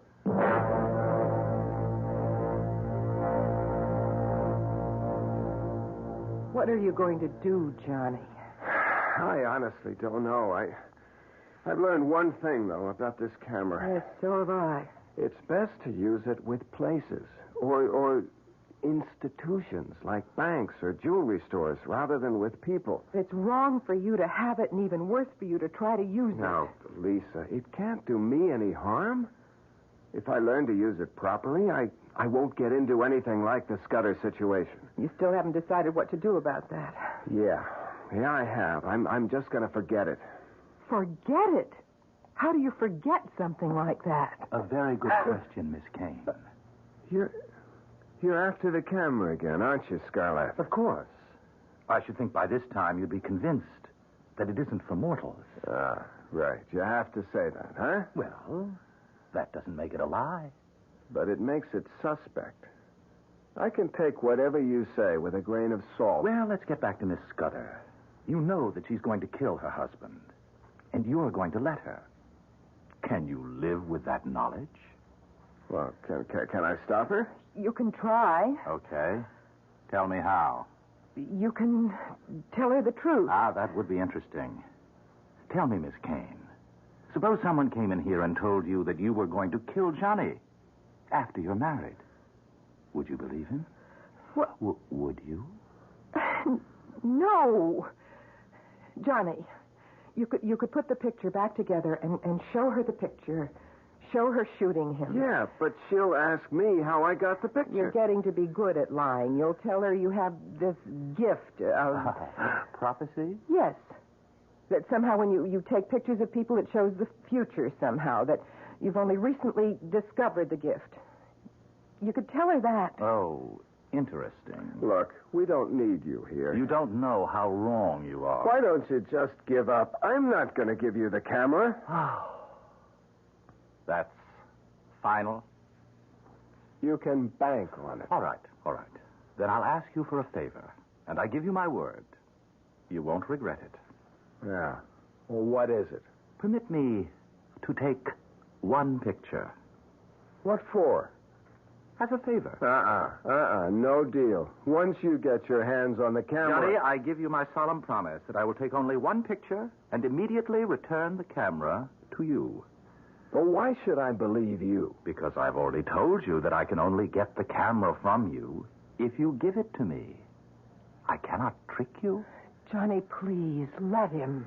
Well, all right. So long as it's clearly understood that you're only taking one picture. Understood. All right. Lisa, get the camera. Right away. Wait a minute. What picture are you going to take? That wasn't part of our bargain. The only right you have, Johnny, is to keep the camera and destroy yourself. That right has been granted to you. Here's the camera, Mr. Scarlett. Thank you. No, wait a minute. Not so fast. I told him... Thank you. And here's your camera, Johnny. Well, what about the picture? You just snapped something at random. Oh, the picture, Johnny. The picture is mine. I hope that I will not have to show it to you.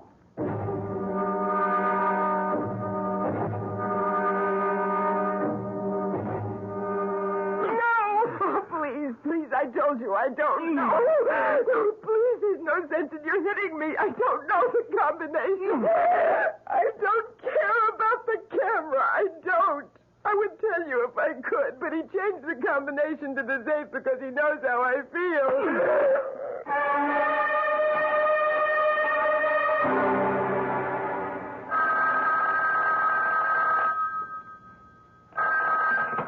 Hello? John Carlin? Speaking. Inspector Barrett. Remember me? Oh, yeah, Inspector. You know a girl named Lisa Kane? Well, of course. She's my fiancée, and she also works with me. Well, forgive me, but I've been through this before. I've got the kind of news that can't be broken gently. What is it? Something happened to Lisa? She was beaten up. Badly. She's in the emergency clinic at City Hospital, and she's asking for you.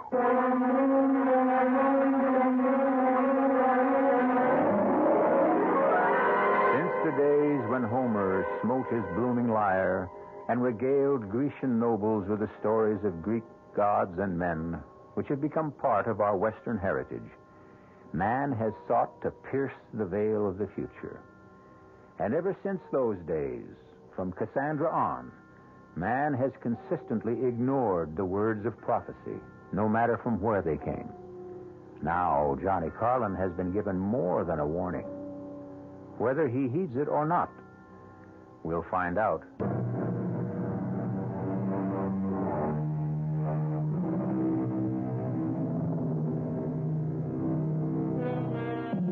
Black magic from a black box. A seemingly ordinary camera purchased by Johnny Carlin has turned out to be anything but ordinary. In fact, it has the capability of depicting future crimes which will be committed by or against the people photographed. The camera has brought Johnny a lot of money, a lot of notoriety, and a lot of trouble. Lisa Kane, his fiancée, is in the emergency clinic of City Hospital because she has been brutally beaten. You got here fast, Carlin. Where is she, Inspector? One of the rooms down the hall. She's been asking for you. All right, let's go. Any idea why she was picked on? No, wasn't it an ordinary mugging? Hardly. She was attacked in your office. And nothing was taken from her purse. Johnny, I want Johnny. I'm here, Lisa. I'm right here. Oh, Johnny, they wanted the camera. They knew it was in the safe. Now, don't try to talk now. Please, let me. I want to tell you. Did you see their faces, Miss Kane? Yes. You think you could recognize them if I showed you some pictures? Inspector, look, I don't think she's in any shape. Johnny, get rid of the camera. Get rid of the camera. Is this the same camera that took the pictures that nabbed the men who robbed the Intercoastal Bank? Inspector, look, you can tell she's in pain. Doctors say she's going to be all right. Now, what about the camera? Well, this isn't the time or the place. This is the time. You want to find another place? It's okay with me.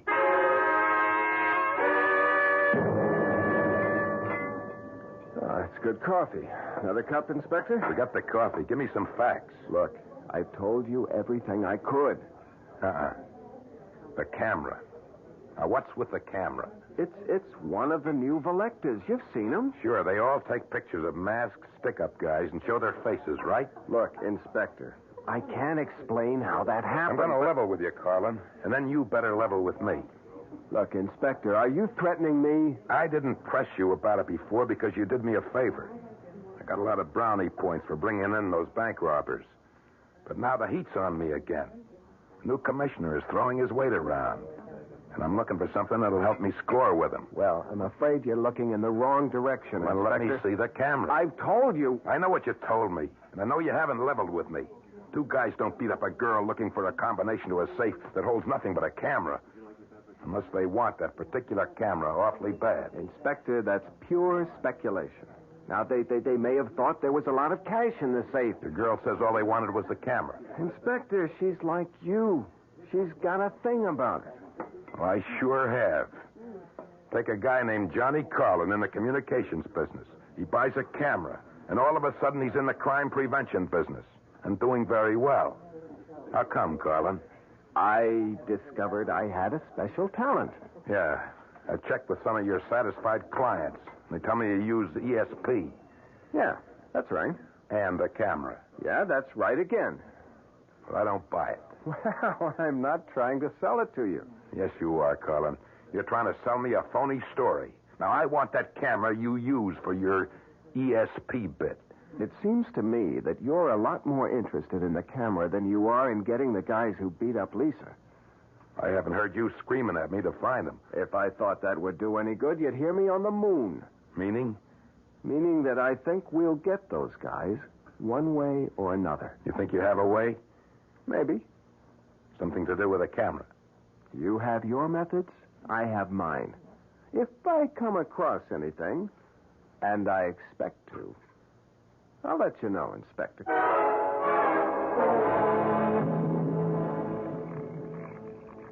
7 left, 3 right, And all the way past 0 to the right, to 4, and then 11 to the left.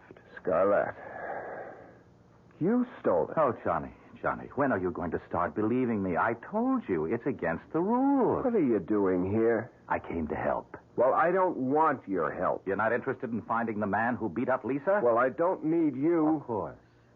You have the camera. May I remind you that it only works in the future, not in the past. The crime on Lisa has already been committed. And that's all you came here for? And to give you this snapshot. Remember the one I took in this office when you lent me the camera? Let me see it. Here it is. These are the guys. Here they are. It's a perfect picture. Excuse me. Where are you going? I'm going to show it to Inspector Barrett. He'll be able to pick up these hoods in no time. Of course. And what do you tell him when he asks you where you got this picture? He'll be more determined than ever to get his hands on the camera. Well, then, why did you snap it? Wait a minute. You knew it was going to happen. Why didn't you warn her? Which question do you want answered? Both of them. Neither of them. Look, I don't know. I just want to do something. Johnny, give me the camera. All right. Look, I'll make a deal with you. That's what I'm here for. Which 2 cameras of the Volecta line do you want? Yeah, you're pretty sharp, all right. I'll give you the camera for $1 million.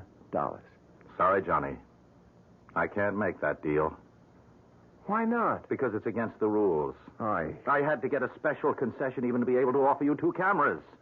Believe me, Johnny, a mortal cannot profit by a mistake like the one that was made with your camera. So get out while you can. And let me have the camera. You know, you sound like a broken record. Well, haven't you had enough? Can't you understand now why this camera can bring only tragedy? Well, which question do you want answered? Oh. It's interesting that I find it much more difficult to do a good deed than an evil one.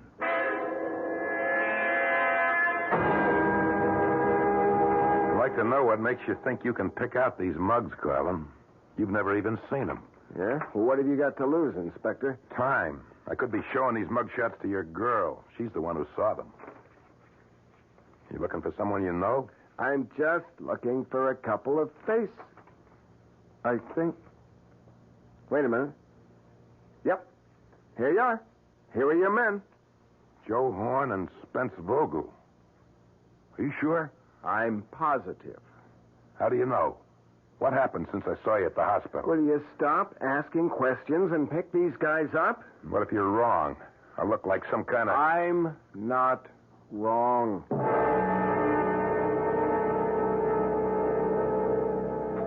Hey, I've got good news, Lisa.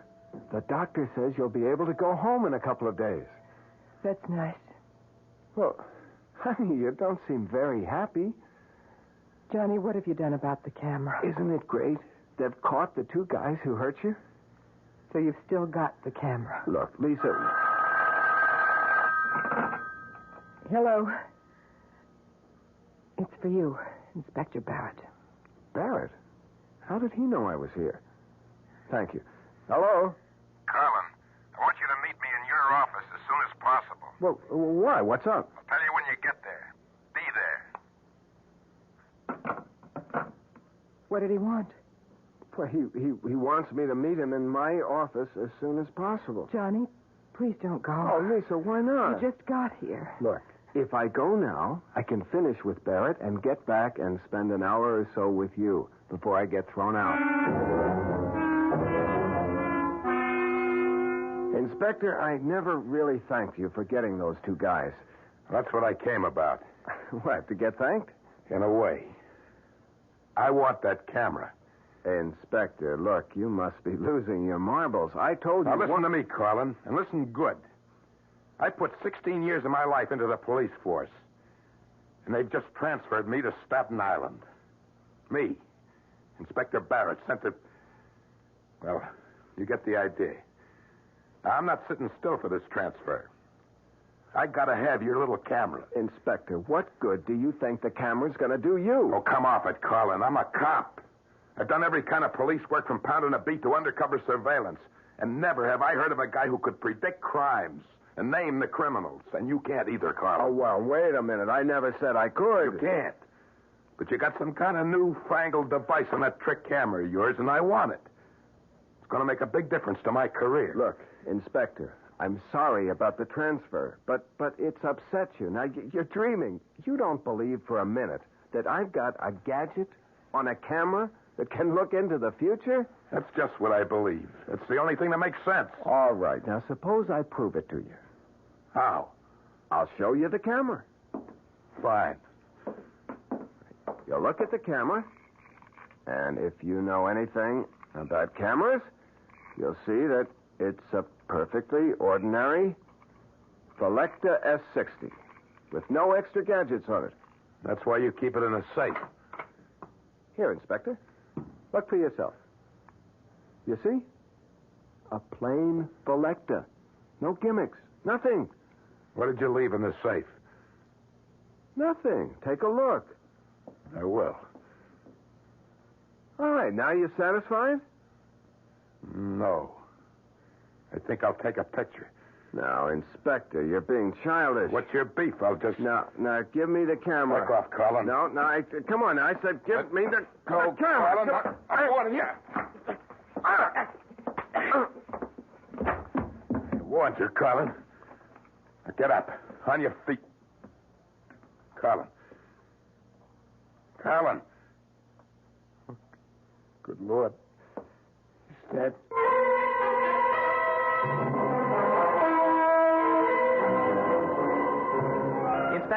Inspector Barrett. Hold up a second. Who are you? Nick Scarlett. I'm a friend of Johnny's. Oh?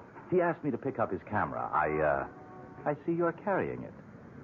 I'll check with him. Oh, really? That won't be necessary. Look, I've never seen you before in my life.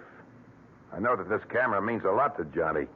You don't expect me to hand it over to some stranger simply because you know Johnny and you ask for it. Inspector, you're in a better position than most people to know what happens to people who try to hang on to this camera. You'd be well advised to hand it over. You're the smoothest con man I ever met. Now get lost before I take you in for loitering.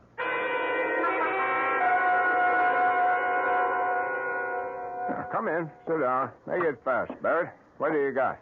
Commissioner, this camera is the greatest crime prevention device that's ever been invented. What? Barrett. Please, Commissioner, listen.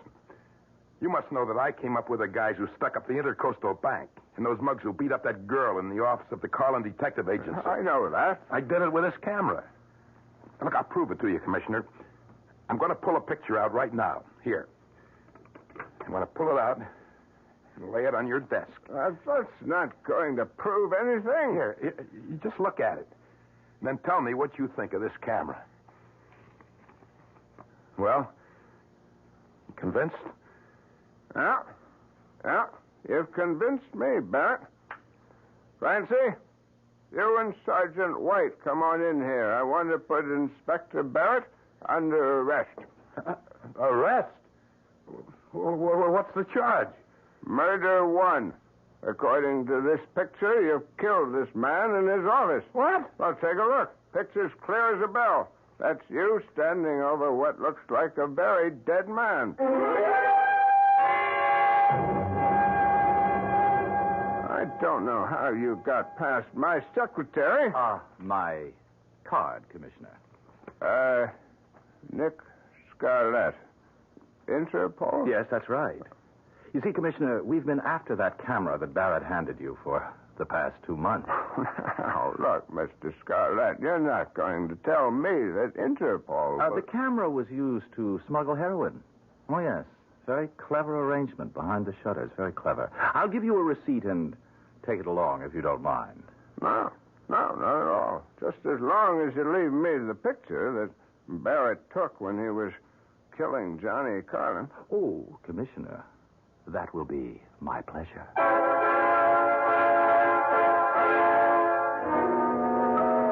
I often wonder where that camera is today. Sometimes I think that it may be used by St. Peter when an applicant stands at his gate demanding admission to heaven. Perhaps St. Peter pulls out a picture which would effectively silence a sinner who hadn't been caught by the law here on earth.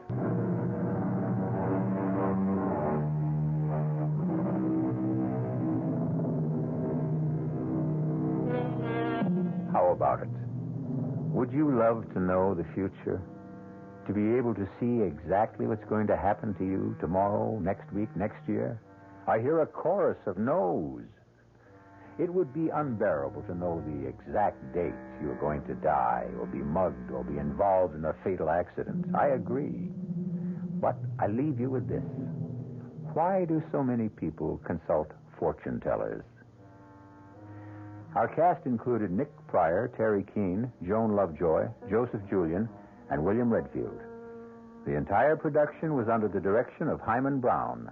This is E.G. Marshall inviting you to return to our Mystery Theater for another adventure in the macabre.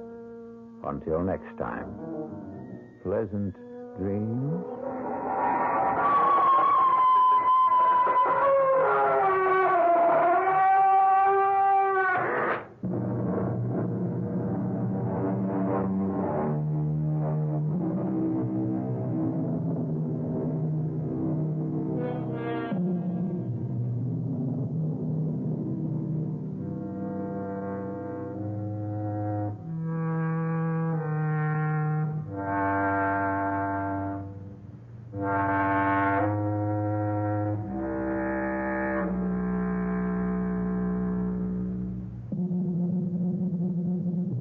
The preceding Mystery Theater program was furnished by the C.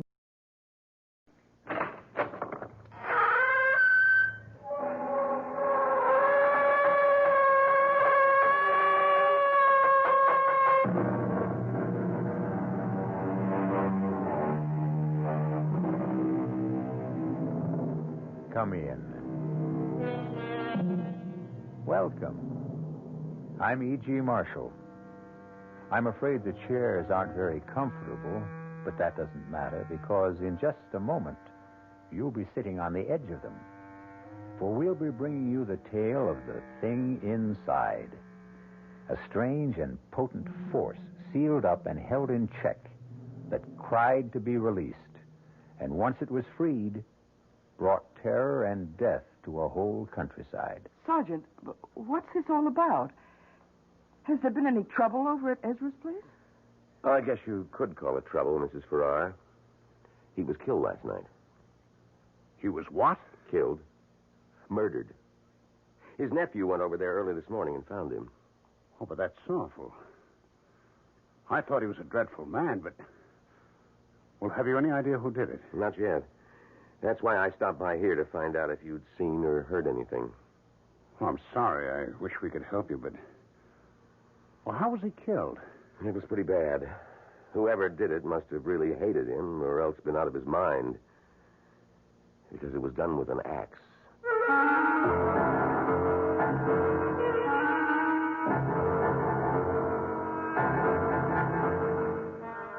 Our mystery drama, The Thing Inside, was written especially for the Mystery Theater by Robert Newman and stars Ralph Bell and Bryna Rayburn.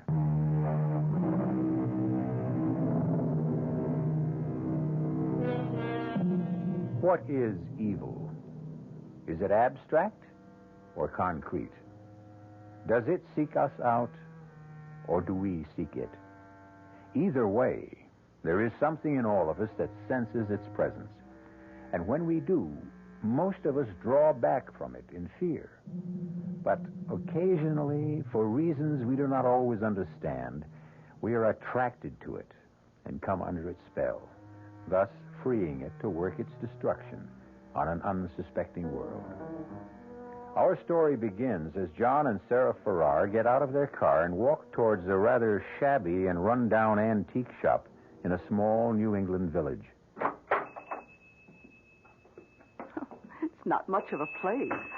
No. Still, you never know.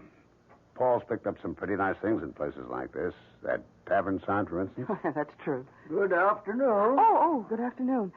Do you mind if we look around? Nope, not at all. You looking for anything in particular? Oh, no, not really. Possibly some dishes. Do you have any white ironstone? Nope, I'm afraid not. It doesn't matter. That's a rather nice painting there. A schooner? Yes, it is. Oh, well, do you know anything about it? Nope, except that it's American, early 19th century. John, look at this. What? Oh, yes. Did you say early 19th century? Yeah. I don't think so. I'd say it wasn't more than 20 years old. A copy of something earlier. Why do you say that? Because of the condition of the canvas and the varnish. You a dealer? No, I'm a painter. Oh, well, you may be right. I'm sure I am. Oh, hello. Oh, have you found something?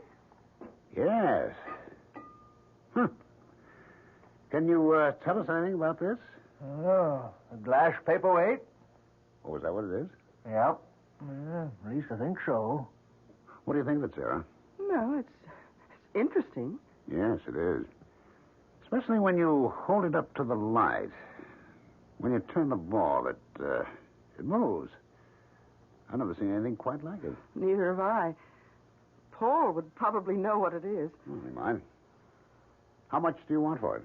$5. What do you say, Sarah? Shall we buy it? Oh, I don't know, John. It just looks like a glass ball to me. Well, I like it. I like looking at it. Yes, but $5 for something that may be nothing at all. Well, why do you say it's nothing when I say I like it? Well, because $5 is a lot of money. For us, anyway. You don't have to rub it in. Oh, I'm sorry, darling. I just meant I know what you meant. If you really want it, you can have it for $3. I do want it. I'll take it. John. I said I'll take it.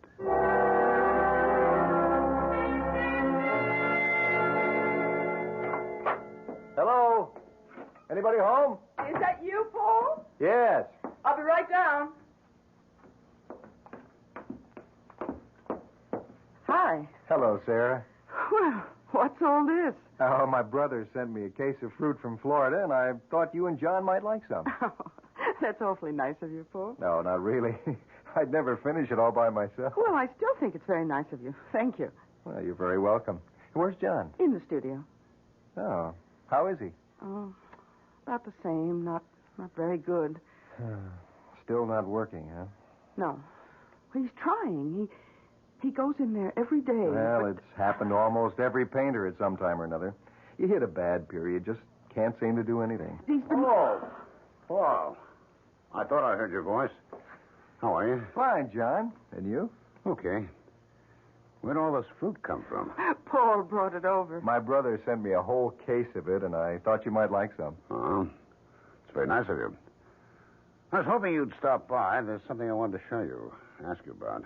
Oh, what's that? This glass ball. Oh, where'd you get it? In a crummy little antique shop in Preston. Oh, yes, I know the place. The guy said it was a paperweight. No, it can't be. It doesn't have a base. It isn't even flat on one side. Well, that's what I thought. What do you think it is, then? Hey, I have no idea. The only thing I've ever seen that's even vaguely like this are witch balls. Witch balls? Yeah, you sometimes find them down in Pennsylvania. They're like hex signs, supposed to keep witches away. Oh, yes. It's a very interesting thing. Beautiful piece of glass blowing. Yes, isn't it? Take it over the light and look at it more closely. There's something inside it. Kind of shadow. Oh? I don't see anything. Well, hold it up. Turn it. Oh, you mean that kind of a swirl? Mm-hmm. Oh, I think that's just an air bubble or maybe an imperfection in the glass. I don't. I think there's something inside it that the glass was blown around it. Here, give it to me. Oh, John. It slipped out of my hands. Well, it didn't break. Did it crack? No. Look at that. Dropped on the fireplace, and there's not a mark or a scratch on it. Well, that's impossible. Well, look at it. Well, you're right. I've never seen anything like it. It can't be ordinary glass. I'll tell you what, John. I've got a friend who's an expert, collects paperweights. If you like, I'll take it and show it to you. No. It's not leaving this house. John. Well, I just thought that... I say it's not leaving this house. All right, John. I'm going back inside. I'll see you, Paul. Yes, John. Well, he really has a thing about it, hasn't he? Yes. When did he get it? Oh, just yesterday. I don't like it. Why not? I don't know. I just have a funny feeling about it. I have had from the first time I saw it.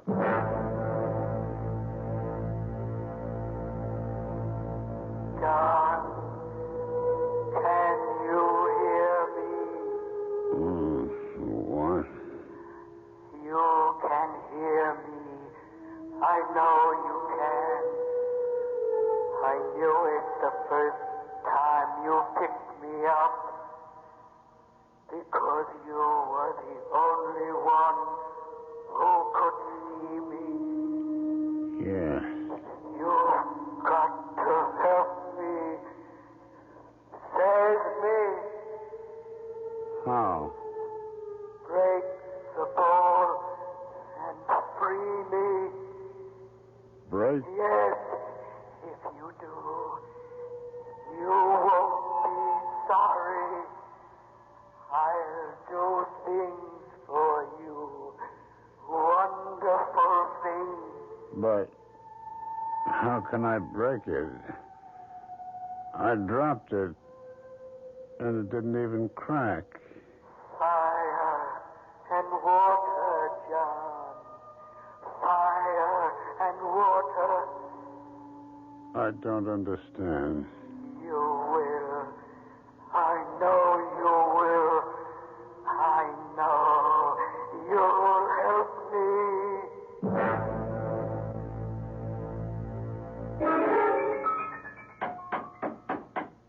Just a second.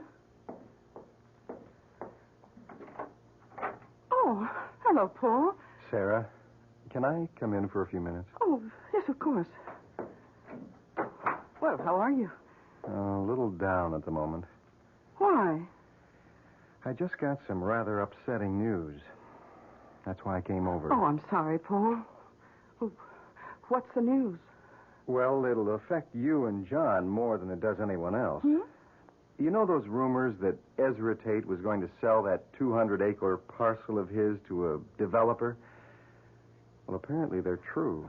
Oh, no. But how do you know? Well, I was just at the bank and Peterson told me. Well, that's certainly not good. That Ezra is going to sell.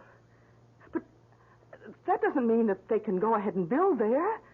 Well, they'd have to get the approval of the zoning board. Have you forgotten that Harry Walker, the board chairman, is his nephew? Yeah, but he wouldn't dare.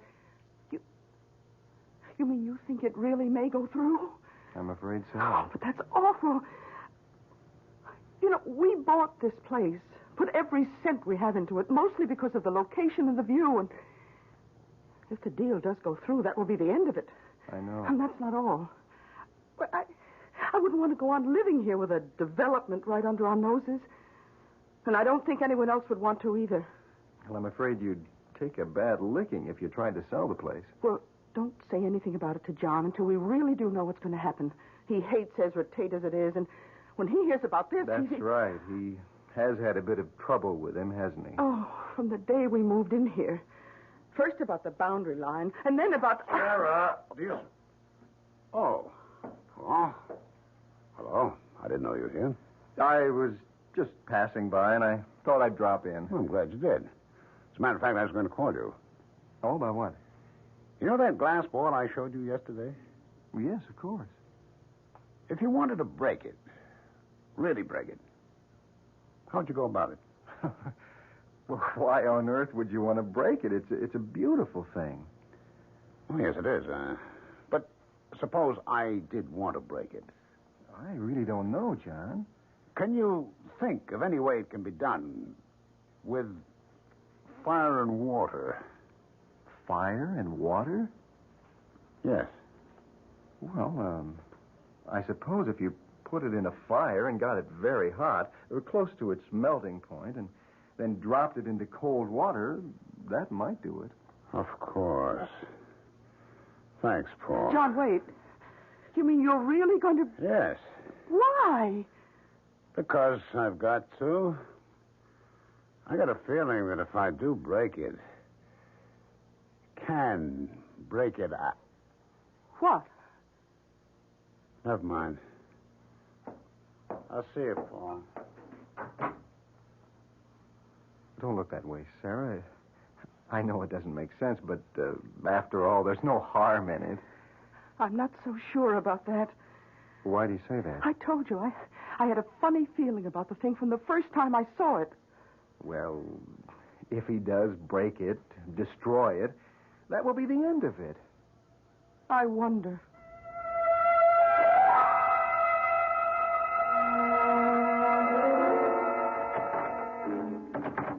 John? Yes.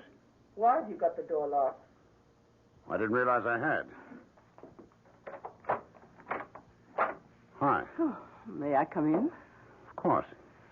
Oh, it's awfully hot in here. I know, it's the fire. Oh, yes. Then you're really going to do it? Yes.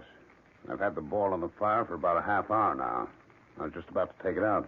Darling, I don't like this. I know you don't. What'd I do with the tongs? Over there. Oh, yes. Now, stand back. I'm going to take it out. And drop it in the pail of water? Yes. Come on now. There we are. Darling, be careful. I will. You ready? Yes. Here goes.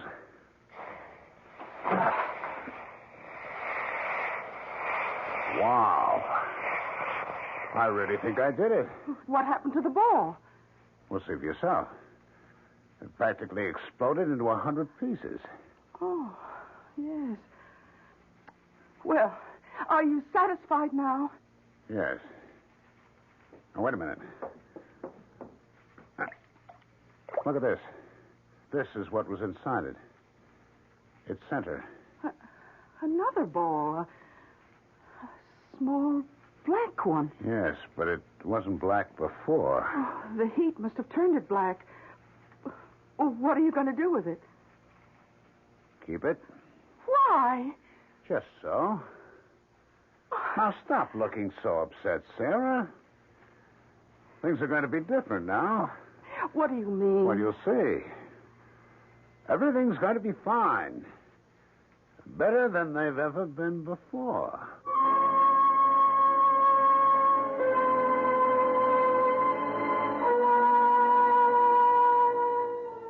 With the help of fire and water, the mysterious glass ball has been broken.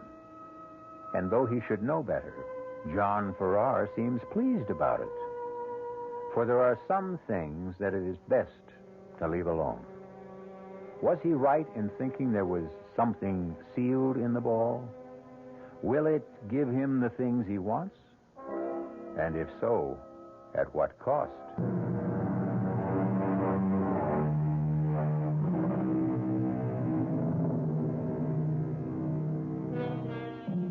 Dusk is a time of uncertainty.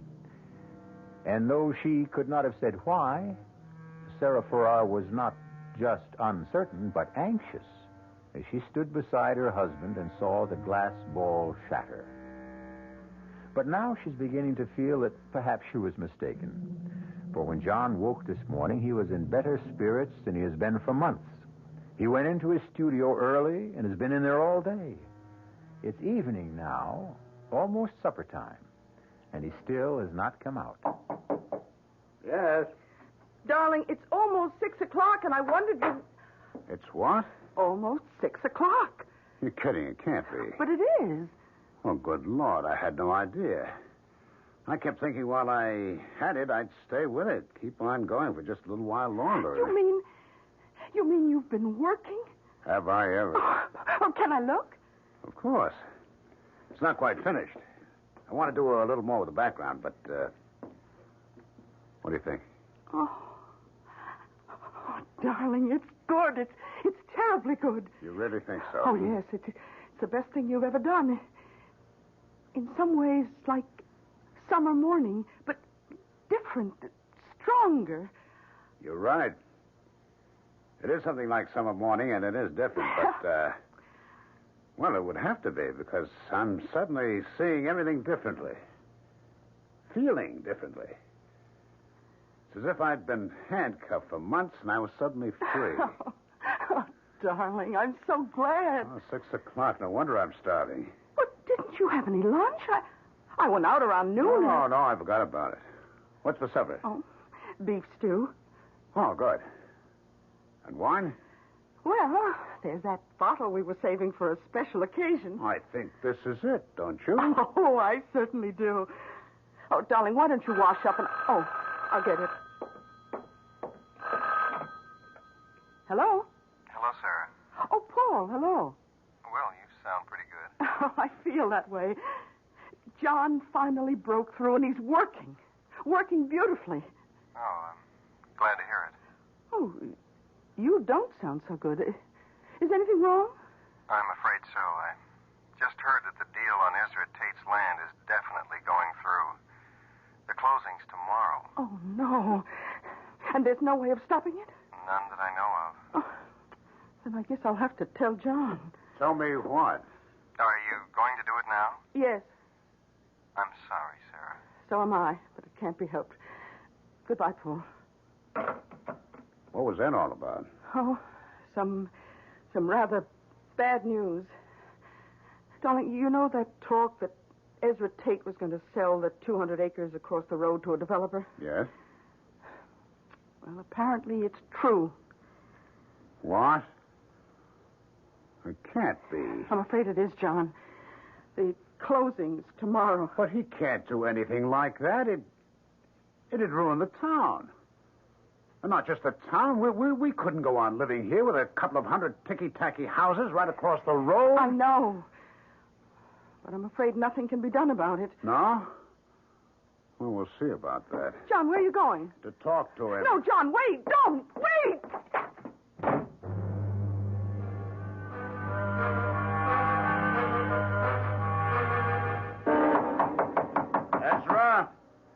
Ezra Tate. Who's there? Who's there? John Farrar. What do you want? I want to talk to you. Well, you can't right now. I'm eating supper. Oh, damn it all, Ezra. It's important. Okay, just a second.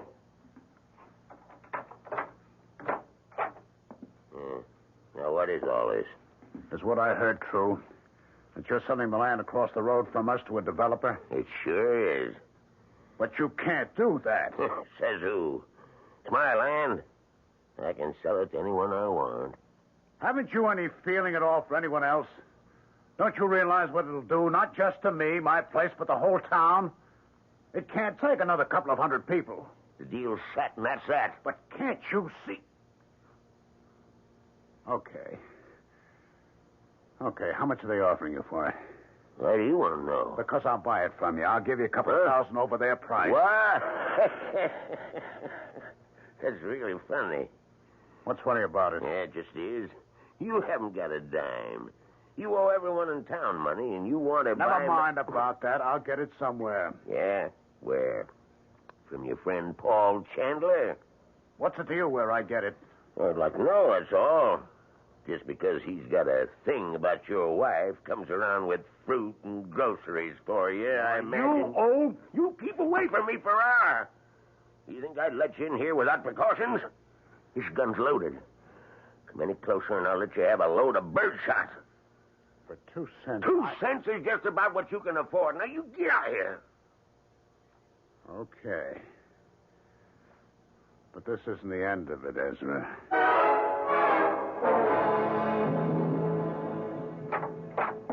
Oh, John, thank heaven you're back. I was afraid. Well, what happened? He laughed at me. Oh, you should have known he would. He's a dreadful old man. He's a monster. He doesn't give a damn about anyone or anything. I'd like to see him drop dead. John! Well, I would. Though just dropping dead would be too good for him. I'd like to have something really terrible happen to him.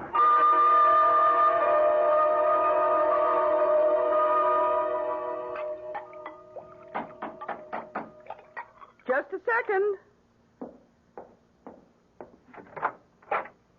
Good morning. Mrs. Farrar?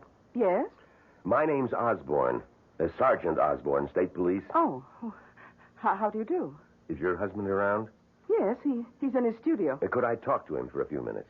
Well, he's working, but I think so. Come in. Thank you.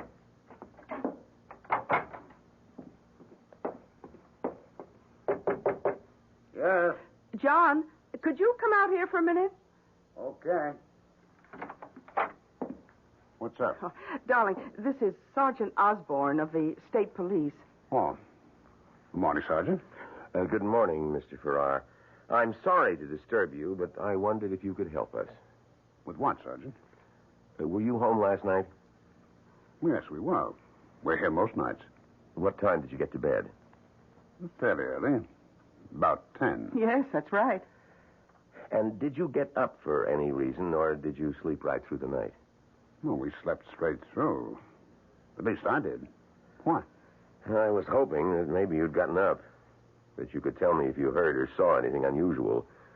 A car going up the road to Ezra Tate's place, for instance. Well, I didn't. Did you, Sarah? No. We'd had a big day, and I slept like a log.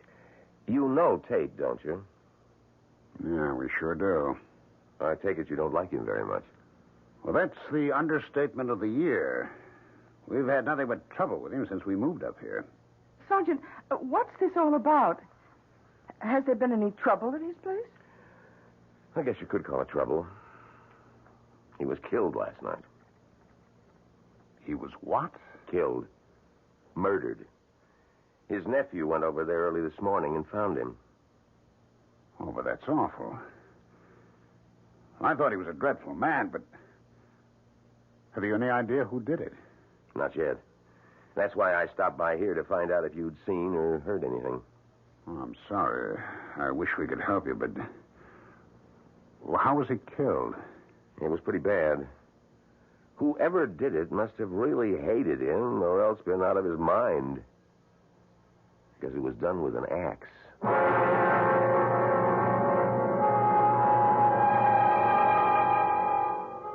No, that's not a nice way to kill someone, not at all. And whoever or whatever did it didn't waste very much time. For it was only last night that John Farrar said, I'd like to see something really terrible happen to him. And what did happen was horrible enough to shock even him. The question is, was it a coincidence, or is there more to it than that? Could it have something to do with the shattering of the glass ball?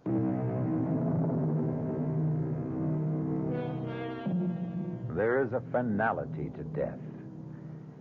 Even the death of the unloved and unmourned, that we all find sobering, for it reminds us of our own mortality.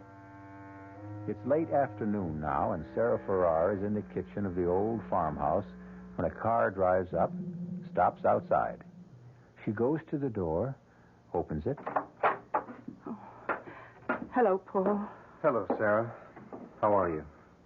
Well, I've been better. I gather you heard the news then. About Ezra? Yes. Who'd you hear it from? The state police. One of them stopped by this morning. He wanted to know whether John or I had heard or seen anything last night. And had you? No. We were both pretty tired. John had been working like a maniac all day, and we slept right through. I see. How's John? Well, of course he's upset. It's a scary thing when something like that happens so close by, and you don't know who did it or why. But he'll get over it. I hope so. I've been worried about him. Why?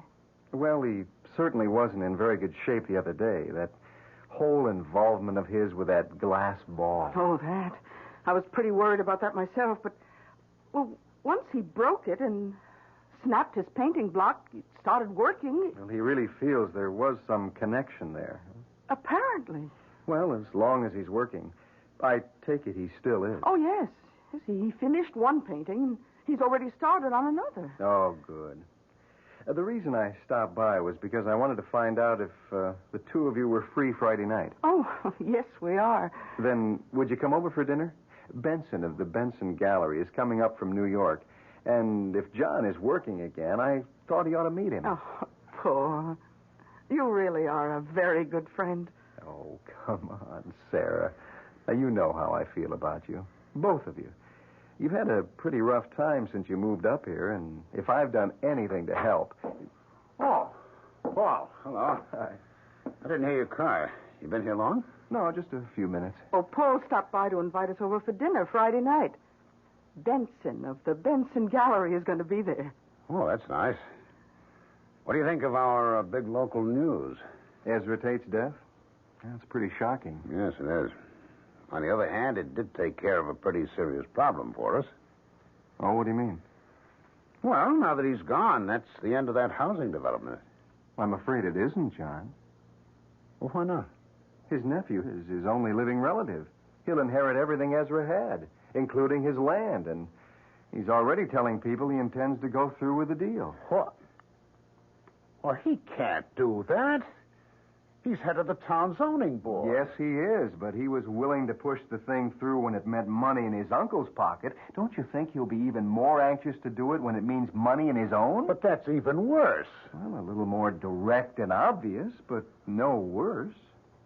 And nothing can be done about it? I'm afraid not. The zoning board is his baby. Does just what he says. Wow.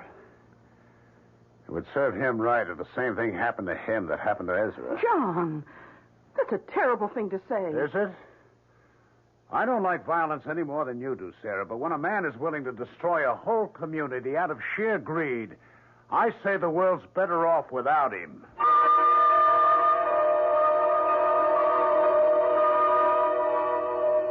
John? John? Oh, you are in here. Oh, yes, of course I am. Why? Well, I couldn't imagine what had happened to you.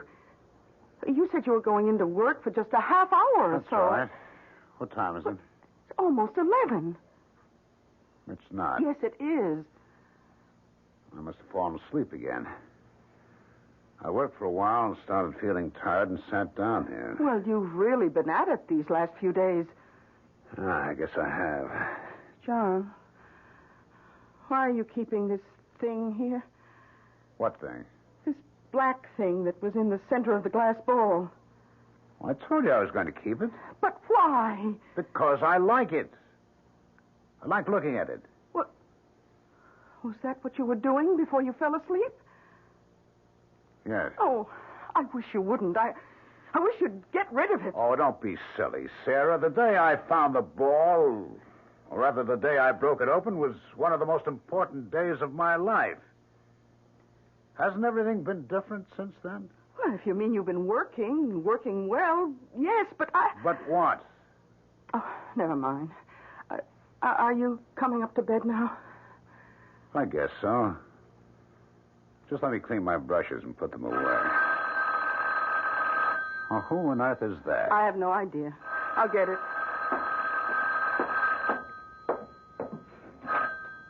Hello? Hello, Sarah. Did I wake you? No, Paul. I was upstairs reading. I just came down to see what was keeping John. Is he there with you? Oh, he's in the studio. Why? Well, I wasn't sure whether I should call or not, but I finally decided I would.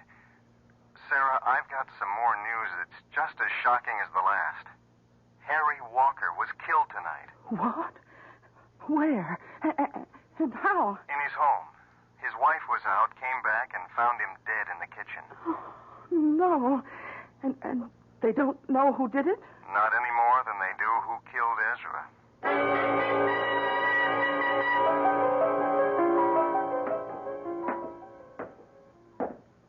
Hi.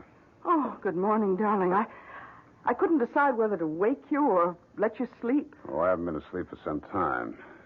I'm just lying there thinking. I know, but I thought you might doze off.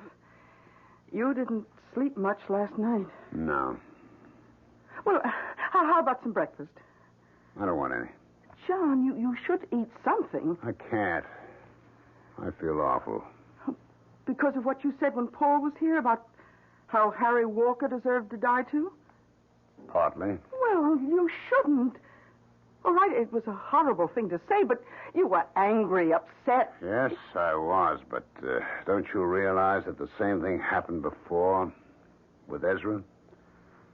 I said I hoped something terrible would happen to him, and it did. Yes, it did, but we often say things we don't really mean. But I did mean it. I meant it both times. That's what makes it so frightening. Why frightening? Look, you don't think that just saying it had anything to do with their deaths, do you? Yes, I do. John! Well, I do. Do you remember what I told you about the glass ball? That there was something in it? Yes. What if there was? And what if, when I released it, it began doing things for me in return? Oh, John, that's ridiculous. It was just a glass ball. Was it? I told you that I had to break it, that it was very important. And it was right after I did that I started working again. Yeah, but that could have happened anyway. Maybe. But then twice after that, when I said I hoped something would happen to someone, it did. That was just a coincidence. When the same thing happens twice in the same way, it's not a coincidence. But that's not the worst of it. What if the same thing happens still again? Oh, John, that's insane. Things don't happen just because we want them to. There's no connection between what happened to either Ezra or Harry Walker. And even if there were, how could the same thing happen again? You don't feel the same way about anyone else. Don't I? Who? You've no idea? No. We don't know that many people up here. And you don't mean Paul? Yes. Good old Paul, who's always doing things for us. Only it hasn't been for us. It's been for you. He's in love with you, isn't he? Oh, John, this is terrible. I've been concerned about you, worried about you for some time, but I never realized you really are sick. Are you saying it's not true? Of course it's not true. He's just a friend, a good friend. I wish I could believe you. Meaning you don't? I don't know. I'll have to think about it. But there's nothing to think about. I tell you, John, where are you going? Out. John, wait a minute. You can't. John!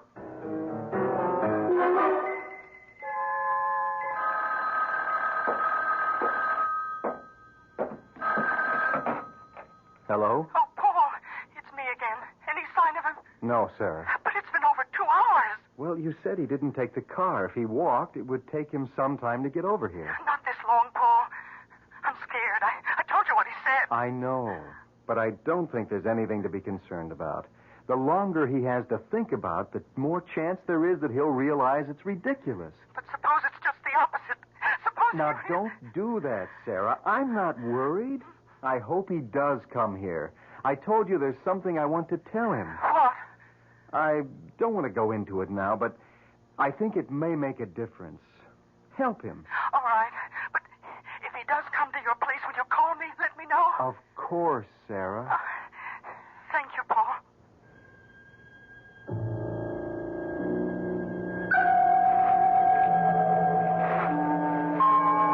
A friend, she said. Just a good friend. Can I believe her? He's been there all the time, whenever we needed him. No, not just when we needed him. Whenever he could do anything to help. Why? There's only one way to find out.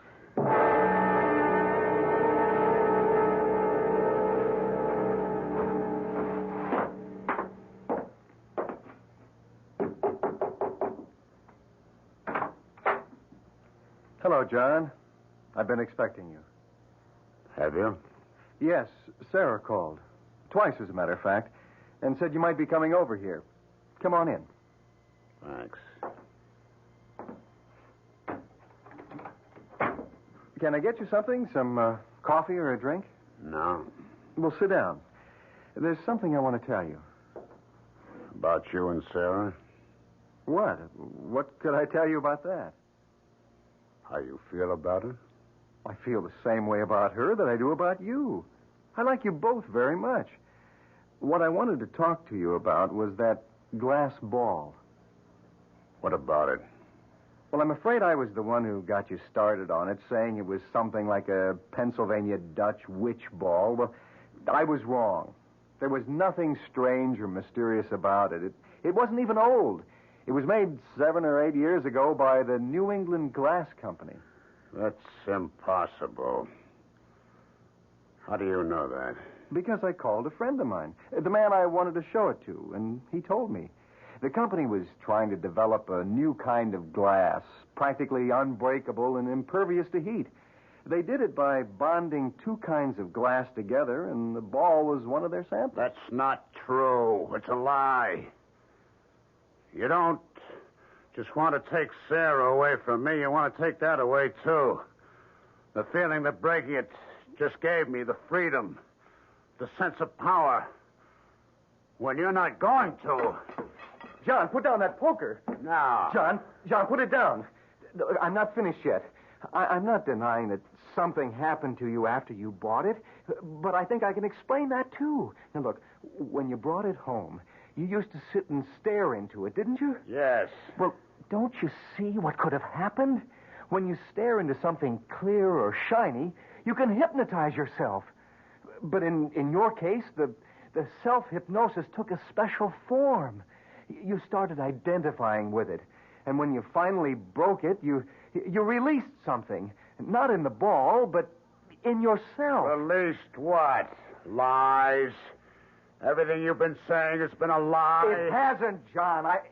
It's been the truth, John. Keep away from me. No, I came over here to find something out, and I have. You're no friend of mine. You never were. John! Who's that? I don't know. Well, don't open the door. John, now stop that. Whoever it is must know we're here. I've got to. Paul, I'm warning you. Mr. Chandler? Yes?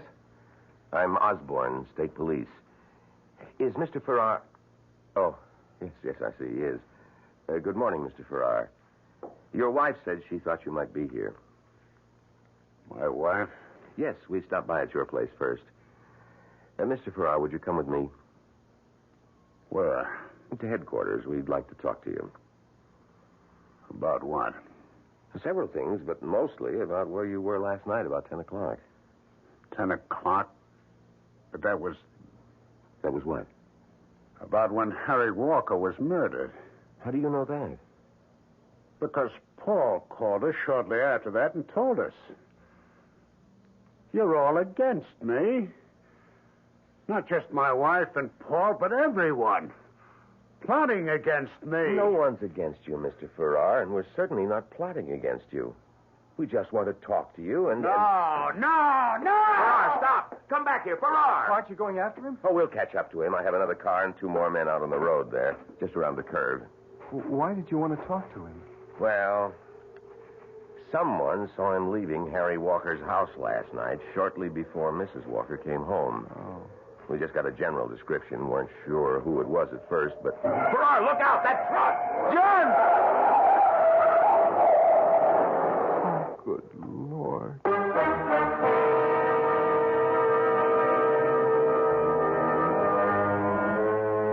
Seek, and you shall find. John Farrar came to his friend's house seeking what? The truth, he tried to tell himself. But the truth was exactly what he did not want to hear. Not when it stripped away his illusions and did not confirm his jealous imaginings. And so he found what we find so often when we reject the truth and everything else of value: death.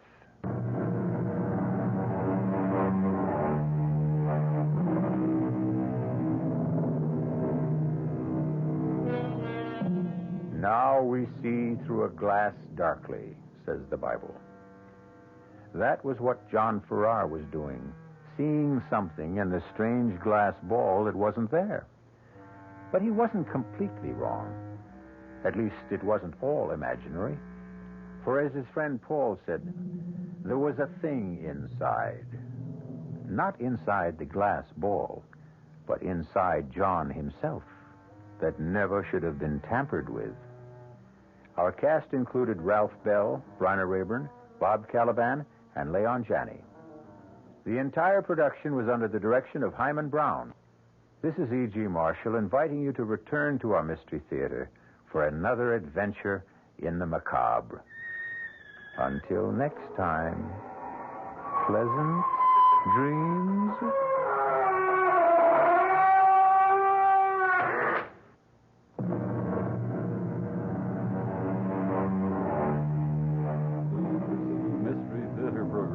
Furnished by the CBS Radio Network.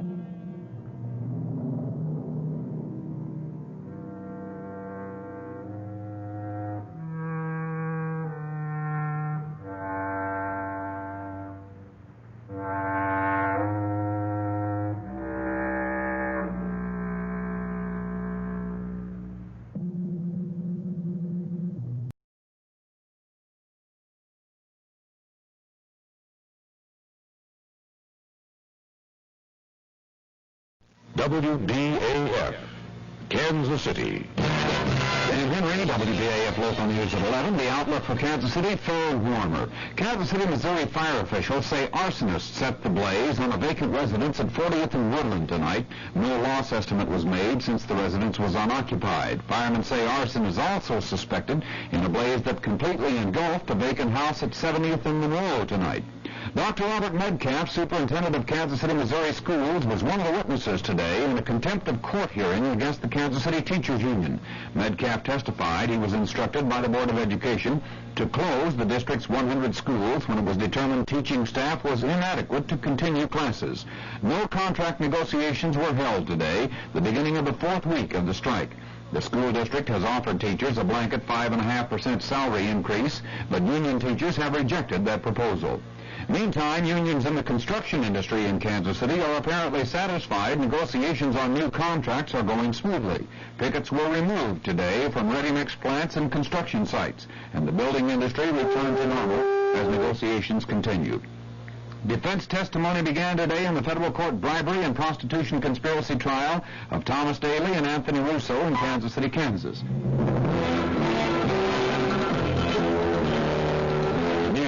of the hour on the hour from American Information Radio. This is Dan Streeter from New York, and at this hour, a federal appeals court has ordered the integration of Denver schools next fall on a complicated formula, redrawing boundaries and assigning white and minority students to share classrooms on a half-day basis.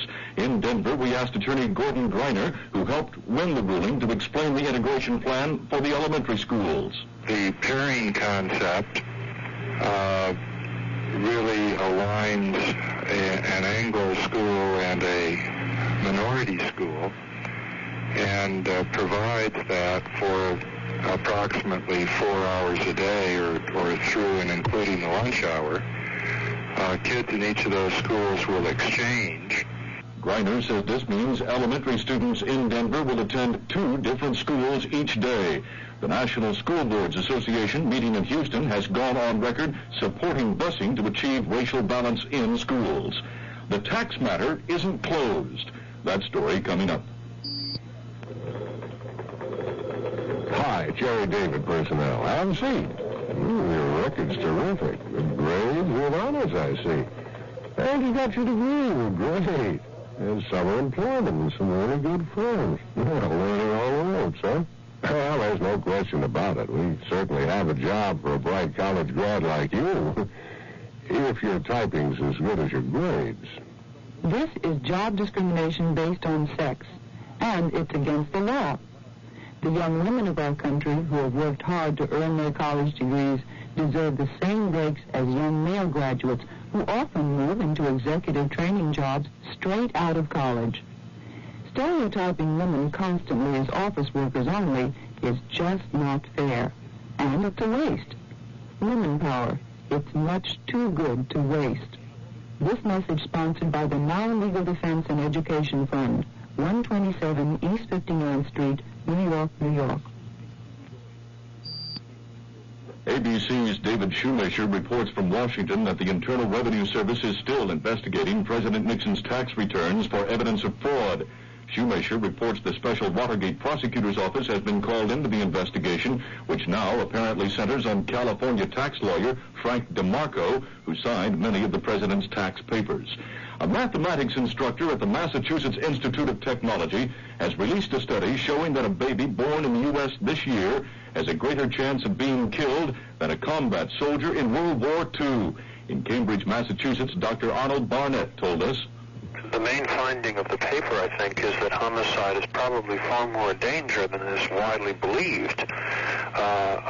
Even if we assume the current rates continue throughout the future, in other words, there's no further homicide growth, approximately 2% of the babies born in America this year can be expected to die of murder. This is at current rates. Barnett also says that male babies born in the nation's largest cities face an even greater chance of being eventual murder victims. Henry Aaron broke Babe Ruth's record tonight. Aaron hit his 715th career home run in Atlanta as the Braves beat the Dodgers. To offset rising fuel prices, TWA and Pan American Airlines are asking the government for federal subsidies on their overseas routes to remain competitive with foreign airlines that are subsidized by their governments. Here in New York, TWA President F.C. Weiser was asked what the airlines will do if they don't get the subsidy. What I think would be necessary in long term that we reduce the number of flights that we fly internationally and eliminate some of the destinations which we now serve because of the increased price of fuel, which requires us to serve only the number of flights that provide enough passengers for us to cover our cost. Weiser also says that additional fare increases could prevent a lot of people from traveling by air. This is Information Radio News. From the Kurt Murr Sports Desk, baseball history was made tonight in Atlanta. Hank Aaron broke Babe Ruth's home run record by slamming a homer in the bottom of the fourth inning of the Braves' home opener against pitcher Al Downing of the L.A. Dodgers. Here's the way it happened. Al Downing looking it over, going into the windup now, and delivering. Aaron hits it, and it's far out. It's a home run. Absolutely right dead on the money. It's going right down here, and the crowd is going wild. Henry Aaron has got it. One of the pitchers has got it. Oh, it's going wild now. The fans are cheering. A pitcher in the bullpen has the ball. He's running down toward it, and all of a sudden, the That Babe Ruth record stood for 39 years. The Cleveland Indians have had to cancel tomorrow's home opener against Milwaukee because of snow, up to 4 inches of it. They'll try to play Wednesday. The Kansas City Royals will be hosting the Oakland A's Wednesday. It'll be Paul Splittorff against Catfish Hunter. And a Superior Court has denied Wilt Chamberlain's request to play for the San Francisco Conquistadors in tonight's ABA playoff game with Utah. The Kansas City forecast, fair and cool tonight, sunny and warmer tomorrow. Tonight's low in the low to middle 30s, the top tomorrow in the upper 60s. Dan Henry, WDAF News. The CBS Radio Mystery Theater presents...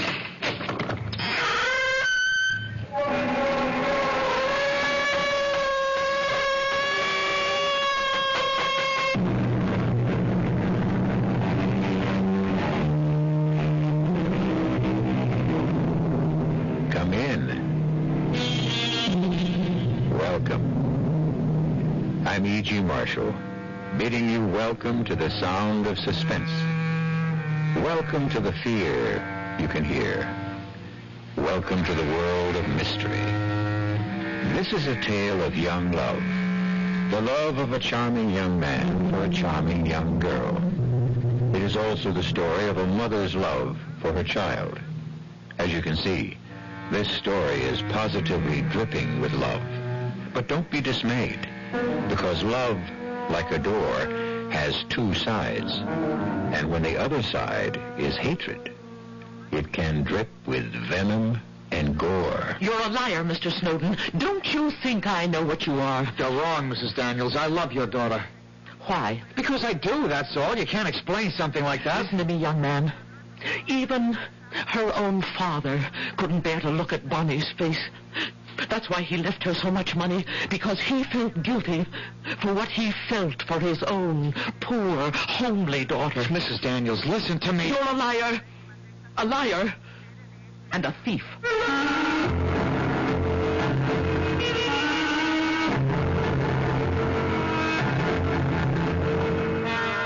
Our mystery drama, The Locked Room, was written especially for the Mystery Theater by Henry Slessor and stars Jack Grimes and Corinne Orr.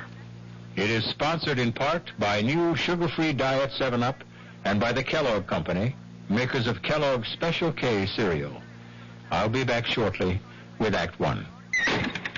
Ooh, somebody's been drinking my sugar-free Diet 7-Up, and it's all gone. Well, actually, I saved a little. Oh, a bear! Hiya, Goldie. What's brewing? That's Miss Goldilocks to you. Oh, come on, kid. You mean you don't remember me? The cottage, the 3 chairs, the porridge? Baby bear! In the fur. Been a long time, Goldie. But baby bear! Just call me BB.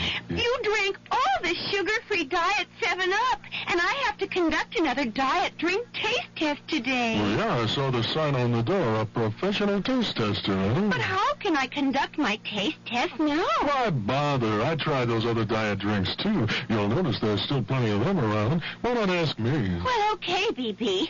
Tell me, why did you drink all the sugar-free Diet 7-Up? I like the taste. Light, fresh, natural. Sugar-free Diet 7-Up is definitely unbearably delicious. Mm-hmm.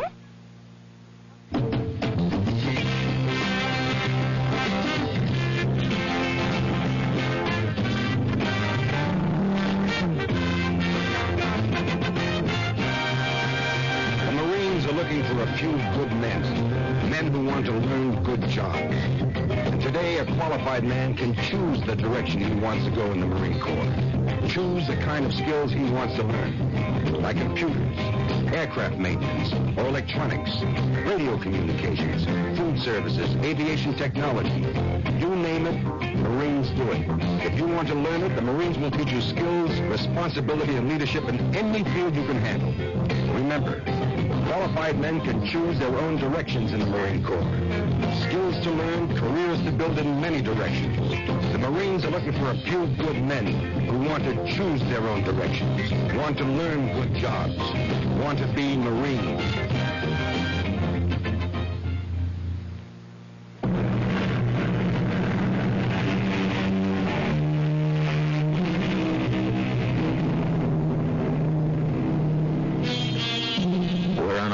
Highway that winds its way into the hilly regions upstate. The hour is late, and the sleek white sports car whose hood ornament faces north is the only vehicle for miles around. Even the sound of its purring engine doesn't seem to disturb the quiet of the countryside. But inside the car, the sound level is something very different. Davy, please, turn that down before I go deaf. Oh, what's the matter? Don't you like music? Yeah, that's why I'm trying to save my hearing. Okay. Is that any better? Much. Hey, how much longer is this going to take? You said it was only 30 miles or so to the house, and we must have driven 50. We have not. You're not watching the mileage. Listen, there are so many gadgets on this dashboard, I wouldn't even know where the speedometer is. But you do like the car, don't you? Like it? Hey, Bonnie, do you know what I've been used to driving all my life? Second-hand pickup trucks. That's about all our folks could afford. I hated this car at first when Mother gave it to me. I mean, she must have thought it was what every young girl wanted on her 17th birthday. But the truth is, I was scared stiff of it. Well, why should you be?